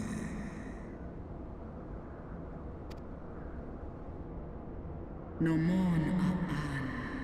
No one il an. No edkin. Is kashul and iles an. An ska us el. Tai esk is ach mon el.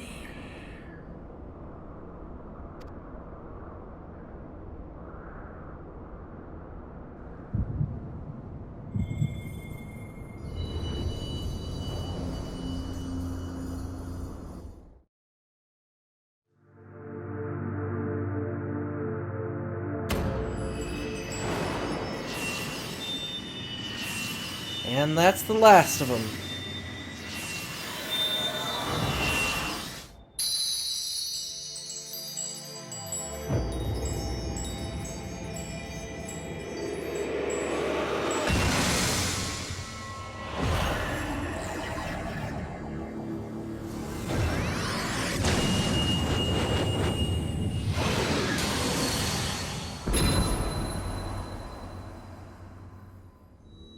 Warrior of light, beloved son,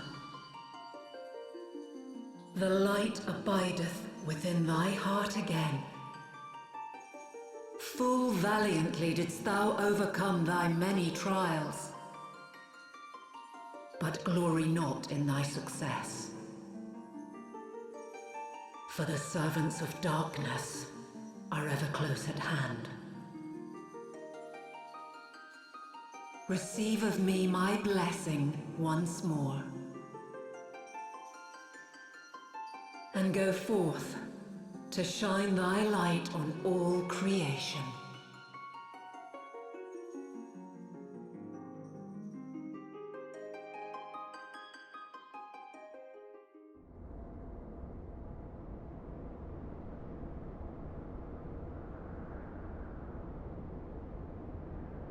Thou hast broken down the wall I built around thee, and partaken of thy mistress's blessing once more.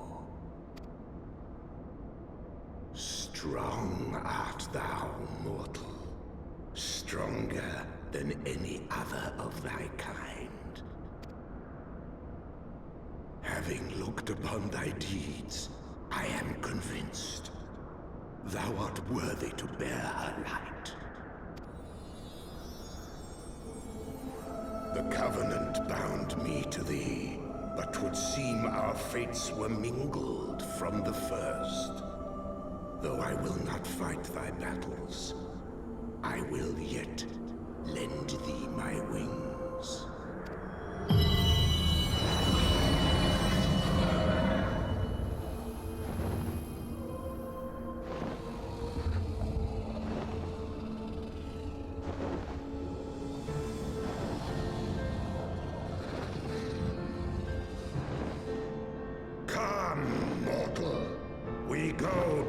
cast out the darkness.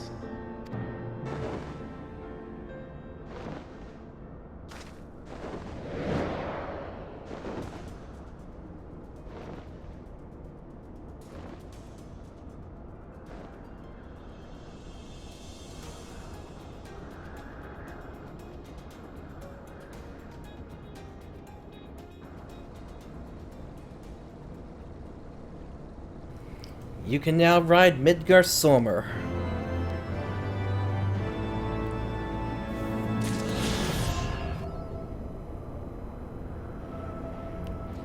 Alright, so all along we've been obtaining the Aether Currents for Azys Lla. This was the one area where we could go and just complete quests to get the Aether Currents that we needed. So, Flying Mounts. You have attuned with all the Aether Currents in the area, summon forth a Flying Mount, and try jumping to take off. Flying consists of 3 basic maneuvers. Advancing is movement keys, ascending is the jump key, and descending is the draw sheathed weapon key. So, at this point, we just need to come over here to this guidance node.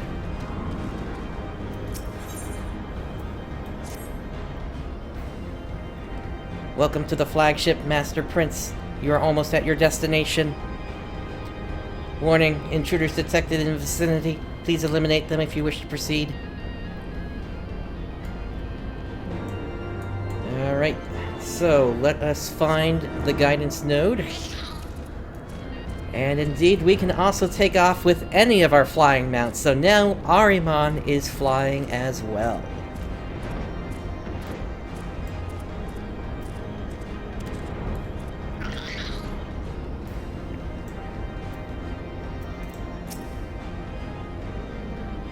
Warning, intruders approaching.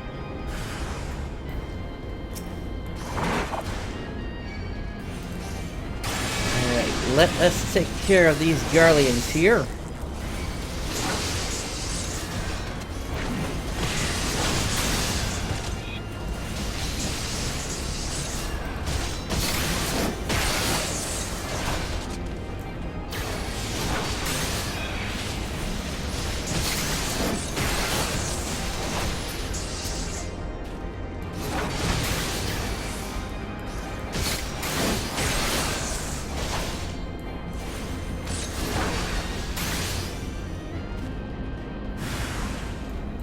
Alright, looks like there are more coming in.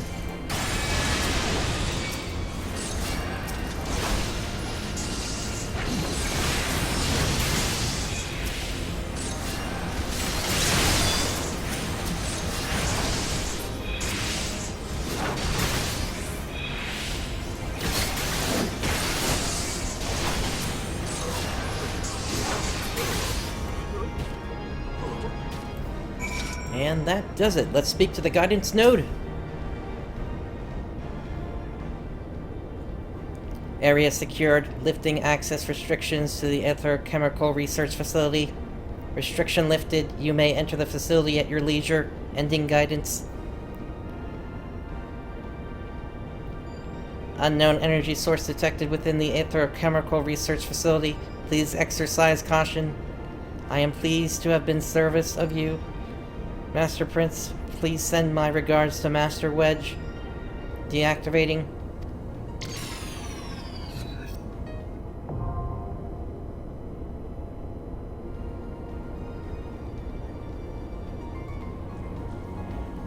Alright, so we now have the Chemical Research Facility available to us, also known as ARF. Let's get this going, as this is the final quest of the original Heavensward content.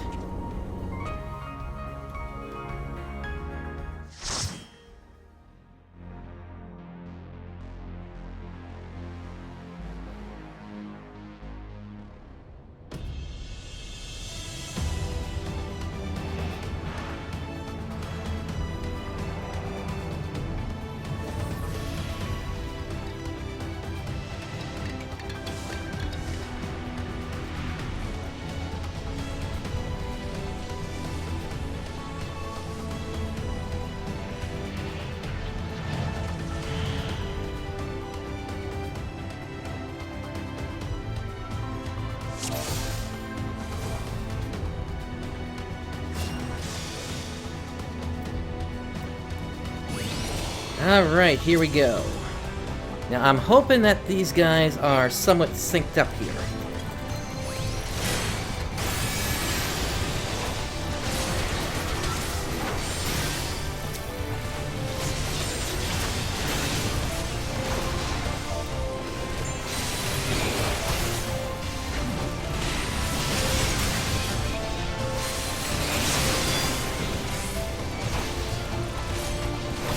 What I'm going to be doing here, let me check with them first, though, before I do it.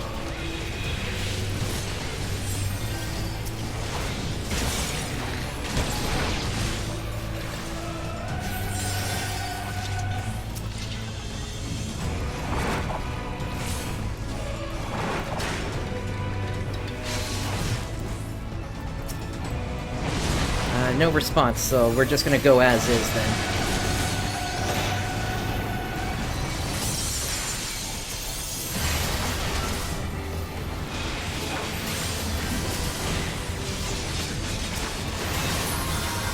This particular dungeon has an item sync of 180, and we're currently at 157, so we're not that far off from it. But I don't know if I'll actually push myself too hard in here. I'll still pull a good amount, though.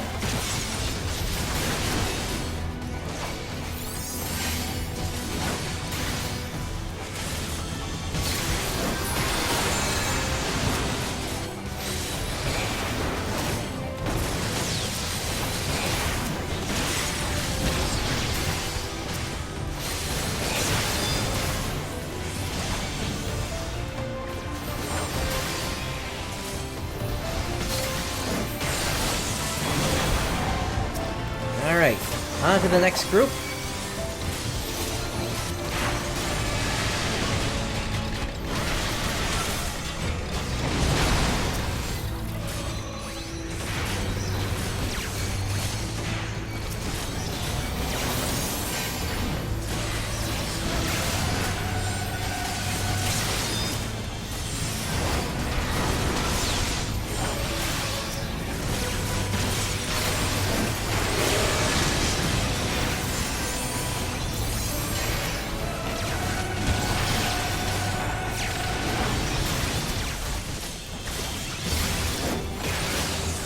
Overall, this is looking like a fairly smooth run so far here.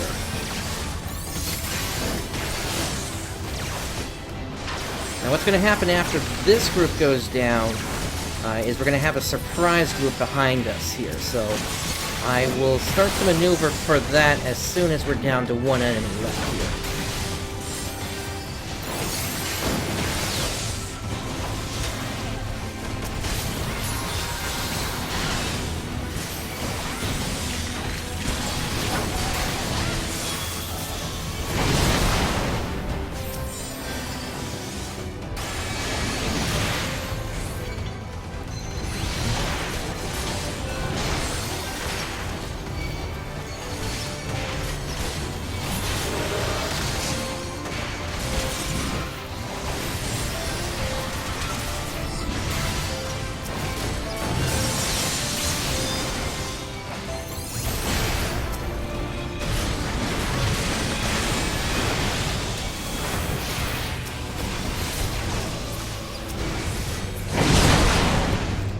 Alright, on to the next group.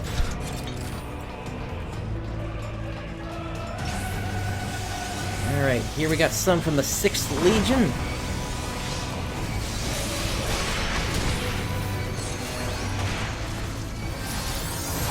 I want to get on to this Medicus first, since he's the healer of the group.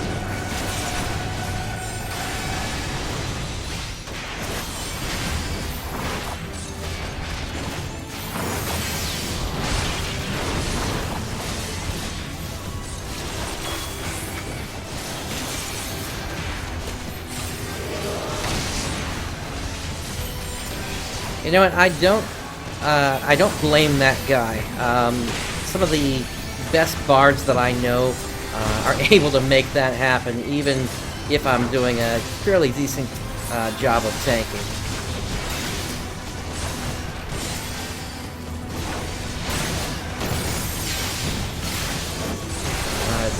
Bards typically, if anybody has the ability to chase me on enmity, it's gonna be them.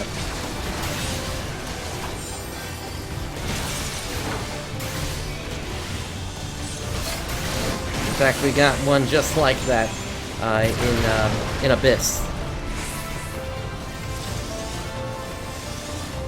Alright, on to the first boss.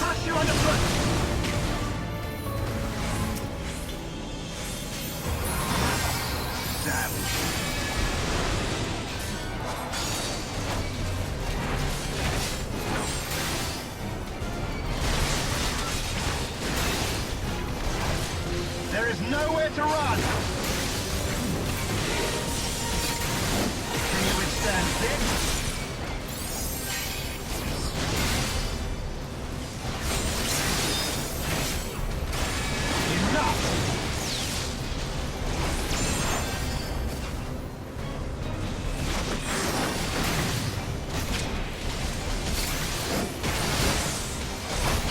Now, you can chase down the turrets if you want to.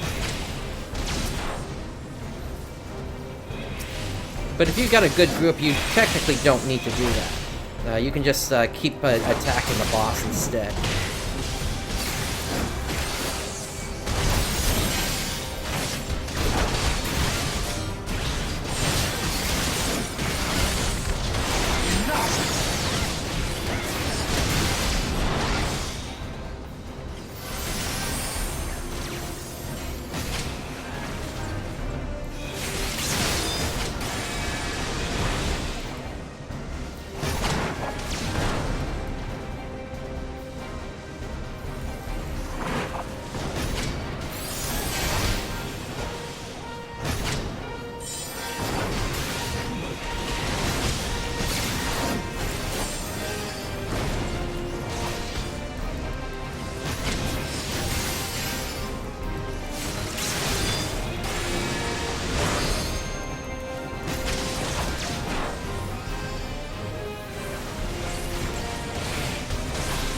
We definitely want to get out of that AoE.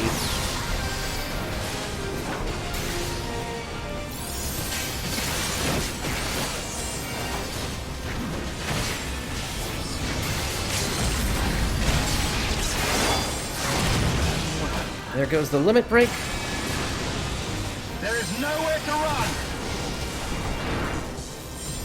And that is the first boss. As you can see, we are receiving elegant tomestones of lore in here.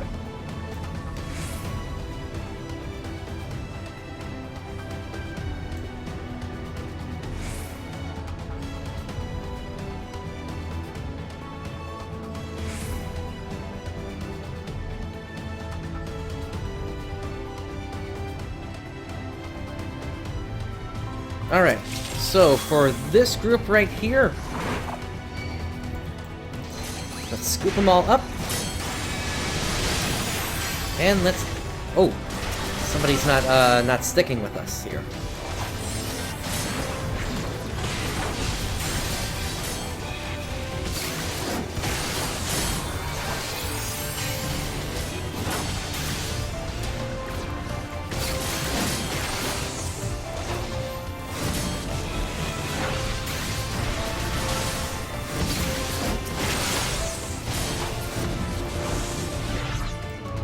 If they had stayed with us, I would have pulled all the way up to here.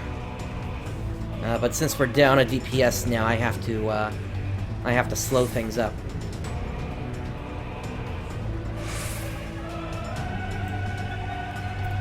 So what's going to happen here? We need to attack this bioculture node. It's going to start sending out these electric shocks, but that's only the start of what's going to happen here. In about a moment here we go. We've got these chambers that are emptying here. And we basically need to pick up everything.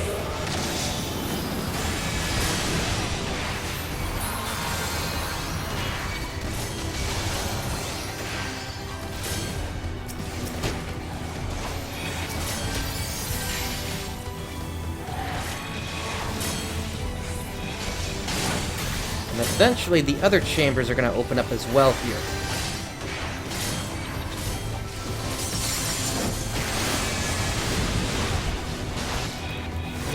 that person isn't back by the time we're done with this pull, I probably am going to have to proceed with the AFK procedure.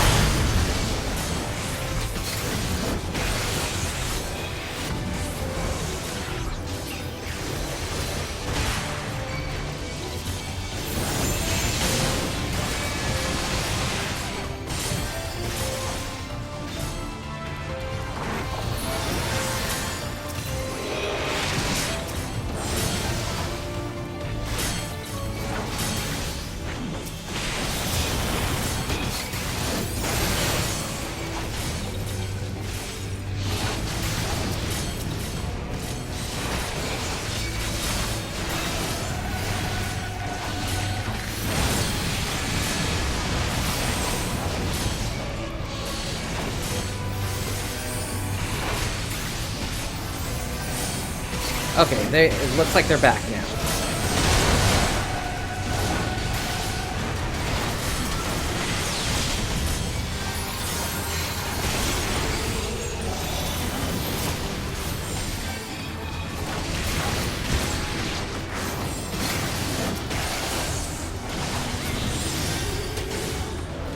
Alrighty, moving on.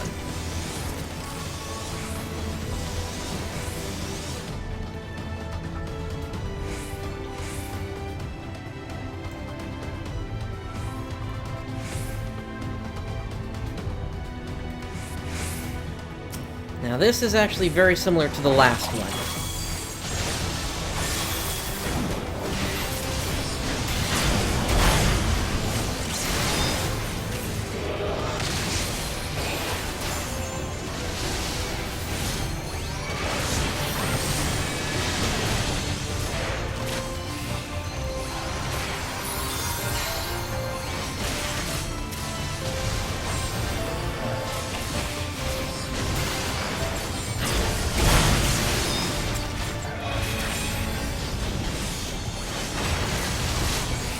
We got more of them coming in.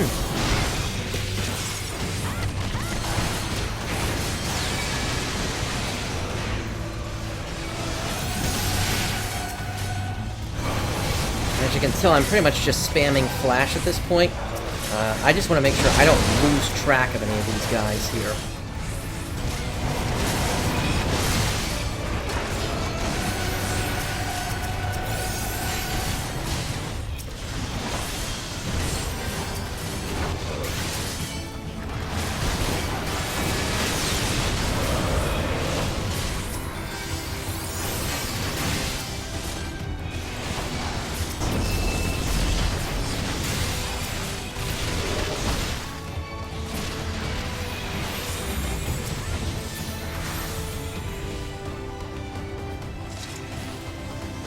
Alright, on to the next boss.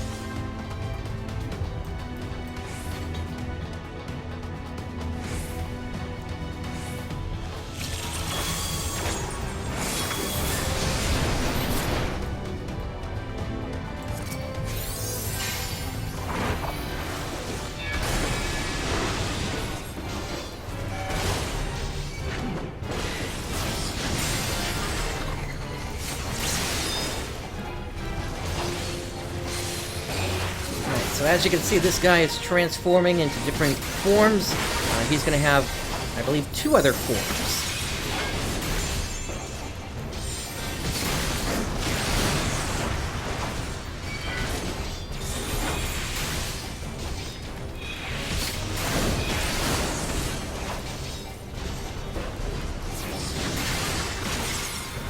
Alright, here's the next one. Now this one does petrification, just look away.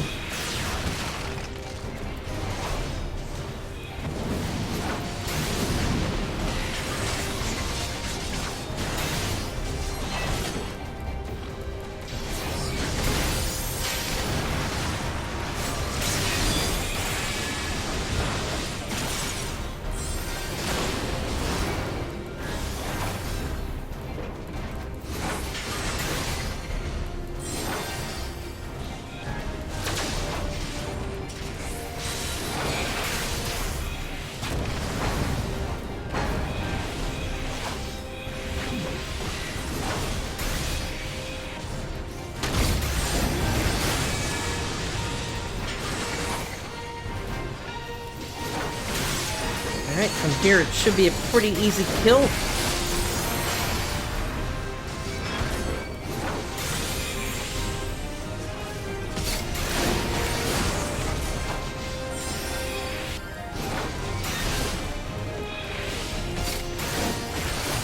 So just for a little perspective on this fight, all of those creatures that were out there,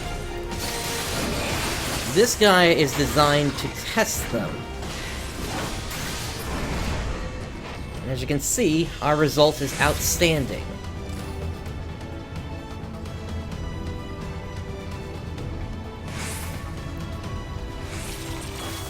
So just a quick little thing about lore here. Going back to Midgar Sormer for a moment here.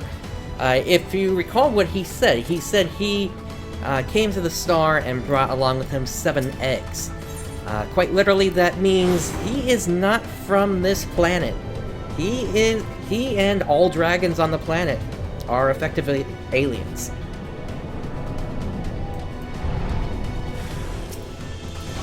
Alright, so we got this facility Dreadnought. Dreadnoughts are yet another reference to Final Fantasy XIII in terms of how they look. And then also, I believe there was also a Dreadnought in Final Fantasy VII as well.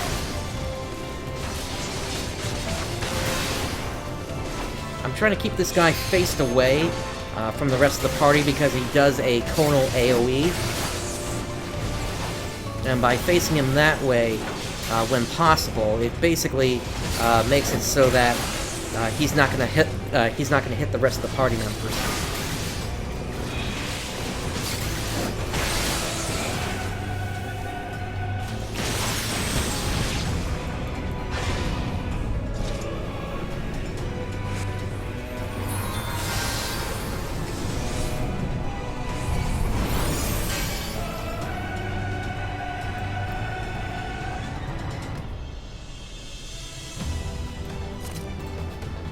Alright, you might think there's nothing we can do here. Wrong! These platforms come into place.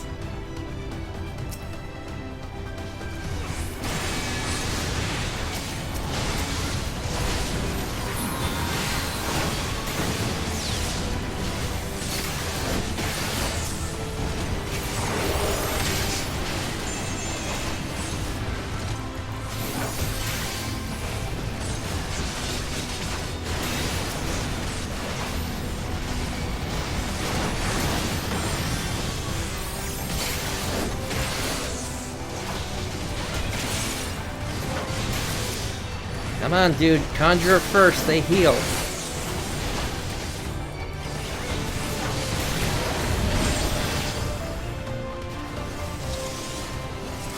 Alright, up next, we've got Shabadi, and these guys, I believe, originally showed up in Lightning Returns Final Fantasy XIII.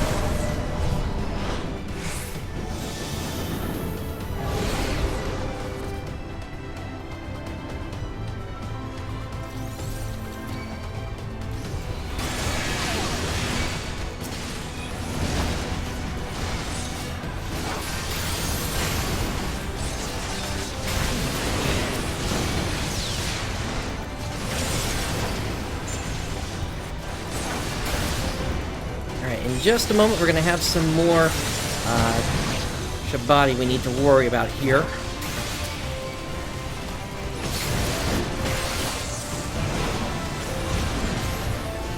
Here's the first of them.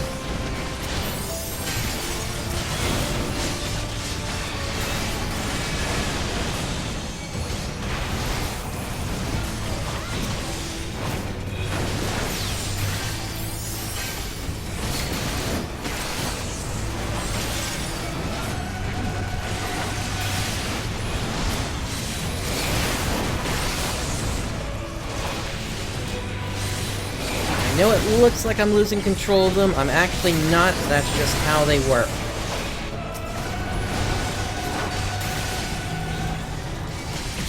Alright, 2 more.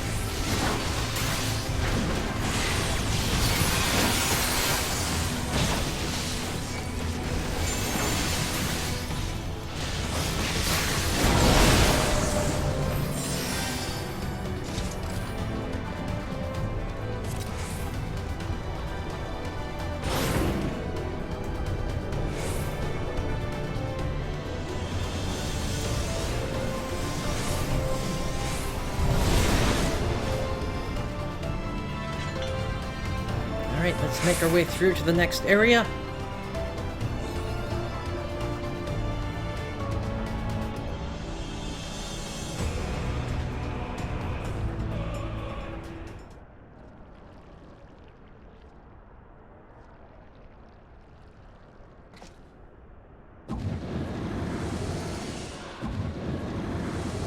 Scions. The champion of Hydaelyn. Tell me, why do you despise the primals so? They are the embodiment of mortal will, of mortal desire.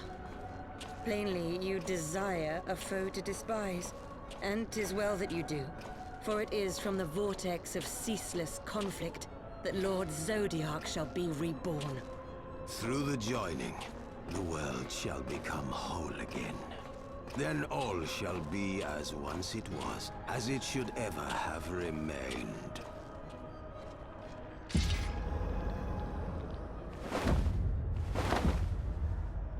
Darkness shall consume light. Your meddling ends here and now, warrior of light.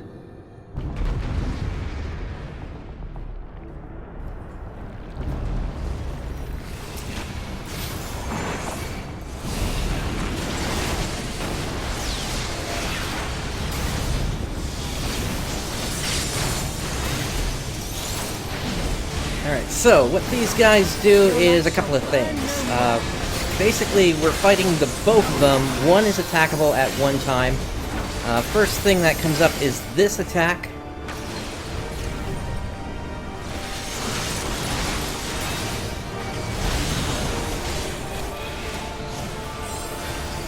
Unfortunately, they got me there.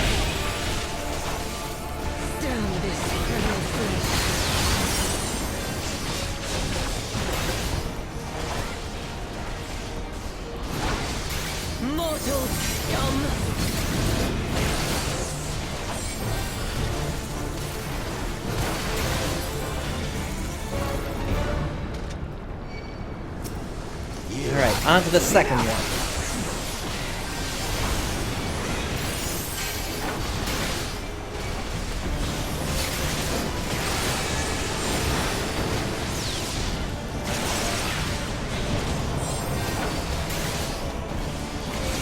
We've got these black spots on the ground, we gotta stay out of those.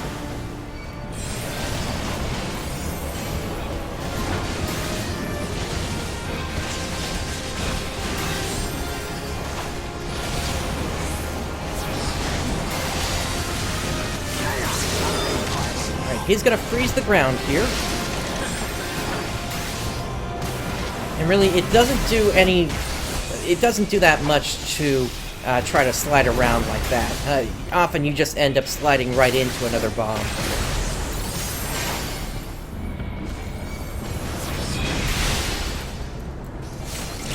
You'll not defeat me again. Now, obviously, this one here is Lla Brea. He's the one that we fought at the end of A Realm Reborn. Alright, there we go.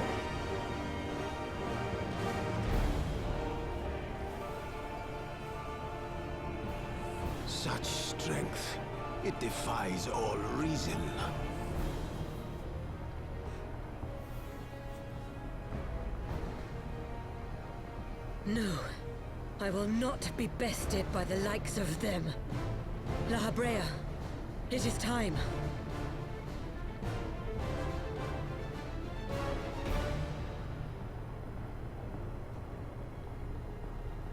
Very well. Let us show these mortals the true power of the Echo. The power to break down the barriers of existence.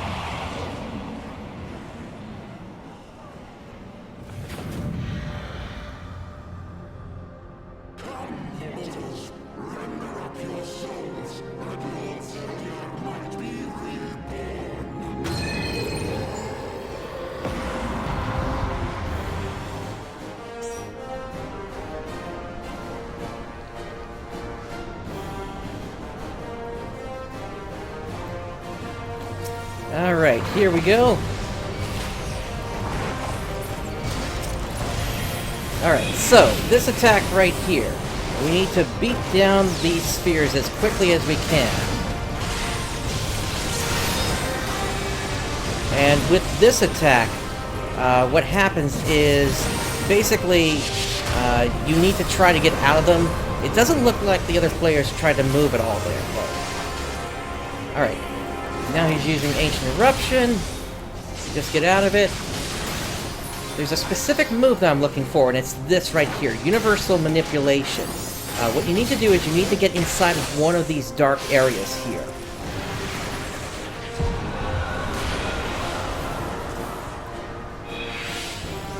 If you don't get inside, then you take a bunch of debuffs, basically.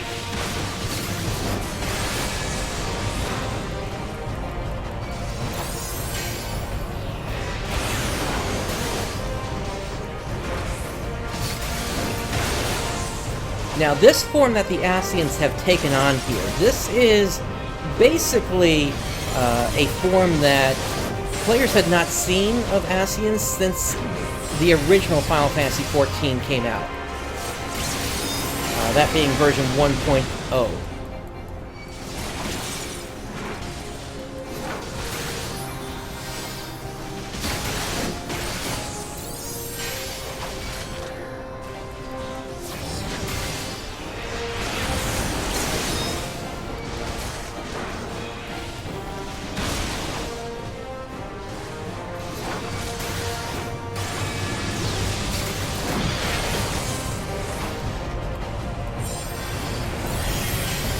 Doing the spheres again.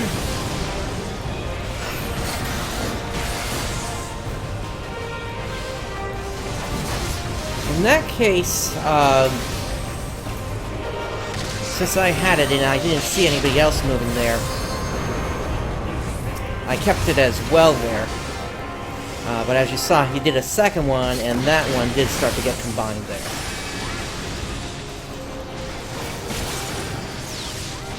Alright, Universal Manipulation once again.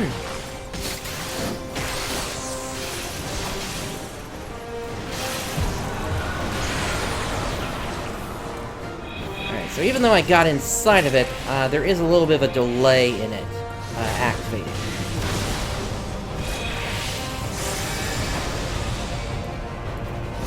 As for these spheres here, really, you don't have to worry about it doing too much damage. You can pretty much just stay in place and just take the hit.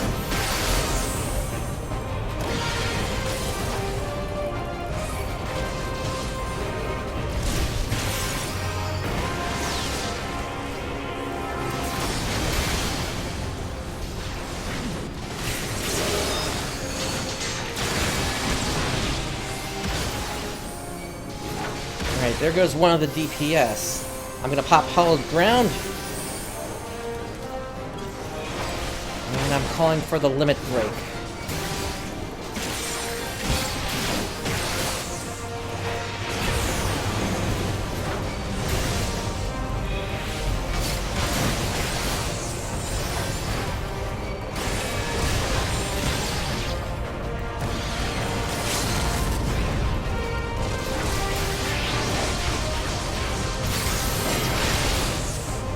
And there we go!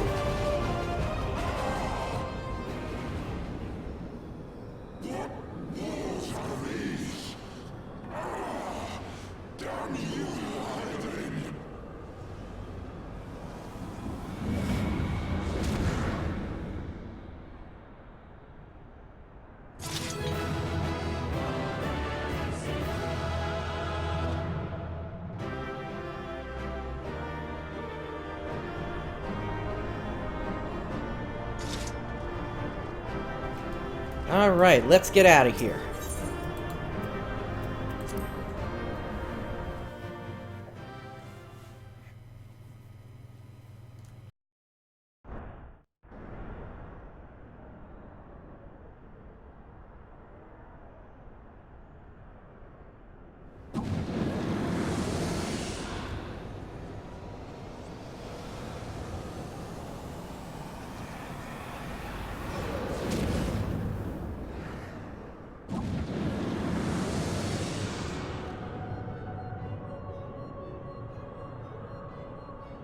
That he might regain the blessing of light I had foreseen.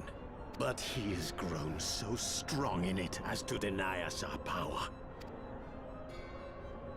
Let us withdraw, La Habrea. That power remains to us, at least.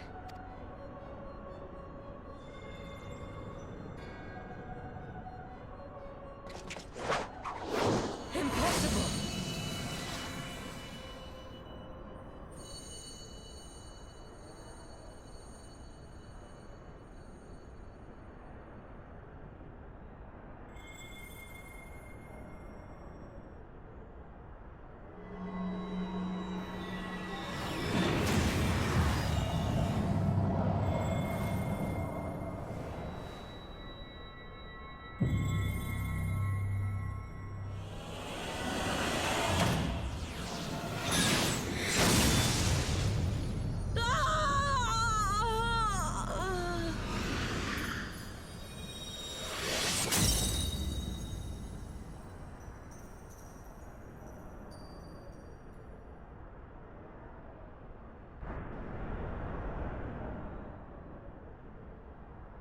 So, you harness the eye's power. A pity you spent it all. What will you do now, hero?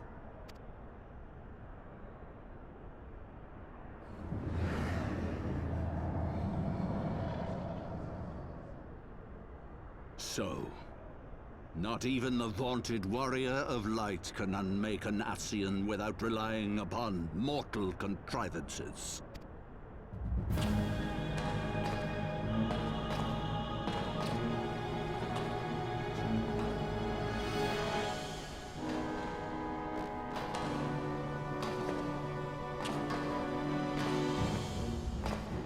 You? In the distant past, King Thordan and his Knights 12 fought and defeated Nidhogg. Though the victory cost them dear, they were rewarded with a great prize, the Dread Worm's Eyes, both of which have since been held in the Holy See's safekeeping. The eye you possess was Nidhogg's left, and long has it served as the source of the Azure Dragoon's might. As for its twin,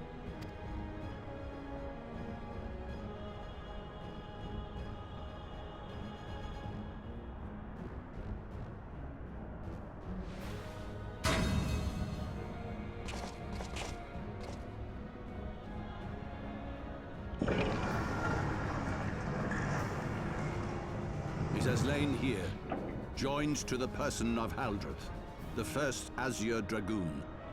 For though he learned to harness its power, he was ultimately consumed by it. Even in death, his body decays not. A pitiful end for a fabled hero. My Ascian friend, long have you and your kind sown the seeds of chaos by teaching mortals the secrets of summoning. But if you assumed that we would meekly serve as your pawn, then you are gravely mistaken. You would raise a hand against us?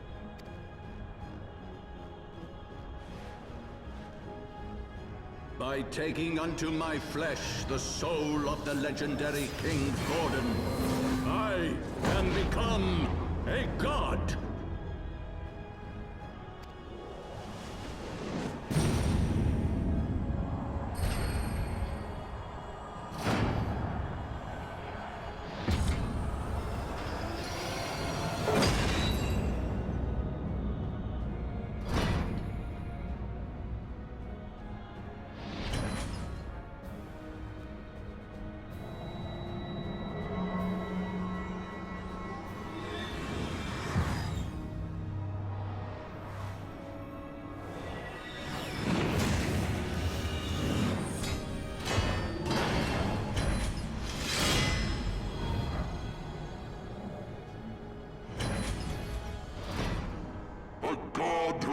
Not cessation, whose being is sustained by a millennium of fervent prayer, and the eye's nigh bottomless reservoir of ether.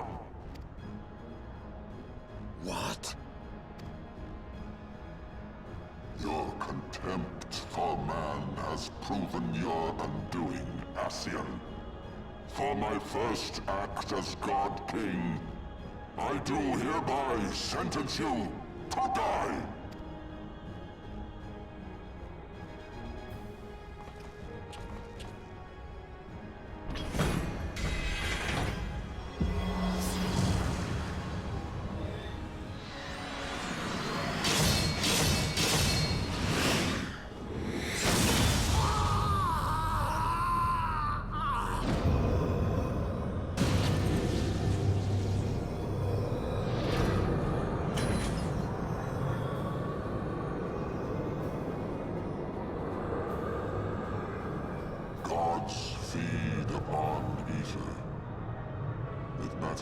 What form that ether takes.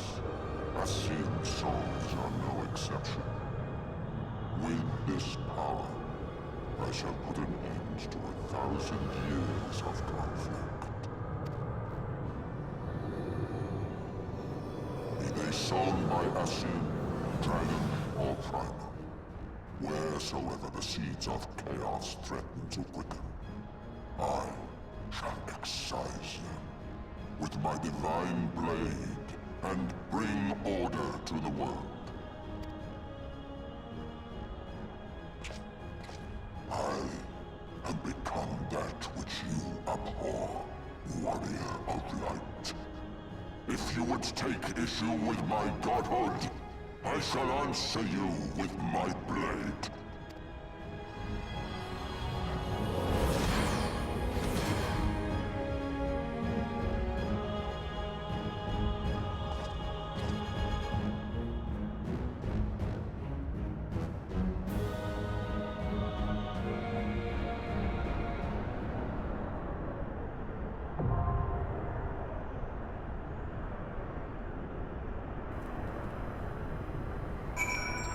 Alright, so, one last battle.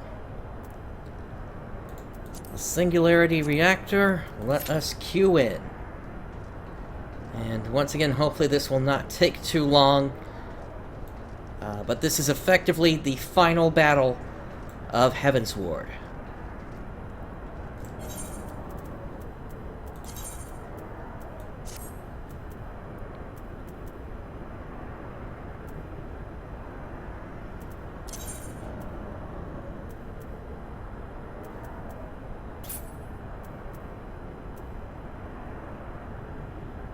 Let's see here. Yeah, I'm not sure. I'm not sure why it's telling me to put on the old gear at this point here.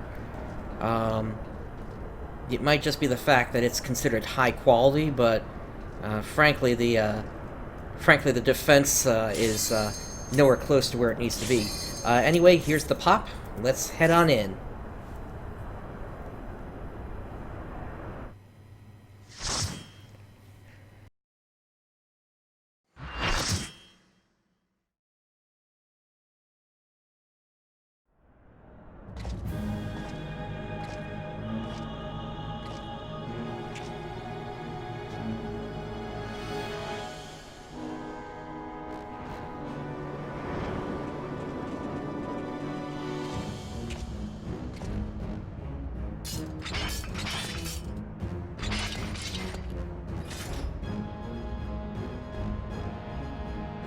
Brothers, the time has come to call upon the true power of the Heavensward.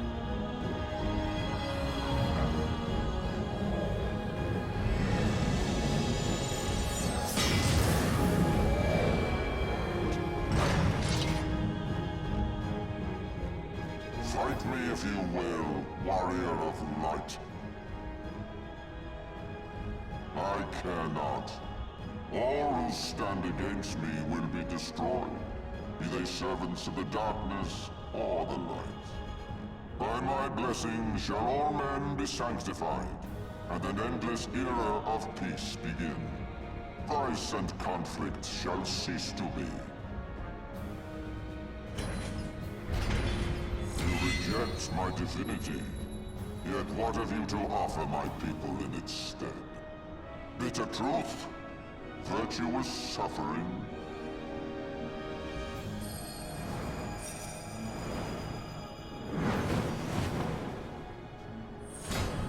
No matter.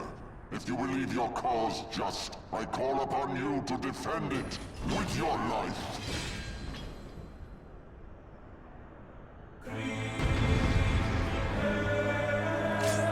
Alright, here we go. Looks like we got a whole bunch of first-timers in here.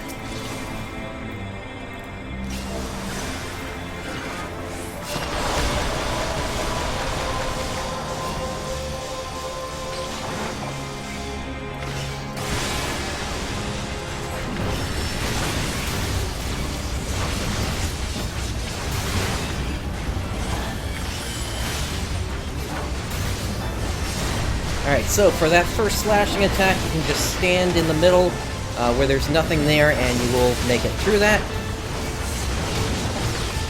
Up next is Ancient Quagga. It's just an AoE. Doesn't really do that much damage.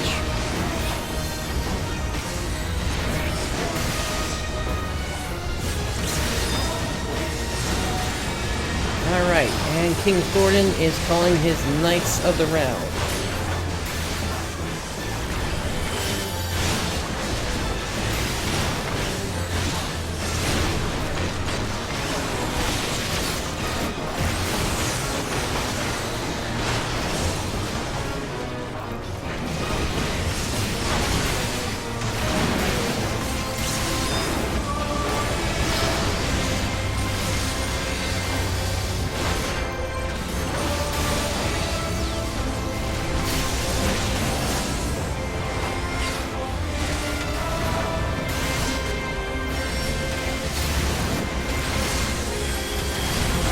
Dragon's Eye, look away. Actually, it's the Dragon's Gaze you want to look away for.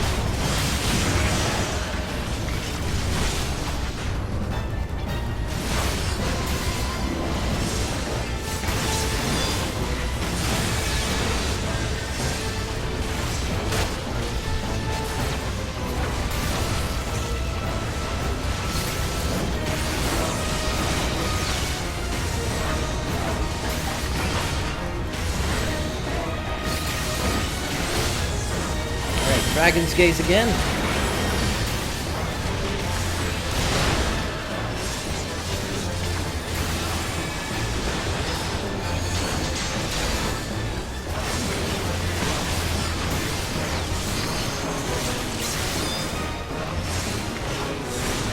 Alright, towers. People need to stand in those towers.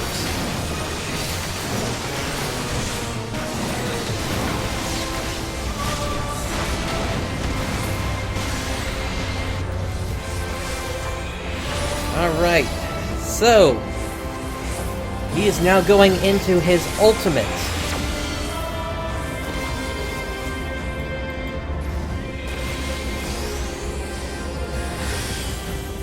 And that does mean all of the Knights of the Round are coming into play.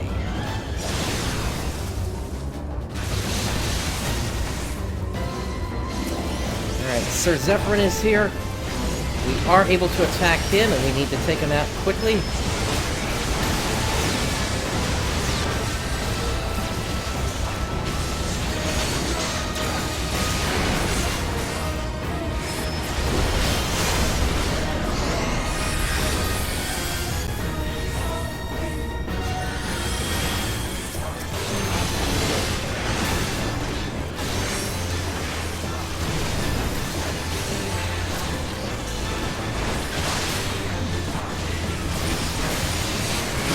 Impact point.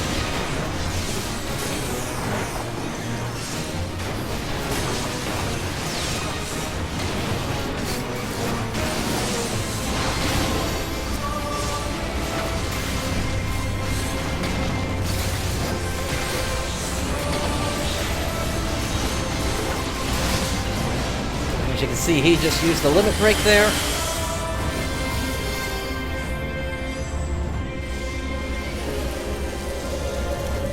These guys are cannot be attacked. Alright, for this, just stay out of the red.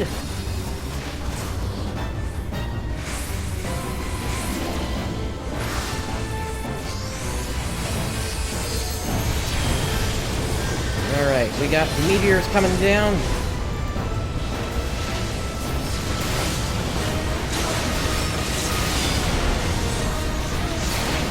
Need to avoid the red spots here.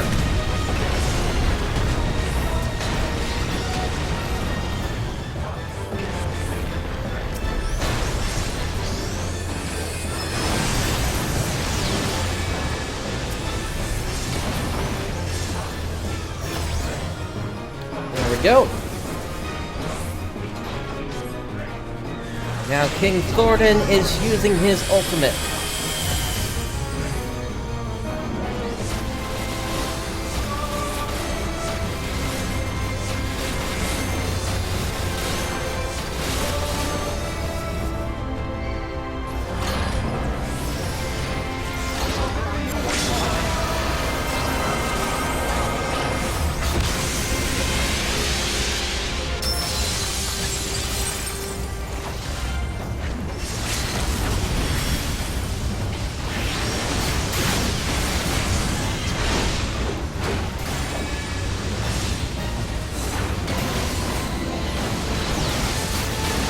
And that does it!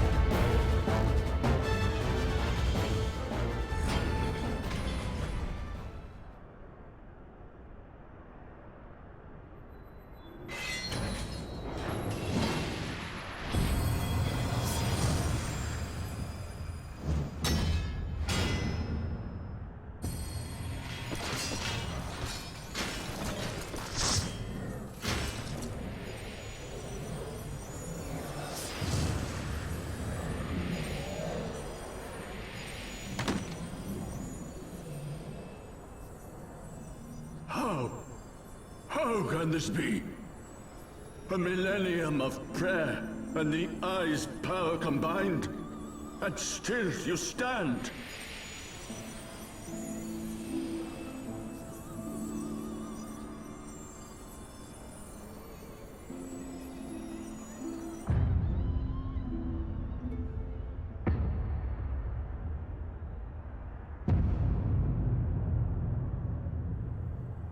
Who?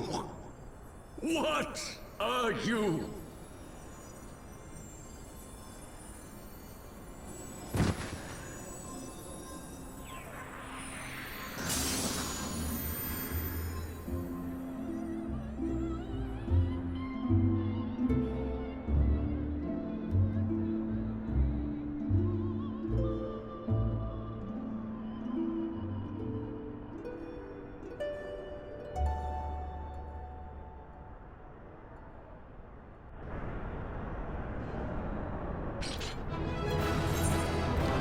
let us hand over our commendation. And let's get out of here.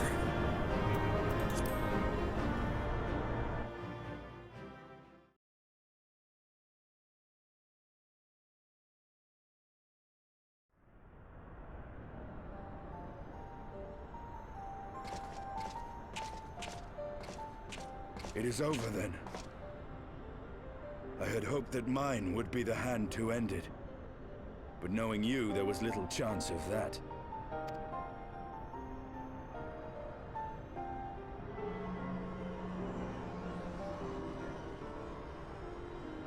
Twould seem the eye has served you well.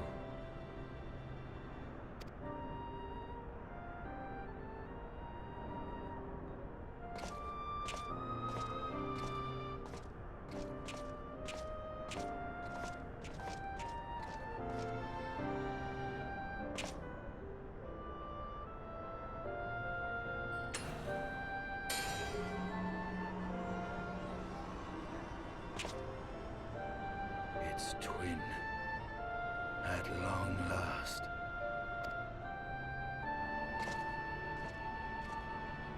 All that remains is to take them beyond the reach of man and dragon both. With this task accomplished, my toil shall finally be at an end.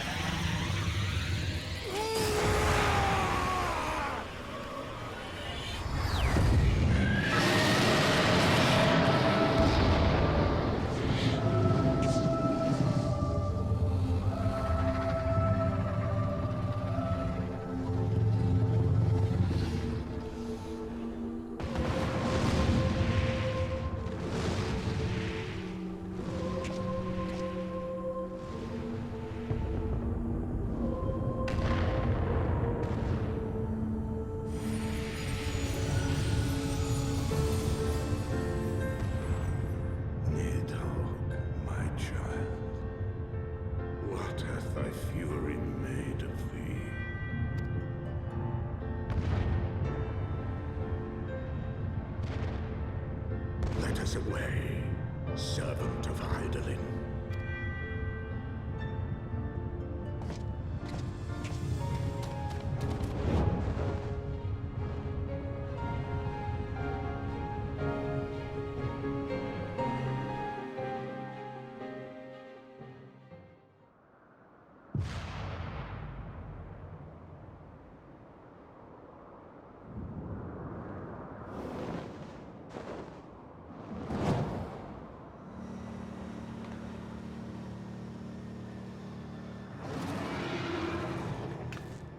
Chief! Over there!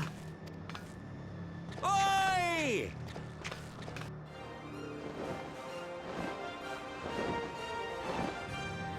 Haha! God damn it, do you always have to cut it so bloody close?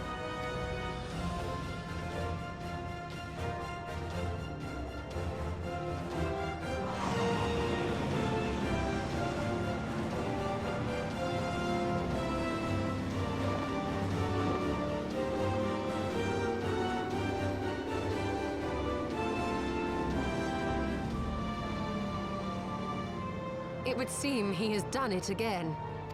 Was there ever any doubt?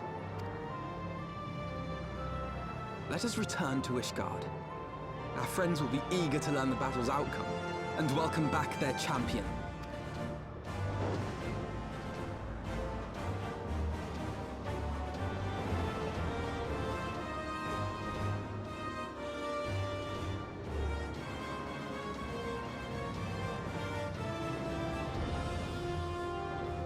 Where is Estinian?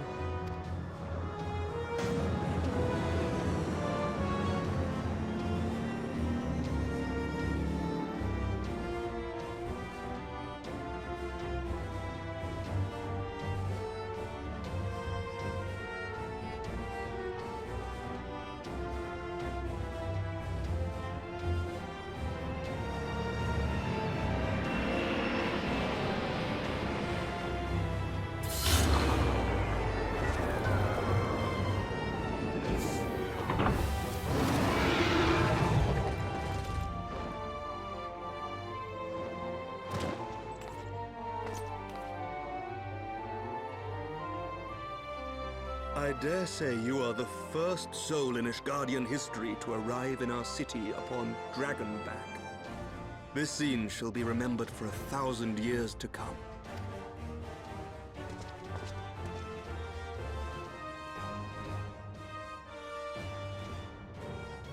As we had feared, the Archbishop summoned the soul of King Thordan into himself, and thence became a primal.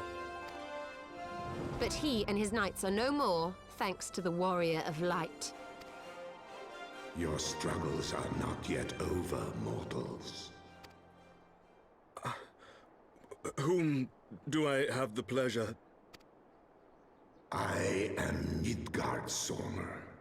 I have journeyed with Hydaelyn's champion and observed his deeds in the conflict between man and dragon.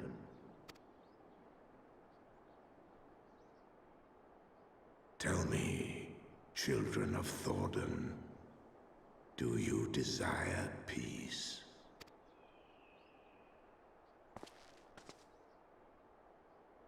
My people have committed unspeakable atrocities against dragonkind, even against our own. Would that we could undo these wrongs, but we cannot. Be that as it may, the future yet presents a chance to begin anew. Our nation has broken free of the shackles of a false faith, and Nidhogg shall lead his kindred against us no more. I doubt not that it will require much effort and perseverance, but 'tis my belief that in time, Ishgard will again become a place where man and dragon may abide together in harmony. I shall remember thy words. Yet be warned, Nidhogg's soul liveth on. His unbridled rage hath claimed for its vessel the one thou callest the Azure Dragoon. Estinian. Doubt not but that Nidhogg will call out to his brood ere long, nor that they shall answer him. Steel yourselves, for the true test is yet to come. Come what may, we will never cease to believe. Upon the souls of they who have sacrificed themselves to pave the way for peace, we will never abandon our cause.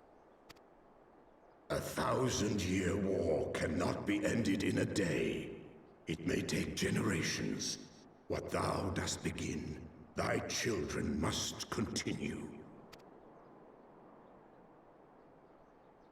Entrust unto them thy hopes and dreams, that peace may reign again, and forevermore.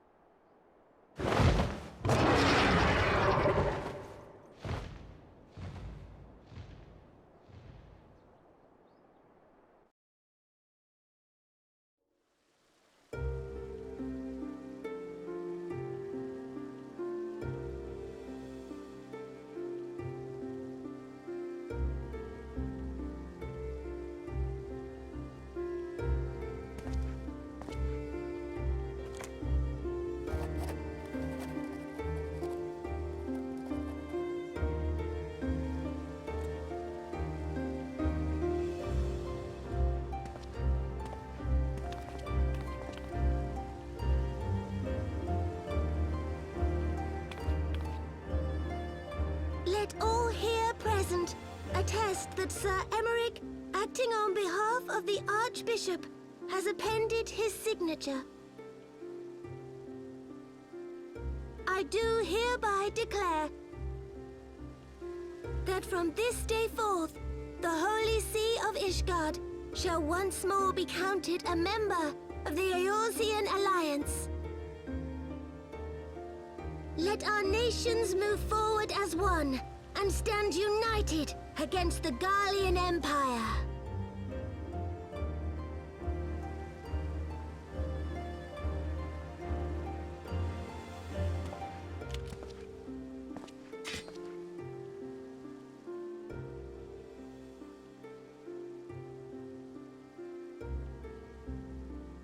For the future of Eorzea.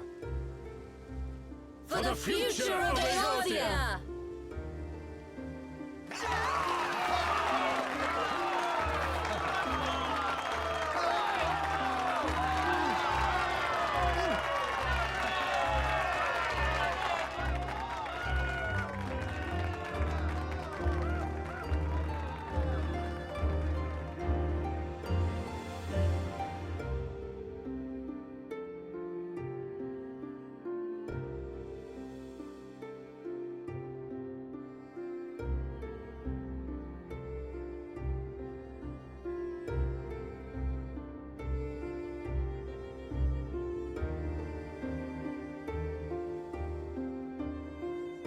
There you are.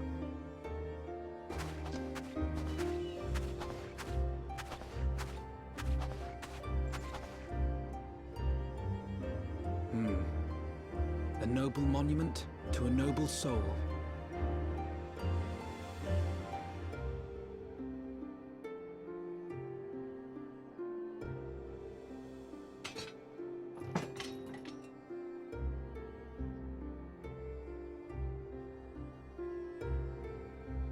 From here, Lord Orshafon can watch over all of Ishgard.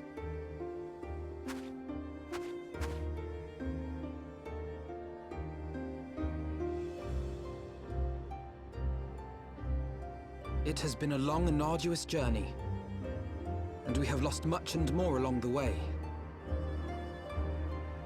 Yet come what may, we must stay true to our purpose and press on. That's right, you two. It's high time we got back to rebuilding the Scions. Which means we're going to need money! And lots of it!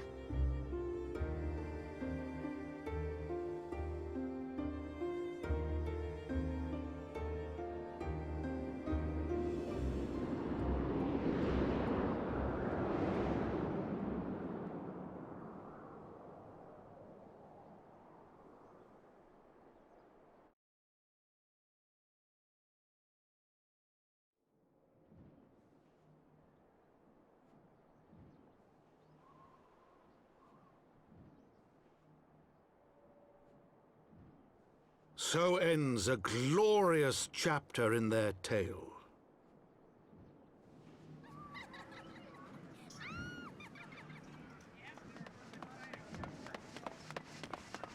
However, tumultuous days yet lie ahead for Ishgard.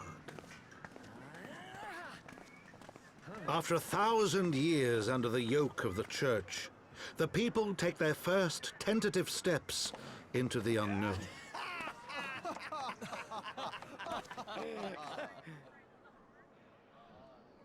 And though they spy a glimmer of peace upon the horizon, Nidhogg's vengeful shadow yet remains to darken the way. Be that as it may, so long as the young commander of the Temple Knights and his heroic companions are there to guide them, the people may hold fast to hope. The hope that one day true peace will return to Ishgard, and that man and dragon may live in harmony once more. Let the deeds writ herein never be forgot. that they may inspire generations yet unborn to strive ever heavensward.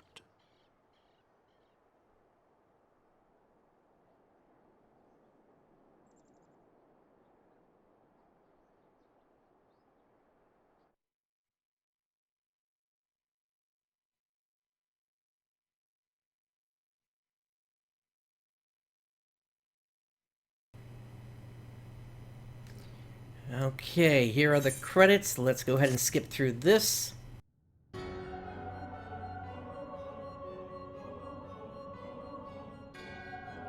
So Lahabrea and Igaeorm have fallen. Bested by mortals in their attempt to initiate the Eighth Rejoining. That they should be so complacent. And now it falls to me to deal with the consequences. Without intervention, the balance between light and darkness will begin to shift, placing our mission in jeopardy.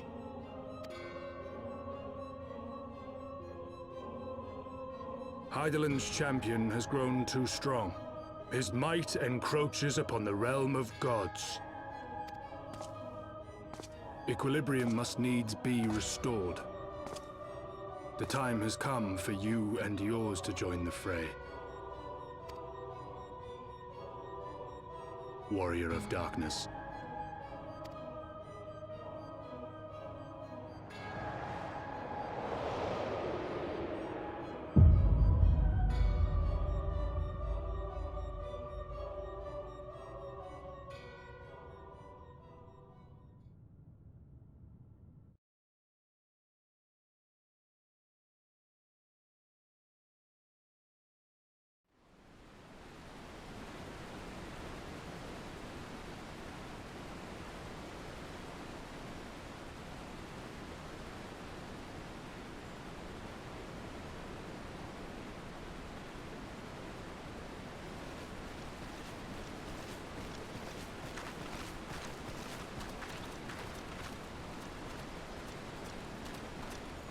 Remind me, why is there no rest for the righteous? Because they care, Master Garland.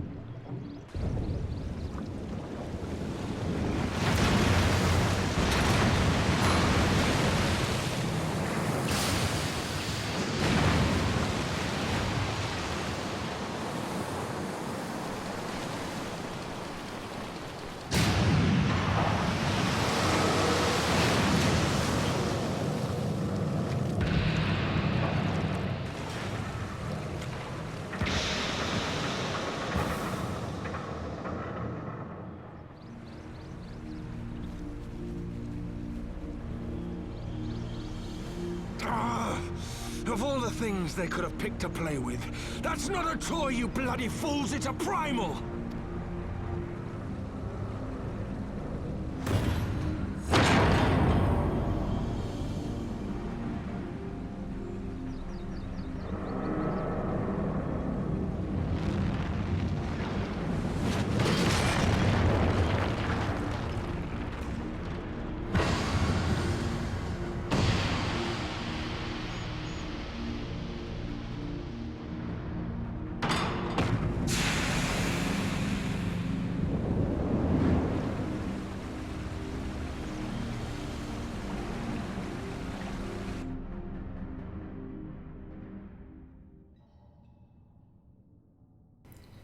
Spires of deception crumble to dust to lay bare the truths long concealed. Beyond simmering shadow lieth shimmering light.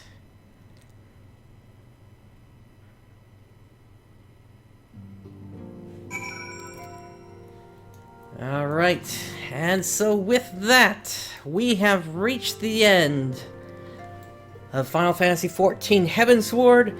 Thank you for joining me today. This is PrinceBrightstar signing off. I'll catch you next time.